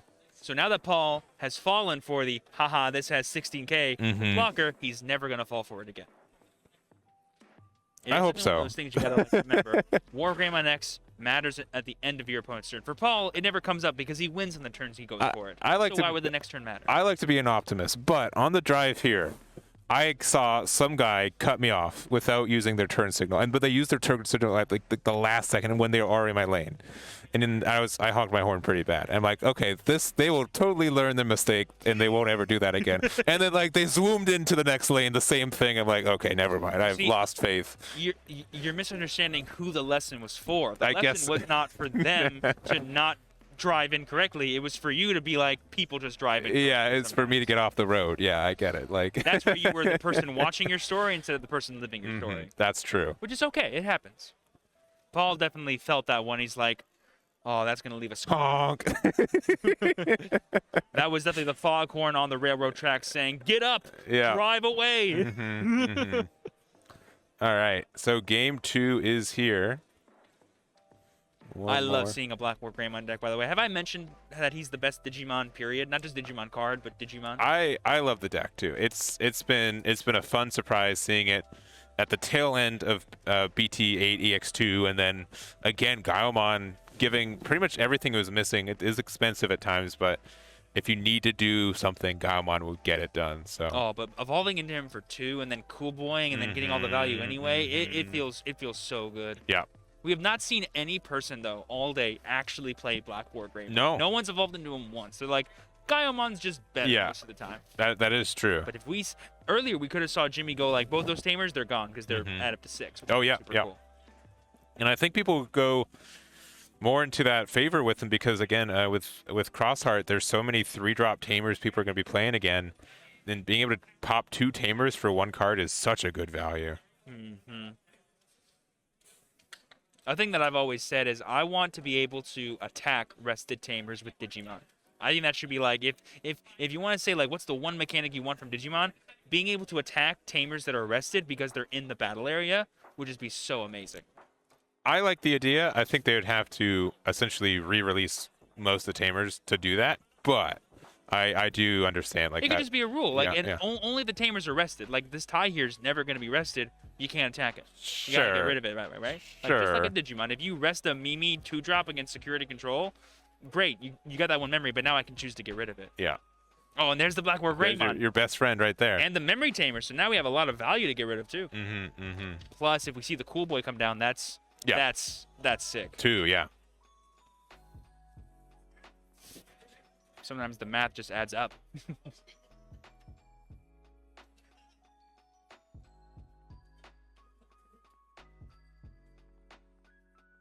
Paul going back into that think tank that he loves to be in. Yep. I mean, that's the thing. Like when you make a big misplay like that, it is so easy to be in your head and just, why did I do that? Like why? Like I have to recover from this. And again, I just think it was the allure of the WarGreymon 15k 4 damage. Why wouldn't you go for that? Yeah.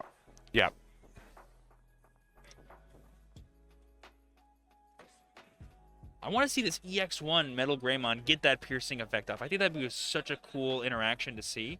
Yeah, it's very interesting to see the inclusion of the Babydomon and just assuming like just off of like half of your level 5s gives piercing, and that's good enough for you, and instead of like a consistent like plus 1k or something like that.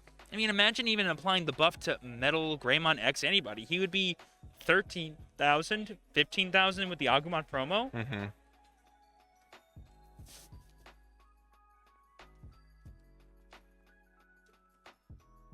All right, just Agu. This Tai Kamiya is putting in work for Paul. Yeah, for sure.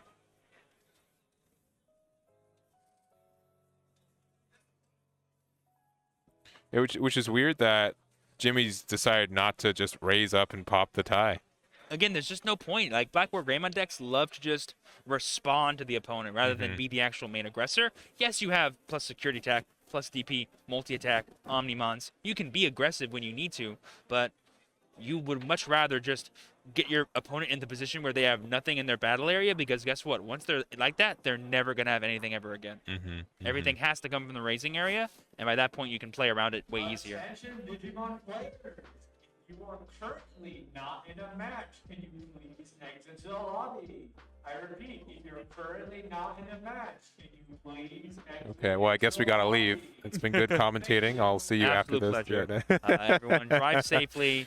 Not in this match, I guess. Buy your Altheart EX1 MetalGreymons today. Yeah. This MetalGreymon can kill this Agumon X anybody. Yeah. Oh, now it can't. Now it can't. But could have. This is that the starter deck Greymon underneath for +1 security? Oh man. I think it's the Altheart one. Yes, The I Tamer believe Party it is. Whack Yeah. promo, so that's Yeah. +1, +2, +3 with tie. That's 4 damage on just this MetalGreymon X. Yeah. If we see an X anybody And- option card plus a WarGreymon X. Yeah, it's gonna be, and it doesn't look like we are, but yeah, that would be a whole lot of damage. All right, so my guess is this is 1, 2, 3, 4 damage thanks to tie. 1, 2, 3, yeah, 4 is what I count. And the Babydemon's coming up. It does have piercing, so this is a 13k, and probably 14k. So anything that can kill it is just Omnimon. Currently not in a match. Please exit into the lobby. Hybrid. Dang! Where'd all Hybrid that for security game. go? Hybrid for game. Come on, we haven't said it all game. Was that? No, he should have lived. That's only 12k. It's only right? 12k, right? It's only 12k. That 100% should have lived. Yeah. They caught it. They're like, see, look, he has piercing. I think the judge was like, Oh, that should no, not. wait, does he not have the thing to give piercing? No, it was He does. MetalGreymon X. It's a Dragonkin, right? Okay, yeah, maybe. Or it's a cyborg or Dragonkin, and MetalGreymon X is a cyborg, right? It does not seem to be the case. It is EX1. cyborg, but I think it's just Dragonkin machine. It's Which- machine. yeah, You're yeah, right. It's mhm, machine, not mhm. cyborg. That's Yeah, right. yeah. I was like, it works with Machinedramon, and he's a cyborg, right? I know they're different things. Don't get me wrong, but they're just they're so adjacent. You're like, come on. And like things like Hagurumon, things like Gardramon, things like Kazu, they all work together. Yeah, it's Machine. Machine. Okay, yeah. Well, then Lucky was the last card then. Yeah. Even in death, Black WarGreymon saving the. He came up at least once. Yes.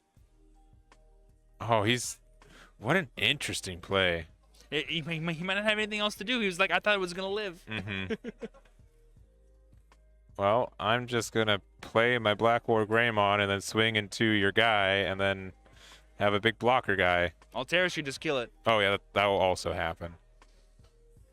At least Jimmy was able to set up the blocker, though. So Yes. Paul would need to have at least 2 Digimon in play. And like I said earlier, once the Black WarGreymon deck gets you on 0 Digimon in the battle area, that's how many you're going to have for the rest of the game. Oh, there he is. See the boy. You're going to delete the Tamer because you could already attack over the Greymon, which, by the way... Oh, no, he didn't know. It was a memory boost, not a Tamer. Yeah. Alteris didn't do anything. Yeah, so get rid of that. Doesn't matter. Swing into the Greymon, restand because you're Black WarGreymon.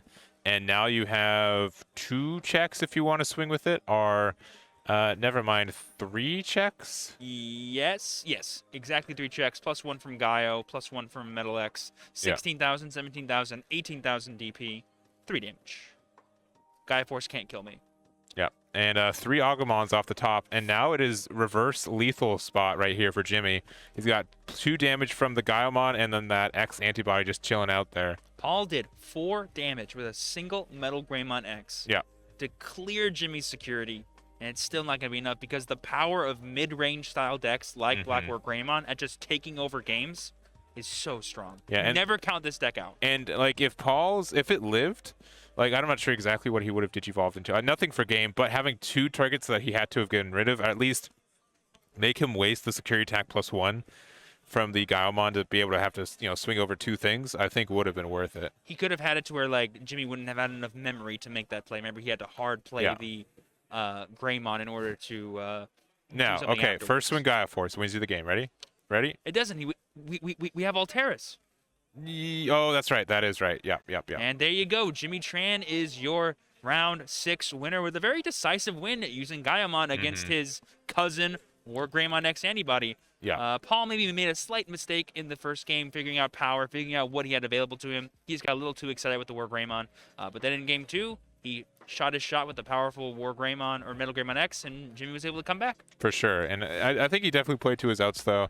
And it was obviously he had no security left, right? So he got very close to it, but just couldn't clinch it out. So we're going to go get the winner over here, get an interview, and we'll be right back. All right, we are here with last round's winner, Jimmy. How you doing? Oh, good. Doing well. Good. So you're playing Black WarGreymon today. What made you choose that deck? So for that deck, I felt that was the most confident and like I could pilot it, and it's a good matchup against the current meta. Being Tamer Hate for Cool Boys, and then like being a blocker as well, and also controlling the board. Yeah. And then with the new support with Gaiomon, it also helps the deck out, becoming 13 digivolving and then swinging. Yeah, for sure. And you were playing like probably 1 or 2 of the BT1 WarGreymon as well, in case you have security. Yep. Obviously, you can have like a really big stack and do a lot of damage all at once. And it was really almost like a weird mirror match for that last round too. Yeah. Because that, I'll be honest. Well, I won't say it was my first time, but like I just kind of expected mirror match, but didn't expect X anybody. Yeah. Yeah, a lot of people have been playing that, and obviously it does have its own kind of like thing where it just punches a lot of damages if it works. And that last part of, I guess, game 1, right, where you had a 16k blocker and he didn't recognize that was really big. Yeah. I mean, it happens. At the end of the day, like it's round 6 at the moment here in San Diego, so like we're all tired. Yeah. We all want food. True winners.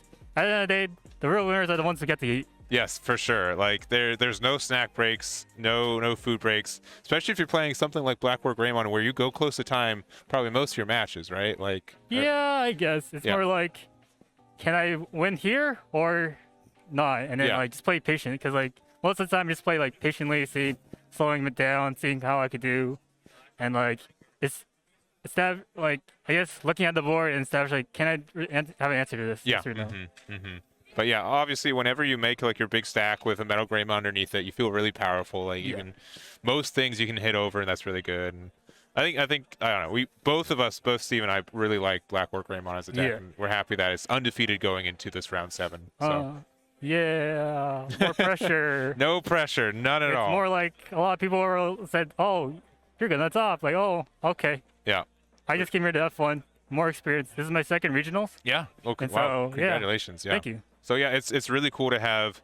I think this is we were saying, and we could be wrong. This is the first in-person West Coast regional really ever. So happy that to get one into the season, and it's been a huge turnout. It's just really cool to see so many people here. Yep. Definitely, because like I think it capped out on the first day. Yeah. And then now we have like a good representation of what's to come to this current meta. Yeah, for sure. So, any shout outs or anything for the stream? I want to give a shout out to my crew that came along, Christian and Chris, and like all my friends back at my locals that I go to.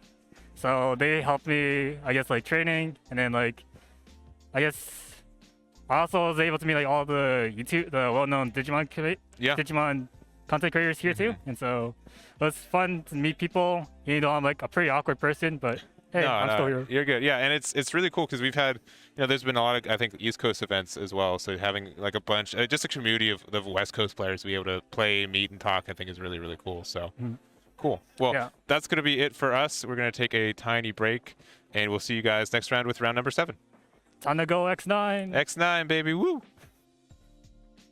We are back with round number 7 for the San Diego Regionals. It's been a long day. We have 5 undefeateds left with us today. We are on table 3, the pair down. It's going to be Gaiomon versus Gallantmon X. 2 favorites, I think, at least for Steven sitting next to me. Super hyped for this match. This entire tournament is literally just Gaiomon, Red Decks, and D-Brigade. This is my entire room. In my backpack right now are all these decks, and I'm super excited. Yeah, we have 5 undefeateds right now. We have and they've all been on stream so far. So we've had Jeffrey Ramirez, Jose Salas, James Hernandez, and then Jimmy Tran, who we just saw. And then Vu Lee, who's on stream right now, is the only other undefeated. But we also have another person joining us again in Marcus. He is the person who is down paired at 5-0-1, I believe. If he is the victor, there's only going to be 8 rounds in this event. So this matchup has a lot to do with the entire tournament riding on it. Yeah, and so if Vu does win, there will be 3 undefeateds with us, so we'll have another 50-50 if we go to 9 rounds. So we will see. It's 75-25. We're an 8-round tournament, but we'll just kind of see how this goes. Marcus is starting off. He won the dice roll like he always does, and he's going to go all the way up into a Graumon X antibody. We saw him, a round and a half ago, 2 rounds ago, playing against Ophanimon Loop. Now he's playing against Gaiomon, a vastly different deck. Vastly different, yeah. And not only is it a redemption for Marcus, I think it's also a redemption for me to just remember what this deck does and hopefully say, oh my god, Takato, is that the name? Yes, Takato. Got it. Matsuki. And we'll see if I can remember these X antibody options there. There he is. Hello. So Cool Boy picks up the Agumon X. You still get to keep your turn and Digivolve up there if you want to as Vu. And going for the Black Agumon from BT8. Really had to play for him to go for the Cool Boy first. That way he could get this Agumon X to evolve and gain access to all of his red evolutions. Yeah, because I really like that Agumon, but you have to have either this black blocker to Digivolve up or an Agumon X to Digivolve on top of it. Otherwise, you kind of get color locked for it. Let's talk about this matchup a little bit. Gaiomon X, the deck that loves having DP reduction effects. Gaiomon, the deck that loves attacking Digimon. Who do you think comes down on top here in terms of removal and in terms of actual damage? It's very, very tough, and I think that Marcus has a shot to just do damage above all of this, but it looks like he's just had a really rough start. Again, when Marcus has been on stream, he has a really hard time having anything live in security. And again, that Graumon X just tying in security 6k to 6k and not surviving there. And here we see Vu's almost entire hand, and he's definitely shining that dual color Metal Greymon from BT8, which is going to be more than enough to get rid of this Gaiomon and establish a pretty ideal stack. I think a really good thing that the Gaiomon deck has going for it in this matchup is the Greymon X antibody to protect you from all these pesky removal effects like Gallantmon X, Crimson Mode, etc. And Vu Lee's also playing Alteris Mode, who can also help you as well. Yeah, and I think Marcus is just breaking a little bit. Obviously not seeing Takato last turn, because I think he would have played that instead of just playing the Gaiomon. and we'll see if he's able to build his stack again. And Vu just feels really comfortable right now. He's gotten rid of all the threats, either for free or with his Digimon's effects. And now he's set up for a really powerful level 6 play, which will just give him the freedom he needs to start attacking. Depending on what Marcus chooses to go for, he might be electing not to play Takado to avoid Black WarGreymon just deleting it. Okay. So that way he can guarantee sort of plays after Vu commits the Black WarGreymon. Or he could just have nothing in his hand. Yeah, and that's a very, very fair point, especially since, if you have 2 Takados up, Black WarGreymon can get both of them gone. And again, we're looking over at Vu's stack. It's so good. He's got 2 Agus, 2 Greymons. He's got the blocker and the protection. He's got the Metal Gray on top of it, and it's just the best stack he could ask for in this deck. And we know he has the Alteris. All he needs after that is the Metal X, and he can get another 2 sources in there for even more effect, deletion, protection. Yes, 100%.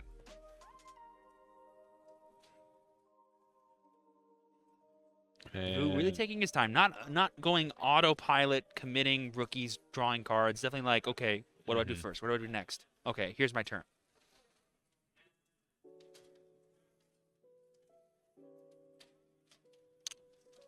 Okay, we do I see would the not X. be surprised if we see like Alteris X and then Gaio if we have access to it, just for the 4 damage that would create, or no, 3 damage because there's no plus security Greymon in stack. Yeah. Going into another Agumon X in raising, so that's 2 of them down. Something he does want to watch out for if he does do a bunch of damage in one turn is any Takados in security, because that would enable Marcus to have blitz attackers that are very strong. But Vu does have a blocker, and Gaiamon's really powerful, so maybe he doesn't really care about that much. Yeah. And just thinking. So going there, drawing 1, getting a memory back, and if you have Gaiomon, this is going to be doing 3 checks at 16 plus K. We do see the BT1 WarGreymon in his hand, so it'll actually be doing 4 checks. If Okay. he goes, 3 checks with this one without activating option cards. Yeah. And I believe I saw a Blitz Omni in his hand as well, so Yeah. lots of damage can be done this turn. Yeah, a lot of these, I'd say, a lot of these Gaiomons have been teching in this WarGreymon today, and it's been doing a lot of damage. Oh, Option no card does not option. activate. Yep. And now I would not be surprised to go for the Blitz. It still has the plus security from both the WarGreymon and the Metal X, and it can protect itself from deletion as well as all the effects of Greymon, so it's literally not going anywhere. Yeah, I think it's the play, and unless something, that option card does activate. That will activate. It's the smallest of constellations prize. Here's a little bit of spaghetti. We'll see you in game 2. It might actually prove to be a big deal, because it might allow Marcus to go for a Takado into a Greymon, which will then let him go for, Gallant, which will let him go for a Crimson mode, which can just attack over the Omnimon. Yeah, but he's got that rookie in raising, and then he just dies, right? Yeah, so there's the X, and I thinking if that dies, he gets to gain a memory. We know he has the Gallant X in his hand, which would normally be able to delete a solo Digimon, but this Omni is so protected. Oh. Check security, hits into Gaiomon of his own? Oh, yeah. Oh, my God. For a second, I thought Marcus was on the left. Yeah. My dyslexia kicked in. Yeah, going up to 6. And just a hard play of a WarGreymon. Just writings on the wall. Let Omnimon finish me off. And that's 7 minutes deep, and we are in that game 2. I mean, people think Gaiomon, like I said last time, is very mid-rangey, definitely waits. But if your opponent's just sitting there not doing anything, you're like, okay, the plus security is going to start rolling. Yeah, I don't care if I'm giving you 4. There's nothing you can do that can respond to my Omnimon Blitz. I'll go for game next turn. A lot of people have been playing more of the aggressive build, and it's I mean, at least the games that we've been watching, it's been doing very, very well. And I think this is just strictly a case of Marcus not finding the pieces he needs. A very common red problem in a lot of these chain decks, and hopefully he's able to find the tamer and just the lines he really wants, because this game he definitely did not see that. Honestly, I'm surprised Marcus isn't playing a card like Cool Boy. You know, he's playing the X Anybody option cards. He seems to have a high count of all the X variants of Gallant. Yeah. Having just that extra bit of search would be such a big deal for him. We see how big of a deal it is in the Gaiomon deck. Yeah, I 100% agree. Like, it should I don't know, like X antibody immediately doesn't make sense to me in this deck, but with the play that ended the last round we saw with it, there's just some good plays that you was, can. I mean, that alone justified it for me. I was like, oh my gosh, being able to trash and win the game with Gaiomon X, of course that's how you use it properly. Yeah, and yeah, for me, easy, get that X anti rookie there, but yeah, it's just like, oh, why would I want to when everything will have Blitz ideally anyways? Why would I need the X anti to swing on Devolution? And it's the reason. Imagine going like WarGrey Blitz, where you have the X antibody, and then you evolve again in the middle of your Blitz attack. Yeah. Like that, as I think, like it's like a double evolve with an attack, which is great. Yeah. All right, passing one, looking at the top four. I believe that can only add Takato, not just any tamer. Yeah, it's only Takato and then one of the line, which besides another rookie, so just a full whiff there. Yeah, Gaiomon cannot grab Gaiomon. Wow.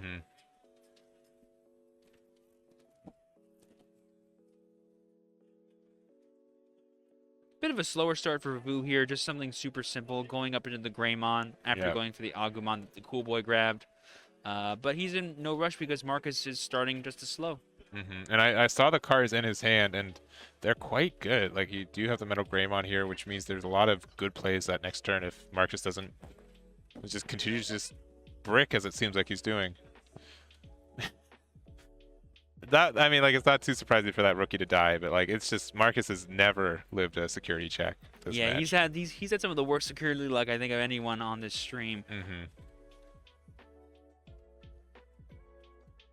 But I think he recognized that, yeah, if I don't swing, Metal Greymon is such a good play for my opponent right now, so we'll make it back.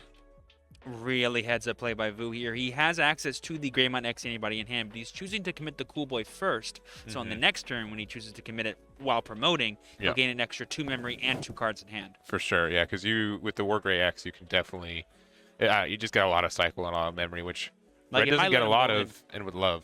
Oh, like what I think he's going to set up for is he's going to go into the BT8 Metal Greymon and choking Marcus at 1 at the same time. Super huge.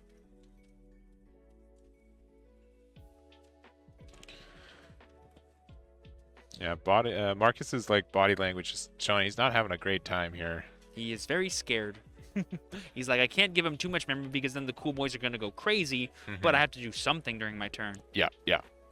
That's the scary thing about the Gaiomon and Black Greymon deck is people have to respect its removal because that's all the deck is. Yeah. And the second you don't have anything left, that's when they're going to start doing the plus security swings and you're going to just lose the game. All right, finding a lot more Gaiomons. Looks like adding the X ante, bottom decking a couple cards, and passing, 2 right back. All right, let's see. 2 memory might give Vu just enough to be like, all right, it's time to commit. We have protection. No, playing it even slower. Again, we're seeing it time and time again. Gaiomon players would rather have their opponents make the first move so they can respond to it, gain the advantage they need, and then go from there. All right, so 1 for there, and then using that to pop that. So, I mean, again, like, a hardcast rookie's a bit of a dangerous play just because there's so much to be gained from popping cards for Marcus's deck, but I have another red memory boost. There's like the first Takato we've seen all day. And it goes straight to the bottom because it's one of the few cards that cannot grab it. Also, you hate to see the red memory boost being activated that turn and then a second one being played just to pass the turn. Yeah. Oh my gosh, the tie. With how slow Marcus has been playing, I would not be surprised to see Vu just hard drop this. I mean, Vu has the potential with these 2 cool boys to have a crazy turn, but he's like, what if it's even crazier? Yeah, I think he's saying, you know what, I've been having enough rookies in hand. I need to start getting some kind of advantage, so should be at 4 right now, I think. 5 because he was past 3 and he has. Oh, that's cool right. Boy. Yeah, that's right. Cool Boy is, in my opinion, Cool Boy is the best card in BT9. That card is just insane. It's absurd.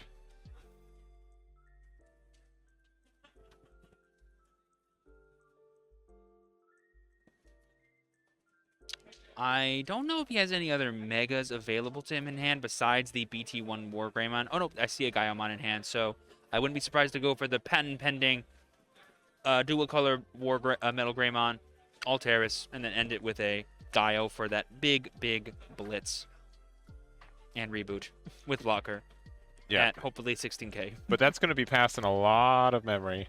But when your dude has effect deletion protection against the deck that only deletes, no big deal. Yeah. Chaos D-Grade decks, different story.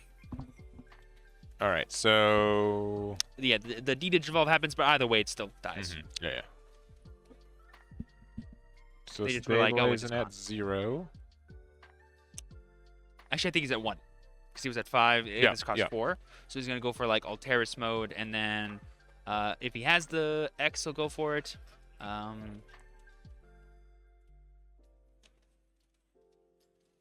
I don't think we have the X, but we do have Gaiomon, and there we see the committal of Gaiomon passing over 4 memory. You're right, that is a lot.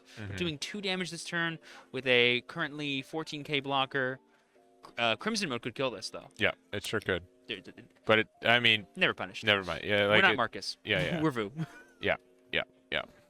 So now Marcus has a potential 6 memory, a Graumon X antibody, and he's facing down to 13,000 DP Gaiomon. Not the worst Gaiomon he could be facing down. I believe the starter deck Gallantmon goes up to 14k if it doesn't delete something. So if Marcus has a line to get up into that and maybe go for like an X antibody play afterwards, the effect to gain DP happens when you swing. So it'll pass over to the X after you evolve. Yeah, but you need a Marcus for that play, right? Or we you need a Tocado. Tocado, sorry. Marcus would need a Tocado. Yes, Marcus would need a Tocado. Yes, instead of Tocado needing a Marcus.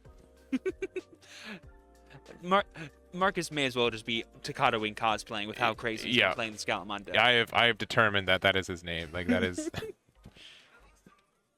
All right, and Rise. Okay, so if Marcus does find a Tocado, which I had to say very deliberately, we will be able to set up some good plays next turn. But again, we got a big a big security attack +1 on the other side of the board. We'll have to kind of see how that goes. And again, we are down to 5 undefeateds right now. Vu is the 5th one. He did get the pair down here. Marcus, if he wins this set, we are guaranteed 8 rounds. And if Vu wins this, we are in a 50-50 for a 9th round there. I think Vu is just like seeing the chum in the water. He's like, how's the best way I can force Marcus into an unfavorable? That is getting rid of this Monochromon, whether by him blocking or me attacking straight into it, and setting up another ultimate on the bench. Vu is debating, okay, do I commit the Greymon X now on the one in the raising, or do I wait until I have a guaranteed Metal X? Because he wants to make sure he can proc his Cool Boys in the next turn. And how big is this Gaiomon? 14 during Vu's turn. Here's the question if you're Vu. If I swing at security, does Marcus block? If Marcus doesn't block, I want to get rid of Monochromon now. So do I just swing into it? And there we see Marcus not blocking. Nice. I was going to say, I'm like, if there are Tocados in Marcus's security, he might just choose to take it and try to get 1. Yeah. And now he has the Rise Greymon to potentially get a 3rd. This could be just what Marcus needs, because he can probably do everything he needs to and still guarantee Monochromon stays in play for that extra defense. Yeah, and that's I think that's what he's been looking for all game. Just 1 and being able to get like 2 of them for an attack that would have, lived most swings anyways is great. That was an actually crazy line of security. Marcus is finally getting that luck turned around on his side, and it feels really good. All right, so he's gonna push up, assumedly, and you don't even need to have like your Rise pop anything, but you do get to do a -2k, which means that the Gaiomon is only it's 13k base. What's giving it 1k right now? That's only during Vu's turn, the Coromon egg, so it's going to be 11k if you -2,000. Yeah, so you can do some real damage here. And all that while getting another Tocado would just be so strong. Sure, you won't get the memory gain because nothing's getting deleted, but it'd be super great, especially if you force Vu into a situation where he has to block. He's got that Lightning Joust in hand, too. I think you should say that when your opponent doesn't have a blocker in play, right? Because you're always going to be lower than them until they are out of security. Yeah, but I mean, like, just to pressure and say, get rid of the Gaiomon so you can't win next turn, I think is big enough. True. Because if Vu doesn't block, this Gaiomon does live. So if you force a situation where they have to block, and then you have a blocker, while all they have is a memory boost and 2 Cool Boys, that could be enough to buy a turn for Marcus to keep attacking with Megas. Because the cool thing about Gaiomon is, like, if they ever get 2 turns of attacking, they get so much value. Whether it's trashing free cards or killing things over and over again. Marcus has just been struggling to keep Gaiomons in play all day, whether it's security checks or his opponents instantly checking them with removal. Yeah, Marcus is definitely confirming the cards in his hand one by one, seeing what are my plays here.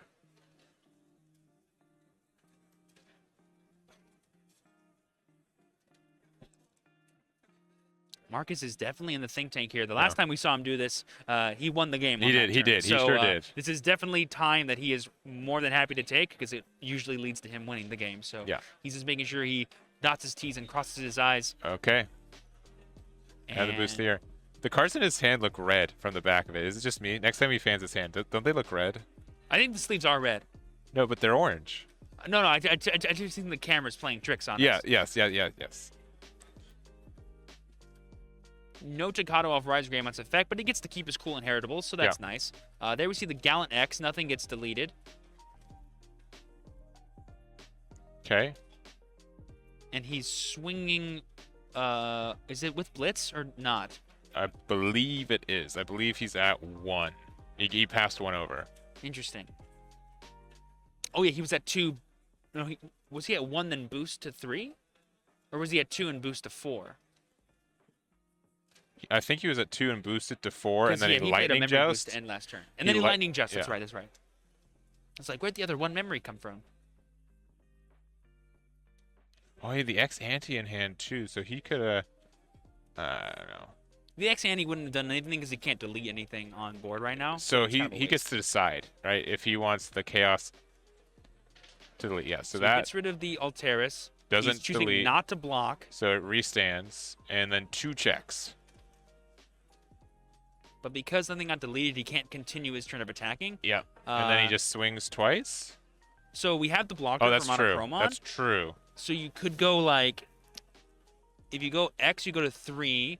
You'll go to 5. You can MetalGaruru. MetalGaruru D-Digivolve the lead. D-Digivolve, yeah. And Vu sees the blood in the water. He's just circling his prey, figuring out the best way to go about this. I actually don't know if he has the MetalGaruru in hand. He might not. Oh, no, there it is. It was hiding. Yeah. He doesn't know Marcus's deck. He could be afraid of Gaia Force potentially. But both of his cards have protection from deletion, so maybe not. Yeah, I think he's good. I just swing with honestly I swing with Gaiomon because like worst case it survives and you have another blocker out. I mean, it's just game, right? Or are we not? Yeah. I'm just saying, like, if there's anything in security, it doesn't really matter because it will. Like, what's like the worst thing? Something that's stronger than one of them. But even so, the other one can just attack. Yeah, Marcus clearly would not be playing Ultimate Flare. Yeah, there it is. There it is. Vu is your round 7 winner. We potentially will have 8 rounds. Or 9 rounds. Yeah. And we'll kind of go from there. Down to a 50-50, we'll have, unless there's ties, 3 undefeateds going to this round, or this next round. But we do have Vu who got it there. And may I just say, I am very happy because 2 rounds in a row, WarGrey and Gaiomon were the winner. That's one of my favorite decks of all time. Yeah, for sure. So I'm going to get Vu over here. You can do an interview with WarGrey, and we'll be back in just a second. So give me just a minute. Alrighty, y'all. We are here with Vu Lee, the winner of round 7, potentially giving us 9 rounds in today's San Diego Regionals. He just got a commanding 2-0 victory against Marcus playing Gaiomon. How did that win feel? It didn't feel that great because actually Marcus is from my locals back home in Sacramento. So we didn't think we'd get paired up so high in the rankings. Yeah, buddy battles happen all the time, especially when you have 2 California locals going to a California event for the first time. You and I were talking a little bit before how this is your first IRL regional level event for Digimon. Oh, for sure. Yeah, we were so happy once they had one in the West Coast. So we all drove down, a good 10 of us from Sacramento just to participate. And I think at this point, you're pretty much all but locked up for that top 16 finish to get your invites for Nationals happening in LA of all places. Oh, so can't wait. Perfect timing again. That's awesome to hear. So I want to talk to you a little bit about Black WarGreymon, Gaiomon. What made you want to play that deck for this tournament instead of the other way powerful OTK decks that everyone complains about all the time? Yeah. I've always been a red stan, so even from back in BT1, I always played Red Omni and then Gaiomon Tribal when it came out. And then once it had the Black WarGreymon variant, I thought it was like the best for all the matchups today. Yeah. I've been saying all day whenever a Black WarGreymon deck is on screen, first of all, I'm screaming because I love that deck so much too. And B, I find it really interesting to have a mid-rangey, control-y type deck that has all these ways to clear your opponent's board, gain advantage, while also having ways to just do 4 damage in a single turn if it wants to. Really nice balance to this format that seems very combo-heavy. Do you find yourself trying to favor waiting for your opponent to do something, or when you see an opportunity to deal a bunch of damage, you just go for it? Oh yeah, definitely. It's definitely more a reactionary deck. Once they move up and do their combo, I can like clap back and see if I can control the board. And then from there, I have protection, so it'll stay on the board for at least another turn. Have there been any interesting matchups you had today or interesting tech cards that came up that you didn't think would in testing? So my friend back home, Kevin, he lives and dies by the Gravity Crush. Okay. So, you know, that extra 2 memory just to keep turn and then play your Black WarGreymon, maybe kill a few monsters, a tamer here or there, and yeah, it's been working out pretty well. Yeah, the one bad thing about the Black WarGreymon deck is some of the really powerful cards are expensive. You have Gaiomon, MetalGreymon, Black War, all with 4 higher evolution cost. Yeah, so I do play Nokia, so it kind of helps a bit for saving cost. And but nothing's better than Cool Boy. Let's all be real. Cool Boy is the sauce. Gains you memory and draw a card. That's insane. It's a Hammer Spark and an extra draw every single turn for every single deck. It's insane. So Vu, is there anything that's like worrying you about, like, what do you not want to play against next round? I think probably Set Control. I did have to switch out the Grav Crush, switch out the ADP for the Grav Crush. So yeah. Well, I have good news. There's no undefeated security controls. Oh, you're playing against either MetalGarurumon, a down pair, or Alphamon potentially. Oh, okay. So those are your options. It sounds like you've been dominating everything that isn't just trying to outright control your board or has ways that your effect protection like Greymon X antibody can't stop. So sounds really good. Always happy to see a confident Black WarGreymon player, especially in my home state of California. Vu, are there any shout-outs you want to give to people you know or anything else? Yeah, shout out to everybody in Sacramento. And then the squad we came with: Miles, Rod, Marcus, Marcel, Savon, Rancis, Thomas, and I think that's everybody. Henry out there. And shout out to my boy Kevin back at home. He got sick of COVID, so he couldn't come today. Oh, well, hey, you're doing him proud. Hopefully you can celebrate with him when you get back home. For sure. Absolute pleasure, Vu. Congratulations once again. We'll be back with the potentially last round of the San Diego Regionals. Don't go anywhere. All right, we are here with round 8 of maybe 8 for CoreTCG's San Diego Digimon Regionals. I'm joined with Steven like I have been for the last 8 or 9 hours. It's been a heck of a day. What are your thoughts going into this potential final round? Well, I'm just going to go ahead and pat myself on the back really quick because I said in the first round of today's tournament that we were going to have Jose on later in the day, maybe even for the finals. And here we are. We have Jose Salas and James Hernandez. Alphamon versus MetalGarurumon X Antibody, a matchup we have not had yet. Nope. And it's 2 of the best players in California, 2 of the best players in the world matching up for what could be the final round of this IRL regional. I'm just so excited. For sure. I mean, and James last round was at table 1, did play against Jeffrey, who is Jose's teammate, and assumingly very, very similar decks. So we're going to see if James is able to take it again on this table 1 match. This is, again, potential finals. We do have one more undefeated. We do have Vu, who is the pair down last round, is the pair down again at this round. So if he loses, the tournament is over with 8 rounds. If he wins, we're going to do one more round with the winner of this table. So this very well could be the finals, and we are going to treat it as such. We see Jose starting off with the Davis like he did at the beginning in round 1. Just loves having that guaranteed memory, extra pieces, nothing too crazy. Great start. And then we see James matching card for card with his own Kota memory tamer, maybe getting the rookie that he needs to continue. We get that UG. That could be a great way for him to end his turn if he has a way to add that to his hand. Nope. Be a great play for him. Getting a Dexterugu, but you can't. Still no rookies, so a little bit unfortunate for James here. This is the thing about the Alphamon deck. Once one searcher fails, I'm sure there's another one right around the corner. There we see the Dorumon being added off of this Cool Boy. Next turn, we're just going to have a pretty textbook evolve, play UG, evolve, pass. So Jose already moving up. Garurumon there. And, you know, at this spot, too, like, pushing up's a little risky, but I feel pretty confident that James doesn't have a lot of interaction to get rid of this Garurumon. Hammer Spark for 2.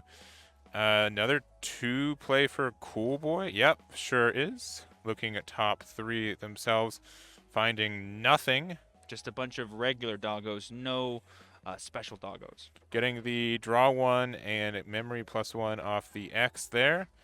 And we'll see if he goes into a level 5. Yeah, I think Jose's mentality is always just all gas, no brakes. The sooner I can get rid of all my opponent's security, the sooner I win the game, no matter what deck they're playing. Yep, and so not doing that, just doing a top 4, getting a...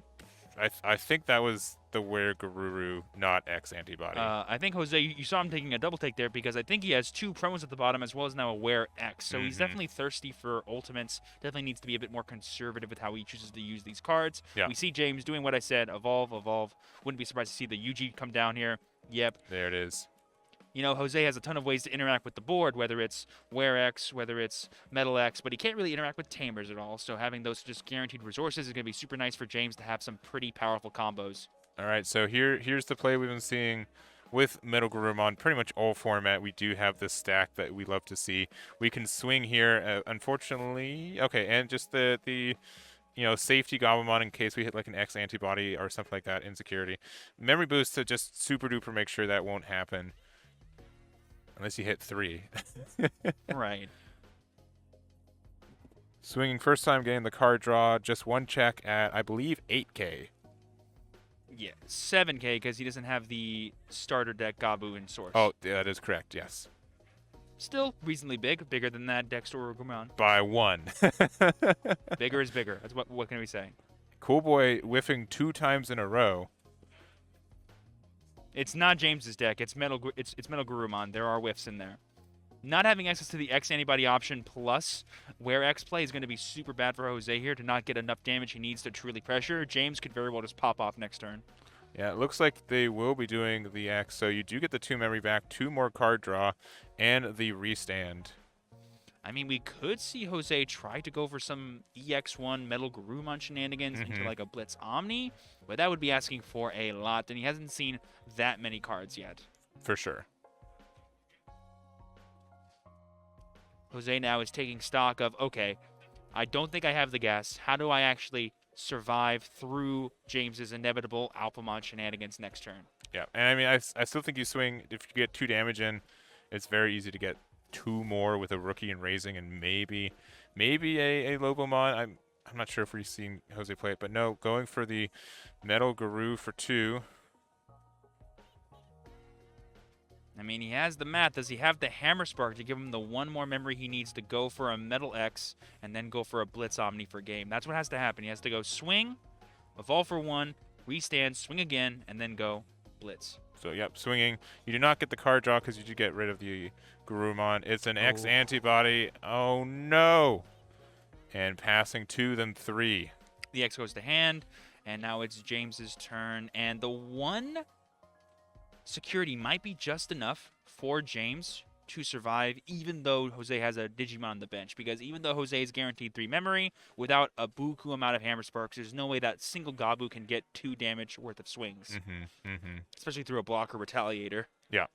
And you just realize just how much memory this deck gets out of nowhere. Because he's at 6 memory right now with all the Tamer interactions. WarGrey comes down.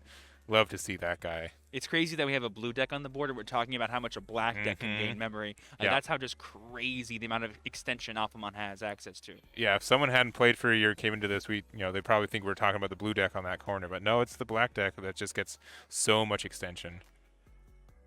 And there we see him going for the Door Greymon underneath source to get even more potential plus security. This could be James being like, maybe I just have game right now. Yeah. If he has maybe like a surprise Grumblemon that we don't know about. Yeah, I mean, we do see the Reupload is already in the trash because it got hit in security. So if you do play the new Alphamon, we can put it underneath it. It gets 6 damage of swings essentially, which is great. And if you do have another Ruin or Ruin, excuse me, in your hand, you can put the second one under Yuji and get that one to proc afterwards as well. So a lot of lines for victory right here, but Cool Boy is an interesting one. When you have the powerful extension of cards like Omnium, Alphamon, or you can going all the way to 0 before you evolve into your Mega is really no big deal. Yeah. And we know that James has the X antibody in hand, and because of the Doramon, it could technically act as a Hammer Spark. Or did he already gain the memory for using... He did. He did with Doraemon, yeah, because he put one off the Duro Gray. But he can gain the memory back using Dextor to go back to 3 and then evolve into Alphamon. Correct. Yep, just to have that extra source for Alpha or you can later, it'll act as a pseudo Hammer Spark. So swinging in there, using the effect. I'm guessing he's going to go into... Okay, interesting. Yeah, there we go. Yeah, he's using the X Anybody's actual effect to go into Alphamon, gaining even more DP, swinging into the metal, and then he's going to gain 2 memory back, and then I don't think he gets to unsuspend because he does not have the Oryumon. He does not. But he can go into the Oryuken right now, but just going to Ryutamon instead, passing 3 and saying, please don't have a tamer. Yeah, so what happened was James hybrid. was missing both level 6s and the Oryuken, so he had to pick, okay, let's just go for a level 6 play right now and get Oryuken later. But like I said earlier, 3 memory is not enough for a Gabumon to do 2 damage worth of swings. You need at least 5 to go up into a WarGrerumon promo. Yeah, so there is a Gabu there, drawing 2. So just even a promo WarGrerumon can win you the game right off this because it's 2 then 3 for the devolutions. Because we did see Jose tuck 2 WarGrerumon promos to the bottom, I would say WarGrerumon X Anybody is the more likely play alongside an X Anybody option card. Yeah, the other, if you're really trying to get it, you can swing with a Garurumon, and then you can just hard Digivolve into the X Antibody to get the restand as well if it lives. But that's like super risk. We want to do it as we swing. Oh, we do, yes, that's true. Oh, for 1, yep, with the... Yeah, so you got 4 whole memory to work with. There are ways. It just depends on what that last security is, honestly. Such a shame that James didn't have the... Because this Alphamon technically still has Blocker Retaliator, so he could have potentially unsuspended it if he had access to the Oryumon at all. Maybe James was just thinking he was going to draw into the Oryuken and wanted just to go for it. But there we see the X Anybody option, so now all we need is the ultimate level 5 WarGrerumon X, which... You just need a level 5, because I think all of them restand, so... Not in the middle of an attack. You'd have to evolve into promo first and then swing. Oh, that's true. Yeah, that is true. So yeah, there's the swing declaration, when attacking effect declaration. Yeah, so as long as it's not like another Alphamon or like Breath of the Gods. He's going to bounce the Ryutamon using the effect. And it is... Ooh, another Ryuken. So you get the 2 there and swings in for game.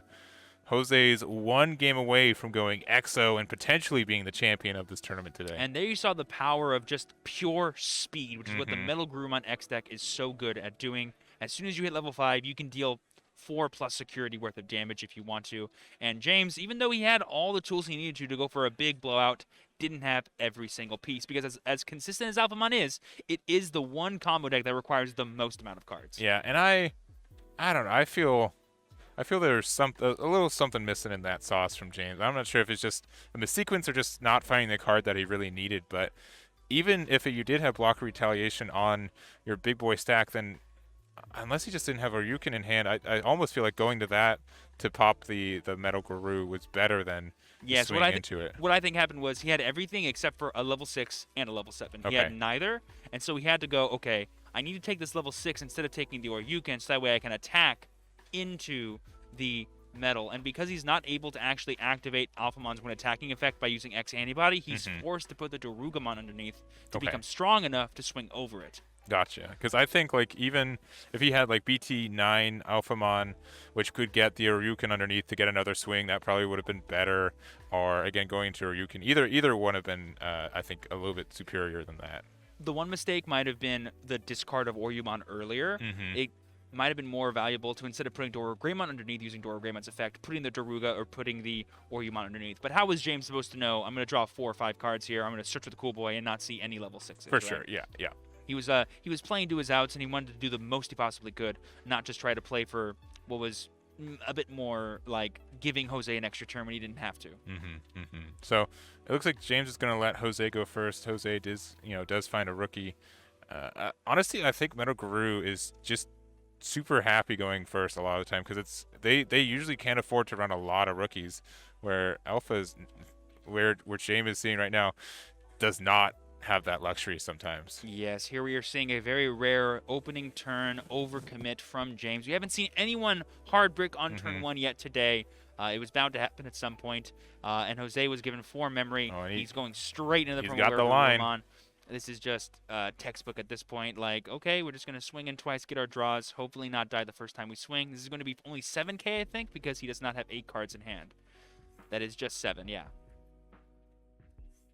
Yeah, just 7. And that is a 6k. Yeah. No, no, that's 8k, actually. Yep, so you do not have protection, nor do you have card draw anymore, which is huge, because it means you don't get to 8 to get the security attack +1 if you had some shenanigans for it, so...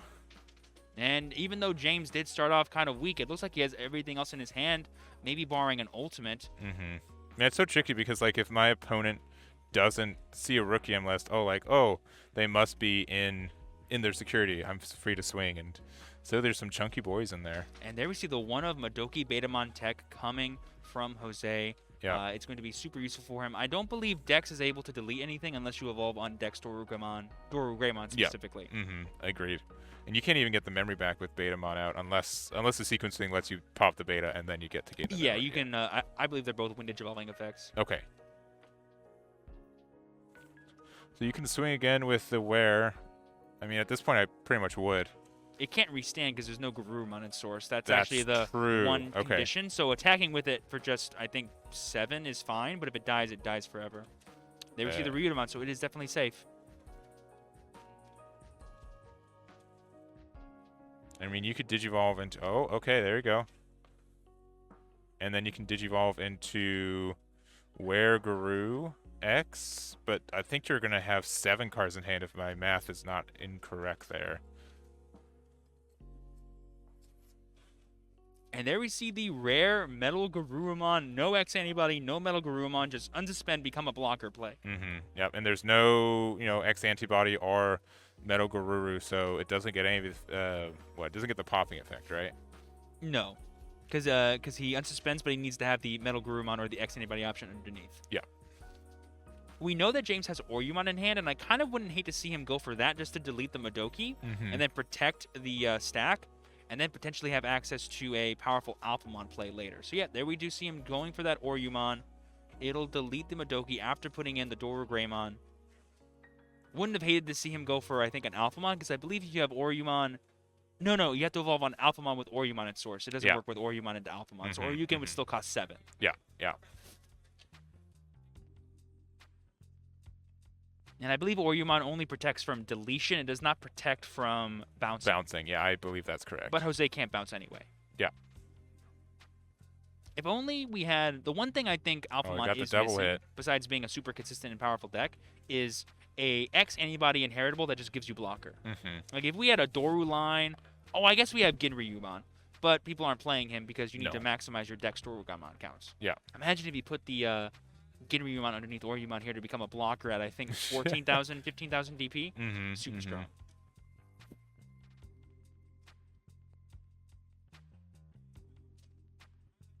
This definitely has been a very, we've been blabbing on and on about how consistent and powerful these OTK decks are, but this definitely seems like a very unideal match for both players. I would say James still got the rawer end of the deal in terms of how much resources he had available to him, but Jose seems to be at a loss of what to do next. Yeah. Because his Oryumon can just threaten anything he attacks with. Didn't see any early tamers, nothing, especially in security. None got procced off that, which is usually where Alphamon gets all its crackback. You hit into that or black memory boost, and then you're like, what did I do? Why did I give my opponent so much resources to, crack me back? And it's just Jose's able to see his line, and that makes a big difference. Yeah, Jose's just making sure he truly understands the stats of that Oryumon. How much security attack is it doing? How strong is it? What can it do on its next turn? Can it, write a check? Can it give me a back rub? What else do I need to know about it? And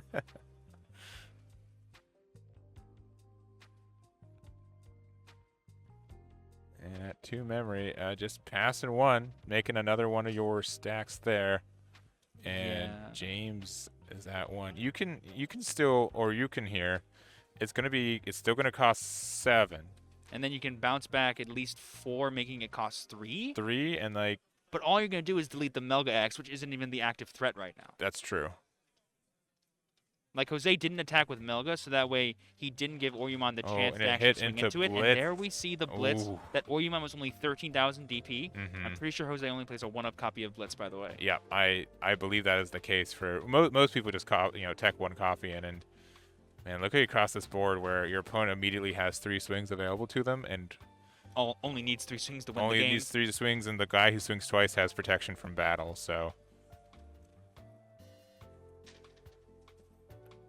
Let me see here real quick. Even if the Oyumon did not get deleted there by the Blitz, I'm not even sure what James would have done afterwards. Because even if he goes for a big Oryuken to pass over 2, all he does is get rid of the MetalGarurumon. Yeah. And here we see just the hard evolve into Dexteruga, which I don't believe gives you Retaliator Blocker. It just lets you discard to gain a memory. Like, the only thing I can think of is, like, if he hits, like, exactly an Alphamon Secret Rare and Security, there's a shot. But that would be more than enough to get another turn, yeah. Mm-hmm. But without Dorumon in the sources already, it's kind of hard to extend. So passing 1, it's a retail blocker, yeah? I don't believe so, because he didn't evolve on Dorugamon. Okay. But he was able to discard and gain a memory. Yeah, if he had retail, he'd block this. Let's see. Another rookie. It is Alphamon. Yeah, there it is. Which does stop both of these Digimon from attacking, and it doesn't matter if they evolve into anything. That's huge. That gives him 1 more turn, but there's so little resources.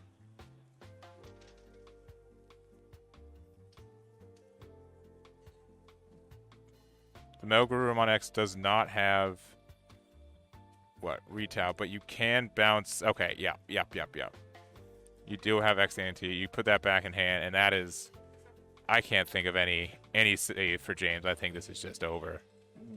If he did have a line to go to Oryuken, that would delete both of these, but he has nothing. Yeah. And now you're getting your tamers that you wish you could establish way earlier in the game, but that is going to be it. So Jose takes it 2-0 over James. Table 8. We have 1 undefeated at table 1 left, and we're going to have to check out on table 2. So let's bring. We talked to Jose earlier. So let's bring him on if it's confirmed that this is the last round. But for now, let's wait and see until we know for sure if this was the last round or not. For sure. So we'll probably take. Who knows how long of a break, honestly. We're going to see if we know when, if table 2 is winning or losing, and we'll go from there. So we'll let you guys know. This could be the last round for it. If it is, we'll have an interview with Jose. If not, we'll have round 9 with you in just a couple minutes. So we'll see you guys in a minute. See you soon. All right. We are here for the confirmed final round for CoreTCG's San Diego Digimon Regional. Here with Steven like I have been all day. What's your experience today? Just so real. Having the first ever IRL West Coast event be this amazing and back and forth, and I think really showcasing the different sides of this format that I don't think a lot of people are used to seeing. Yeah. They're used to seeing people complain about security control, OTK decks. They're not used to seeing D-Brigades, Gaiomons, fancy Metal Greymon or Gallantmon X shenanigan decks dominating the field today. And I'm just so excited to come to this final match before we get the top 16 finalists who are earning those precious invites to Nationals. Do we have any information about Nationals? Yeah, Know? It's just been announced that it will be here in the West Coast in LA in February. So we're going to be there, no doubt. We have invites and everything else. So it should be super big, and we're really excited. But they're going off. They want to get some food after this. They're on a rush. And Jose starting with best play Digivolve into Gabu X and raising. Still 0 memory, and into the promo Garuru just passing 2 back to Vu. Yeah, and as you can see, we have both Jose Salas returning once again for a 3rd time on stream, as well as Vu Lee returning for a 2nd time. Jose repping that MetalGarurumon like we've been seeing, and Vu representing that Gaiomon, who I think had a huge turnout during this event, and it's been shocking everyone, including myself, but in the good way. Yeah, there's just been a lot of red, which, again, like, it's so interesting to see how many, like, sub-pockets of just even the same country. Well, Midwest was really focused on having a lot more of that security control. When we see a lot of East Coast tournaments, a lot more of these combo decks like Grandis and WarGrey, or not, Alphamon, and now just more WarGrey here in the West. Yeah, we here in the California seems to love our mid-range or our just big security attack dungus decks. yeah. So played the Nokia to play the Augu to look top 3. Any of these are grabbable. And looks like we're grabbing the Security Tech +1 Greymon. Yeah, good thing you pointed out there, because Gaiamon's always considered a Greymon Digimon, even when it's being revealed for something like Nokia. Yep. Obviously, Digimon's an international game. Sometimes the translations don't always work the best for like card game mechanics like this, but Gaiomon does let you do that. So they were seeing Jose drop the memory boost. He wants to make sure that he has plenty of memory to go for his big WarGrey promo play later. Yeah. Or he's going to be digging for a piece he doesn't quite have yet for his patented let's do 5 damage in 1 turn combo. Yeah, we've been seeing just punches from the MetalGarurumon's X. The Garurumon into into the Wear X. That's like 3, 4, 5 damage if you can sequence it all right. On just ultimates or lower. Yeah, for sure. Speaking of damage, we have the original starter deck 1 Greymon with the plus security, a card that is still being played even, 2 years down the line. Love to see it. That's the fancy Tamer Party Pack promo, though, so it's a little bit nicer. Yes. But yeah, it's such a solid card. And yeah, there's just so many good cards in that starter deck that people still want. Like Gaia Force was a big ticket item for a while, too. They were seeing the Cool Boy Whiff, I believe, because none of those Digimon are X anybody. Nope. Just a good little reorder there to the bottom. I think actually Vu is missing a level 5 of his own, potentially just like Jose. So both are just trying to make sure there's 2 in that hand right now. I think he's just getting a little bit greedy with that value. That is Metal Greymon.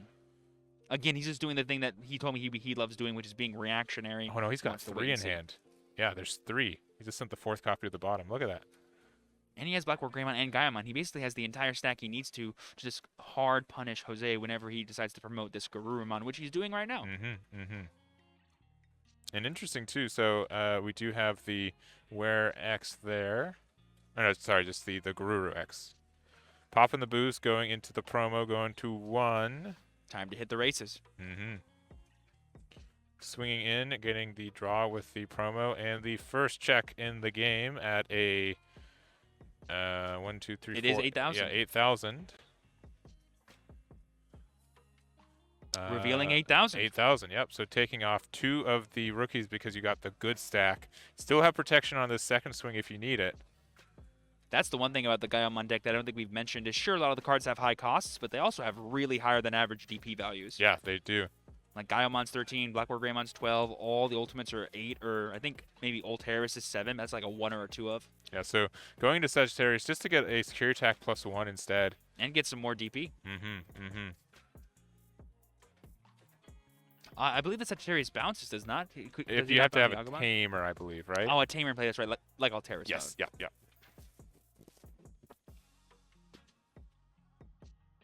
Now you can Digivolve X Antibody on top of this right now and get another swing, right? Of 2 more damage, and then if you have like the EX1 MetalGarurumon, like we've seen Jose go into time and time again before, into Metal Greymon X, that's just game. That's the scary thing about this MetalGarurumon deck is it's so fast, it's so hard, and if it just has the cards, I don't think any deck can actually stop it. Yeah, but just going into the Nokia for 2. That Cool Boy does whiff. I believe the double Gabu and a Garuru was the checks. Yes, sorry. It's Cool Boy. I was looking at Nokia across the board. White Tamer, gorgeous, really valuable turn after turn. Yeah. Same thing, pretty much. Can you imagine if Nokia was a 2-drop though, like Cool Boy though? It would be. I'd probably banned. I think Cool Boy should be limited to 1 at the very least. So I would say at least that treatment. Yeah, for sure. Imagine being able to play any Agumon for 2 cost. So hopefully they got the Agu X. Okay, cool. To get the memory back, get an extra draw, and then you can Digivolve the Nokia with the Nokia into a Metal Garurumon for 3, passing 1, and kind of popping the one over there. I don't know if you heard this, but Vu mentioned to me during his interview that he has a copy of Gravity Crush in his deck. True. And I see it peeking right there in his hand, so that could be a super awesome thing that he needs to just turn this game right around, get rid of this entire stack that Jose has access to, and go from there. Yeah, it's on the top of his stack now, so you could use it, keep it your turn, swing over the stack, and then, I don't know, play a rookie. Actually, or Red Memboost there. What he could do is, because there's still battle protection on the Wear, even if he de-digivolves it using MetalGarurumon, he might want to go for some kind of play that lets him delete it with an actual effect. Sure. Or he'll just leave it because it can only do 1 attack anyway. Sure, it's at 2 damage, but it's not doing much else besides that. Yeah, so, I mean, but then you can just Gaiomon on top afterwards, too, because that's also in hand. You're passing him like 7 memory to do so between Gravity Crush and Gaiomon, but it's something you can do. The thing I think Vu is missing out on is the blocker. The blocker inheritable from the Greymon would have been super big here. Yeah, that'd be to stop great. all this damage from the Sagittarius mode. Yeah, and like the thing is, like even if you de-digivolve him, then you're just gonna get 2 more swings next turn, and a Cool Boy potential trigger too. So there we do see the Gravity Crush. We see him go into the Greymon 4-3, de-digivolving, leaving rested the metal. He does have the Alteris, but Alteris, I believe, will only kill 5,000 DP or less. Yeah. That WarGrey is currently, I think, 6. 6, yeah. Now, like if you remove the source, the WarGrey can only swing once because you do need the Garurumon source. So that does help a little bit, but if you go into Gaiomon, you can de-digivolve it and then swing into it afterwards. True. Yep, So and de-digivolve, digivolve swing and into choose to it, swing yeah. into it. So Gravity Crush is going to give Jose 2 more memory, giving him a total of 6 for this turn. That is a lot of memory, but Jose has no board, and all Vu would need to maybe try to stave off a potential lethal push is a blocker. Yeah, without, I don't know, he's got a bunch of level 5s in hand.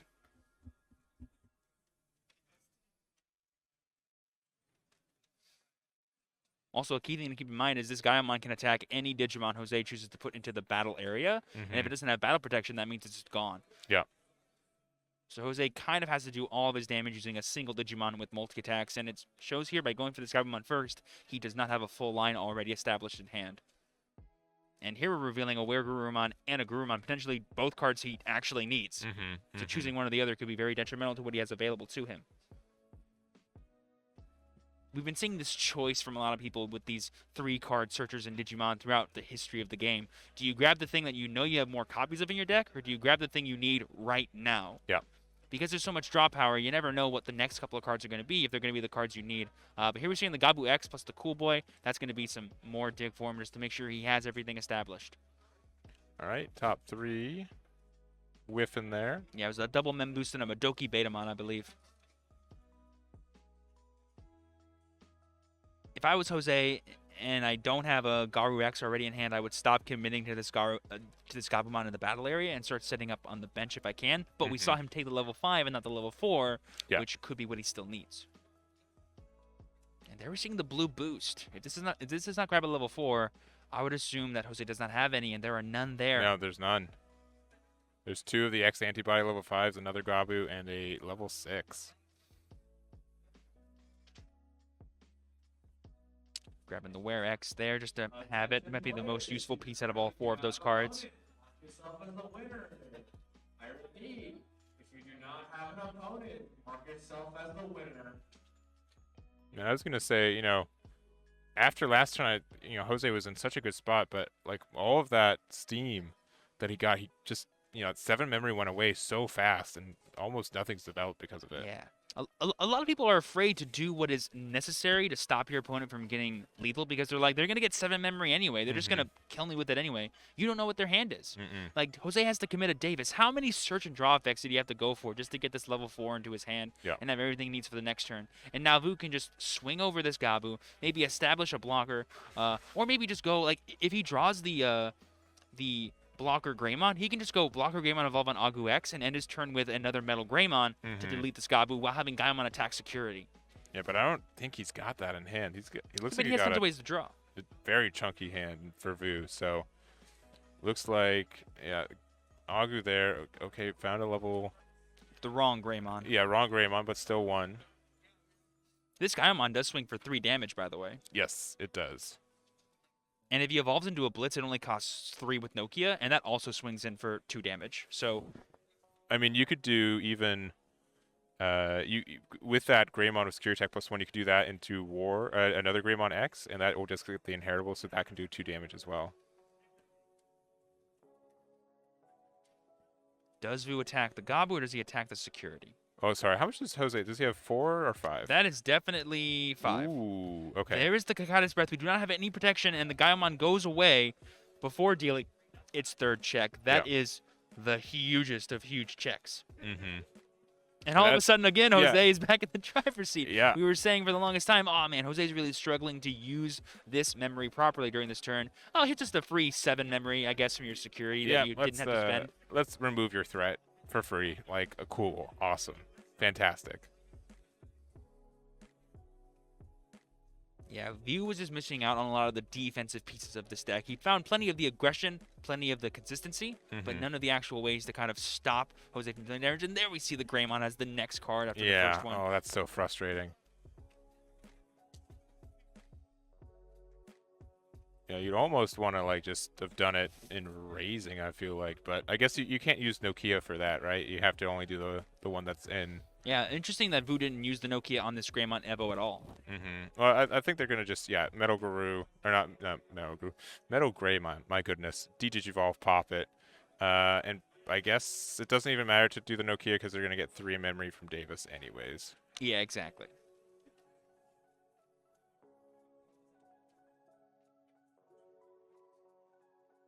So now Vu is just at the mercy of what Jose is able to do. I believe we do know that Vu has access to Gaia Force in his deck potentially as an out. Yep. I'm not 100% sure. We've seen a lot of Gaiomon decks today. No. They kind of all blend together a little bit. I don't think Vu's running it, but I remember some of the WarGreys had a little bit more room for the fancy stuff. That's true. They were seeing the Blitz being added to Jose's hand just that way he has it. No, you can't add Blitz. No, a Gabu X can add an Omni or a Garuru and the X anybody option Okay, card. yep, you're right. Yeah, for some reason, all the Gabus can also add Omnimon for some reason. But the Augus can't, right? No, Augu can as well, yeah. Okay.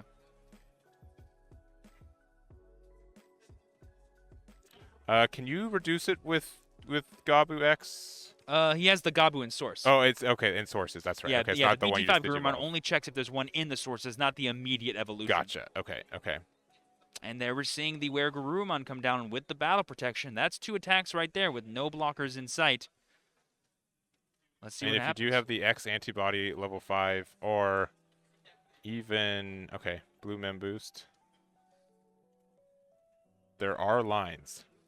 I think the safest play is X antibody, swing it with WarX, because that gets rid of both checks while you still have both your protections. Yeah. If you did one at a time, you would potentially die on the second one. Yeah, so it looks like swinging here. Plus you have no draw effects, so it doesn't matter if you do it now or do it later. Yeah, I think, double hammer spark, let's do it. Oh, we're going to go for the Melga X, actually, to bounce this Metal Greymon at the same time, just in case any funny business happens. Yeah, or you can even do the expansion set one first. No, it'll do 2 damage anyway. You just go in for it afterwards. That's right, yeah. Yeah, but that bounces, and then here's the 2 damage. 3, 4, 5, 6, 7, 8, 9, 10. So not as big as we've seen, but just enough. Yeah. And an Agu and a Gray. There you go. That is game 1 to Jose Salas. He did choose to go. He was going first in this game. So definitely the advantage in terms of pressure and the amount of lines he was able to get to. Stumbled a little bit, but got there in the end. Vu, I'd say the biggest problem was he had no defense. He had no protection effects, and he had no blockers. All he had was gas and removal that was super expensive. Yeah, and I think, I mean, he did the right thing. He was able to clear the board. It cost 7 or 6 memory to his opponent. But I think he did the right thing. It's just, he was a little bit unfortunate with the security. And yeah, had that breath not been there, though, I still think Jose would have had a line to go for game because Vu had no way to stop the Melga play from attacking anyway. Yeah. The only way that couldn't have been it was if he... If he was able to get to Blitz Omni with enough memory with maybe Nokia, and Vu potentially had lethal. Yeah, if he had Blitz Omni plus Nokia at 3 memory, that was lethal on board. Yeah. But he didn't. Okay, yeah.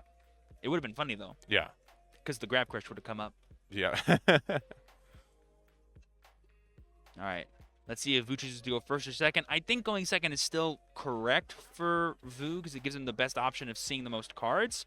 But letting Jose get the first attack when he's already so much faster than you can be a little dangerous. So Vu is going second, like so many people would do this format for that 6th card. But Jose, I was gonna say, you got the worst rookie, but it's still the rookie form. Yeah, it's always a debate. Like, do I evolve him now or do I hard play him now?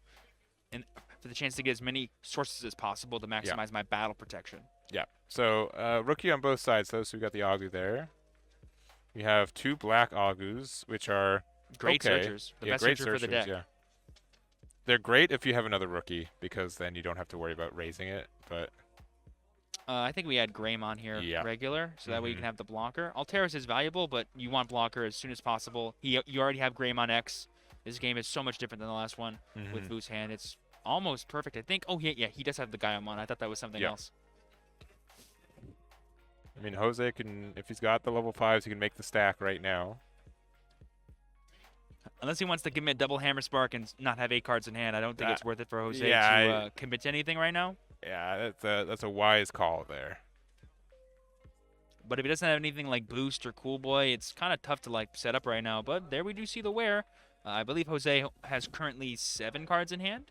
Maybe 6. Started with 5. Only gained 1 net. 6. Yeah, so 6. I think he's at 6, yeah. So next turn I'll have 7. If he has some way to draw an extra card, whether it's a Cool Boy adding an X antibody in a Digimon or something else. Yeah, but he doesn't have the promo Garuru. Yeah, to draw either, so that is pretty impactful. We see the Grab Crusher get in Vu's hand. I wonder if it'll make a bigger impact this game than it did last time. Yeah. He's thinking. This is the dangerous part. Being at exactly 2 when you only have rookies means you're probably going to guaranteed give your opponent 4 memory as the Gaiomon player, unless you have a Cool Boy or something to play for your turn that's cheaper. That's another reason why Cool Boy is really good, is it gives you a 2-cost thing to do at any point during the game. Yeah. Normally this deck is forced into situations where it has to give up too much memory or do nothing for turn. Yeah, like 3 is so difficult because if you do something for 3, it just means that you either set your opponent to 0 or like you do 2 3s instead of 3 anyways.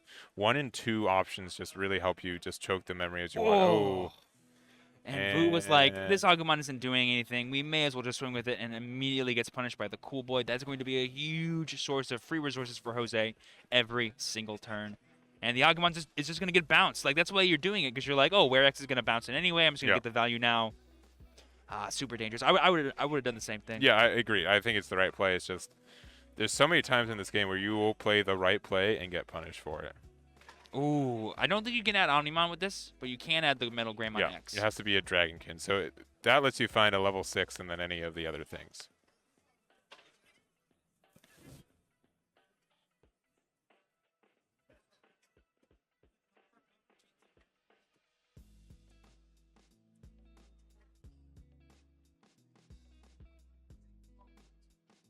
And just thinking on the side of Jose, deciding to commit up, do the raise.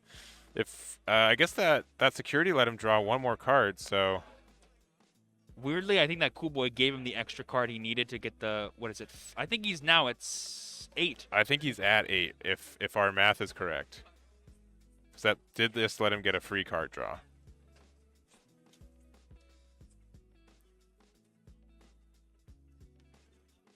And double Cool Boy plus the potential of a WereX is so much memory.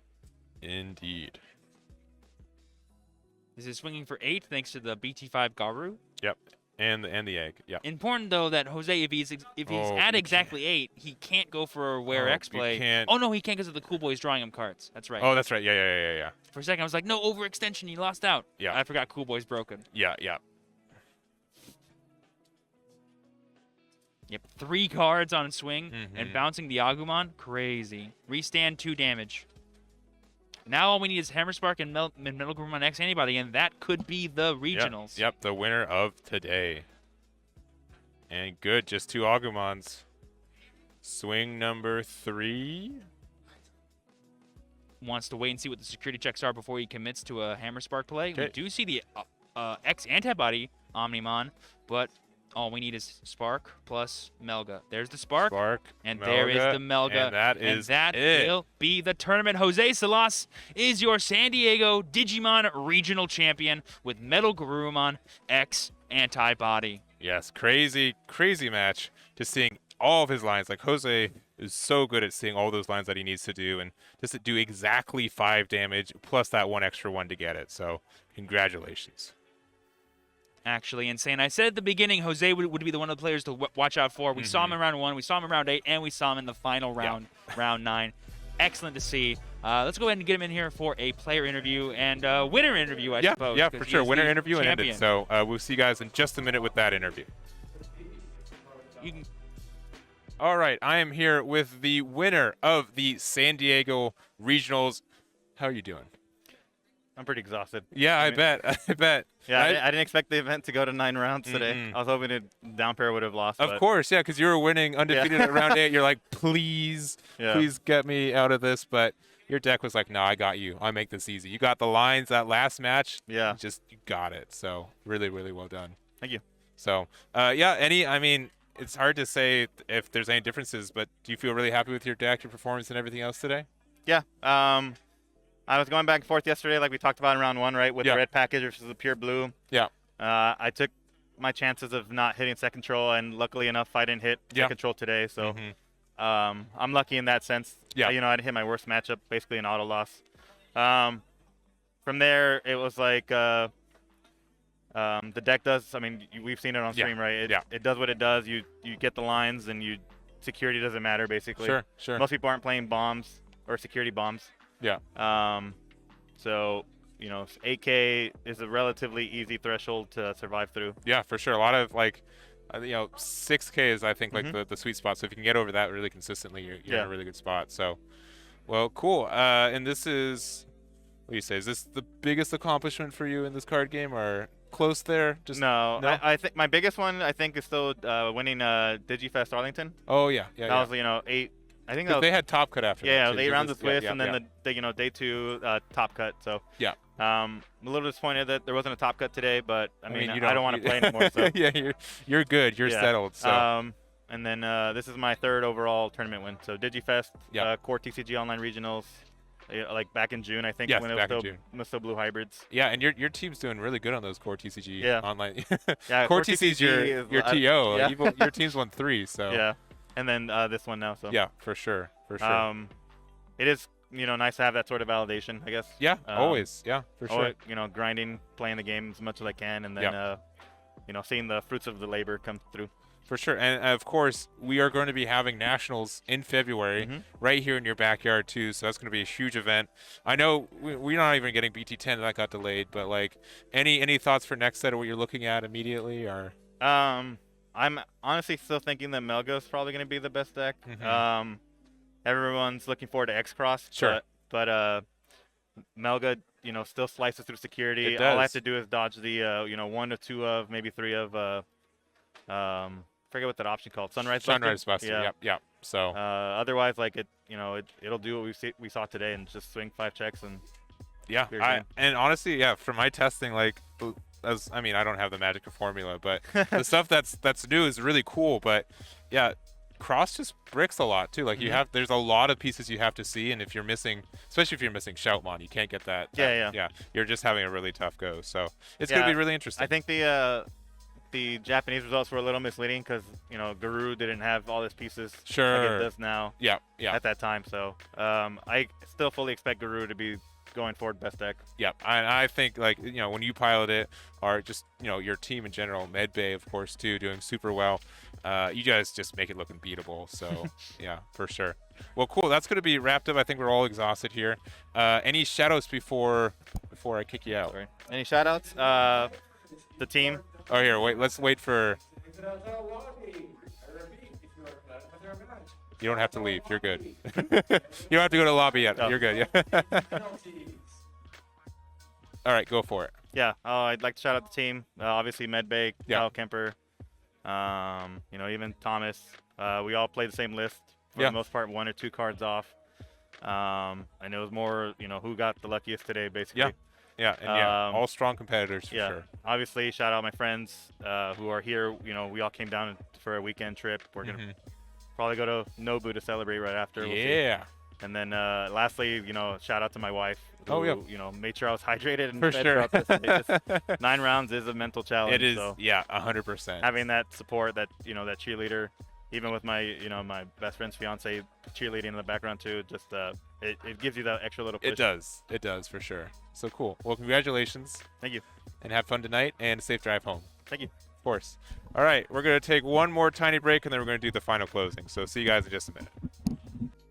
And there you have it, everyone. That does it for the first ever West Coast Digimon Regional in San Diego. And I am just out of breath at how amazing this tournament was. Excuse me. I don't know if that's real or not. You're doing it really I really am. That got me really hard. I'm so sorry.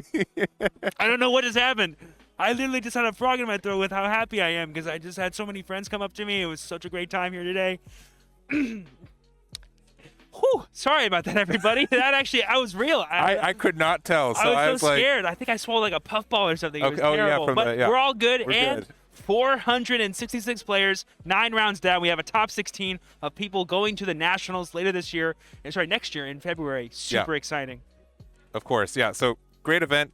I'm going to take some rest because I'm going to be doing the Dragon Ball Super one tomorrow. So another 10-hour stream. Looking forward to it. Yeah, but so it's okay if my voice goes away by I accident, not guess if so. his. Yeah, I'm stealing the power so I can use it tomorrow, right? The manifestation, it happens so great. So thank you guys very much. We really do appreciate it. Make sure check out Steven as well. A lot of great content as well. Yeah, and I want to give a quick shout out as well to CoreTCG for hosting such an amazing event. They're going to be hosting LA Nationals as well. And a huge shout out to Hayden as well for inviting me on to do the stream and being an absolute amazing co-host.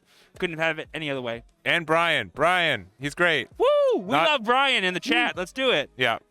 So thank you guys very much. We will have the Top Cut breakdown early next week. I'm on Monday, but travel might not do that. It'll be on my YouTube, and then also this will all be re-uploaded on my YouTube by the end of the week too for people who want to see the VOD and everything. Except for the part where I lost my voice. Yeah, that part will be gone forever, which is great. Maybe. At some point. All right. Well, that's going to be it. Thank you guys so much for watching. Have a good night, and I will see maybe half of you tomorrow. We'll see. Maybe that's optimistic. We'll see some of you tomorrow. So, bye-bye. Peace.